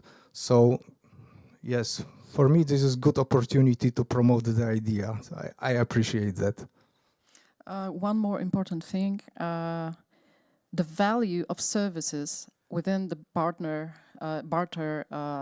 partnership has to be equal, meaning that if we were provided with services from Uperion, and their value is, let's say, I don't know, 50,000 Polish zloty, then our services have to have the same value. And now I pass the voice to Ada. Yeah, hello. So the result of this partnership is a platform that helps newcomers to enter to the world of Wikipedia, Wikimedia. We called it Academy of Wikimedia, and I will show you this platform at the end of this presentation. But one of the most important information about it is that this platform focuses on simple tasks like editing existing articles on Wikipedia, like adding footnotes or categorizing articles. I think that creating completely new article at the beginning of our journey is really hard. And this step-by-step learning, it helps. And yeah, and of course, this platform is really visually attractive. It also helps in this learning process. So how we create this platform? We started the process by creating a tree schema in Miro with 4 models. There is, first one is Welcome to Wikipedia. Is a few words of welcome and the main rules of Wikipedia called 5 pillars of Wikipedia. And then second one is getting started with Wikipedia. We discuss the basic features of Wikipedia, how to create an account, where to look for help, or I don't know, how to easily start editing. The next one is get to know the Wikipedia community. In this section, we invite users to get to know Wikipedia creators themselves. We discuss their slang, functions, and activities. And we also mentioned the Wikimedia Poland and its role. The last module is Start Editing Wikipedia. There we explain how to, how to add some info boxes, how to add images, how to add tables, and so on. Then, of course, we consulted this schema with Viatoro, who is our wiki guide, and started to create all content of this course. So yeah, this part was the most of work, but I have a lot of help from volunteers and from Wikimedia staff and from wiki guides, wiki trainers. So I'm really grateful for that. We also created with Jarek few of short videos that shows different activities of editing Wikipedia. So yeah, I think they're really useful because we don't want to watch hours of videos, training videos, when we have difficulty with just one activity. So yeah, after that, I set up a few things like, I don't know, email templates, group settings, scoring levels, and so on. And we finally could start testing our platform with wiki trainers. I've got a lot of feedback.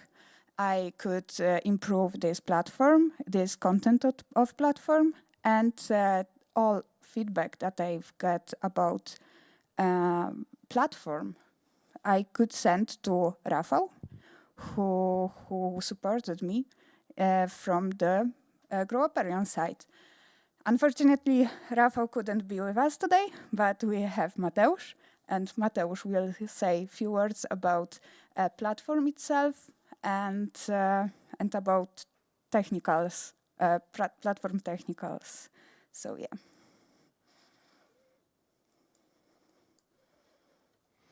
Don't worry, it is short part, because I know it is boring.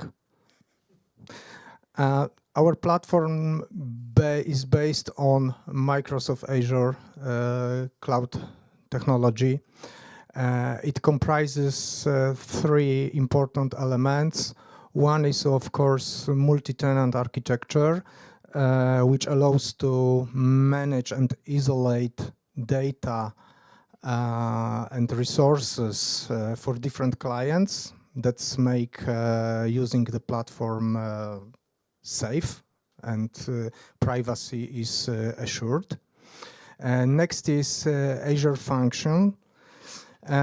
This is the power of serverless computing. So you don't have to worry about infrastructure management, lack of resources, etc.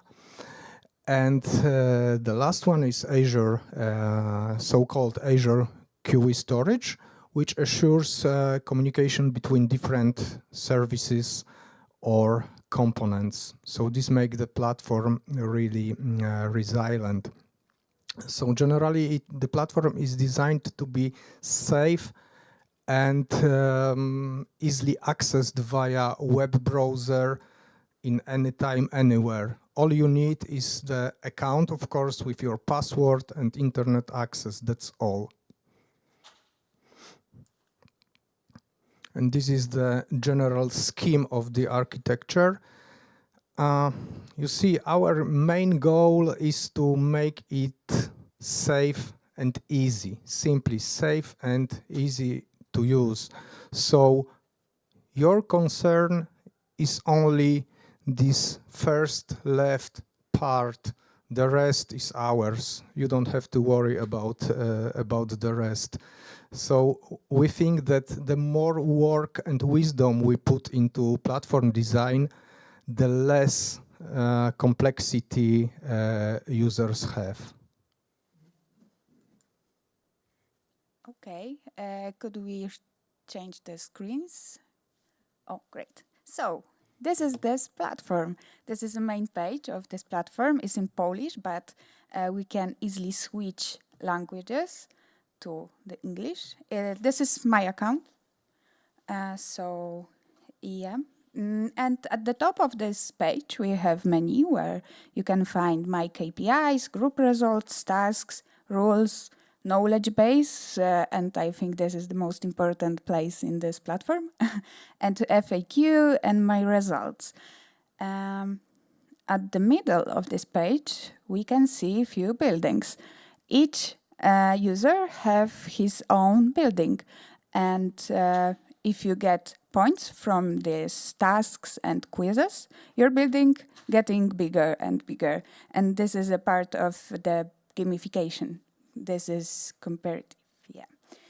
And at the bottom of this page, we have 3 frames. First one is news. It's few words of welcome from me. Then we have quick access to our tasks and group results. There are names, but for the purpose of our presentation, we changed them. So yeah, maybe we can go to knowledge base. I will show you how it looks like. It needs to load.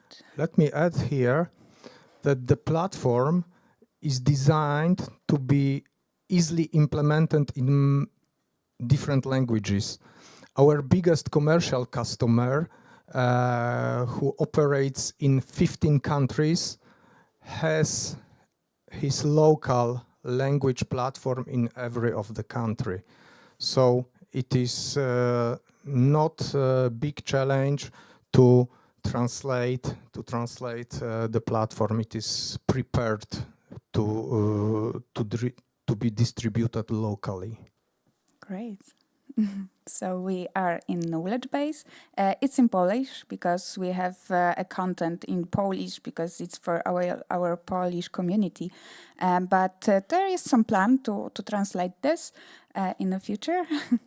So yeah, we have here these models, these 4 models that I mentioned. Welcome in Wikipedia, first steps, get to know Wikimedia society, and go and edit Wikipedia. Every model have few lessons, and we can go to one of them. This is how lesson look like. We have some video. This video is Natalia Szafran video. I think you know her. And explain first pillar of Wikipedia. We have video and then we have some text. This text is from video, so if you want, you can watch or you can read. It depends on what you like. And at the bottom we have some links to go to the next chapter or back to previous one. So we can go to the next. And here we have next chapter, and if after chapter we have some quiz or some task, there is also a link. So this is a quiz, and there is few questions to check if you understand, if you understood this this lesson. Yeah, we also have access to tasks from here. Here we have tasks and quizzes. I have only 2. I don't know why. Maybe this is because I have this administrator account. But tasks send you to straight to Wikipedia to do some activities. And then you need to back and send us proof that you do this one edit or you categorized some article. And the quizzes are inside this platform. So this is just the questions to check if you understood a lesson. So yeah, we have also some rules and the manual. So we don't left you alone in this platform. And yeah, I think this is it. This is all about this platform. Can we switch to the presentation, please? Great. Yes, I would like to add here that the shape of the knowledge base is up to you. For example,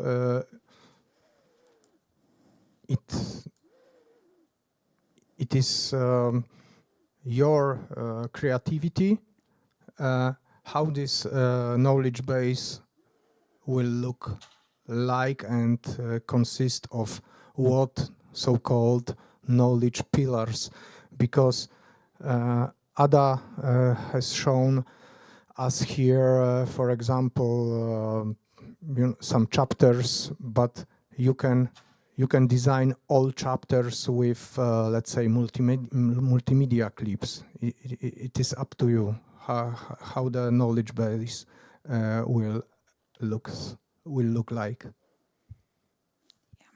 So now I just want to mention our first results. The first official group started our course at beginning of July. And there are 46 people that have registered and are going through our course. And we have some first feedback from them that this platform is really useful for onboarding new employees or interns. And this was from our intern. And also provides an introduction to the complicated world of Wikipedia. Another one was that they were very happy that the knowledge base prepares them to these tasks that we that we give them in this platform. So yeah, I think this is a good start. Yes, I want to thank all individuals who decided to learn their first wiki skills with Uperion, because they are true pioneers. And I hope they will recommend this path, this learning path, to next newcomers. Yeah, we will start another group with beginning of September, I think. Yeah, this is a plan. So we invite you all to go and check this platform. So this is it for now. If you have any question now I invite you to ask. Hi. So about a decade ago, the Wikimedia Foundation funded a sort of onboarding game for English Wikipedia called the Wikipedia Adventure. And it has a very distinctive art style, and it's sort of like it walks you through step by step. So highly encourage you to check it out if you haven't. Oh, yeah, thank you. I will check it, of course. It doesn't work anymore. No? Oh, hey. No after the first step. Okay. Watch an old presentation. Thank you. Okay. So for the record, the Wikimedia Adventure was part of her research, and it's been proven being not effective to retain people on wikis. And this is my question to you. But you just started the project, but maybe you already have some ideas of people who continue, or if people dropped. And I'd like to know if people have the feeling of not being ready to edit the wikis. I don't know why. But yeah, just to know if people left the class and don't feel ready. We don't finish this first group yet, so I don't have all of feedback. But our intern and he didn't know this Wikipedia word earlier. So he started to editing Wikipedia, and he said me that it was really easier go through this platform than find some information on Wikipedia. So yeah. Hello. I have two questions. The first one, is there any communication going on that platform? So can the group together discuss certain issues like, oh, that didn't work out, or I had problems with the community at that place? And the other one is, you said after finishing a task, people have to go back to the platform and give you some kind of proof.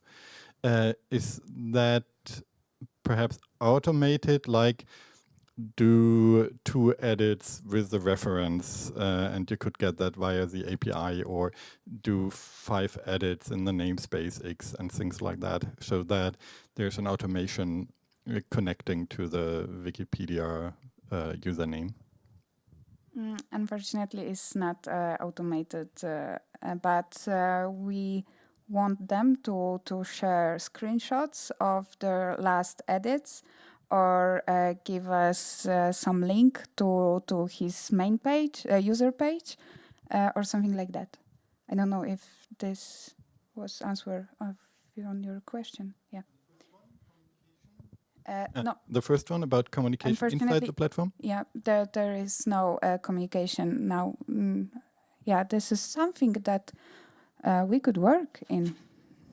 Yeah, some chat in this platform. Yeah, this is a good idea.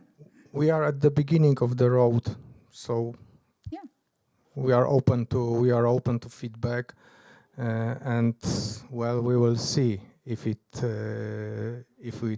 will work in the future. Because now, as Ada said, the start was 1 month ago, in fact.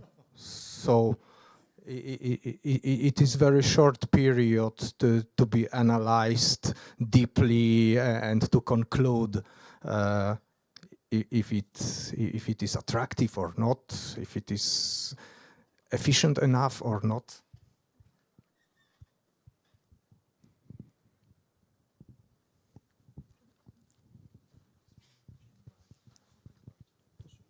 Thanks. The Wikimedia Foundation growth team created a set of tools to help newcomers making their first steps on the wiki. These tools have been deployed at Polish Wikipedia for like more than a year, I believe. Have you integrated these tools to your experience? I have this growth team newsletter in Wikipedia, yes, but integrate what you meaning? So growth features provide a mentor to any new account. Oh yeah. And also they suggest some tasks people can work on so that they can make useful edits while arriving on Wikipedia, which is often a challenge. Yeah, this is one of the first tasks to ask his mentor to say hello and ask first questions and to do some first edit from this proposal edits in the home page. Yeah, so yeah.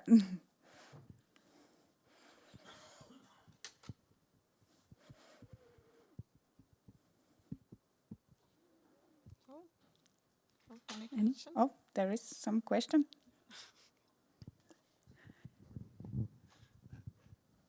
Again, too, there's no link in the presentation. Is there something, I know we can't log in, but at least we can see as an internet user. And the other thing is that, is it possible to take that to other countries? So is it open source somewhere, or is it, how is the scalability? So I will answer on this first question. I will put here to this presentation some link for a form to sign to our platform, but you can't see this platform without account. Yeah. And the next one I think is to Mateusz. No, it is not open source. So our cooperation here locally in Poland is based on, as Natalia said, on so-called barter services. And if we will extend the platform for next countries or regions, this is the question of some discussions and negotiations between us and, for example, a local Wikipedia organization, how to do that.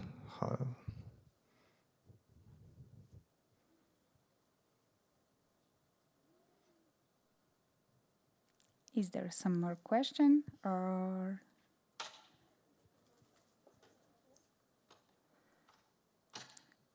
Okay. So thank you very much. Thank you very much. If you have some other question, you can email us or just catch us at the corridor. Yes. So yeah. Yes, the presentation is accessible for everyone. Yes, so all contacts you have here, I'm open to discuss. And well, enjoy the rest of Wikimania. Thank you.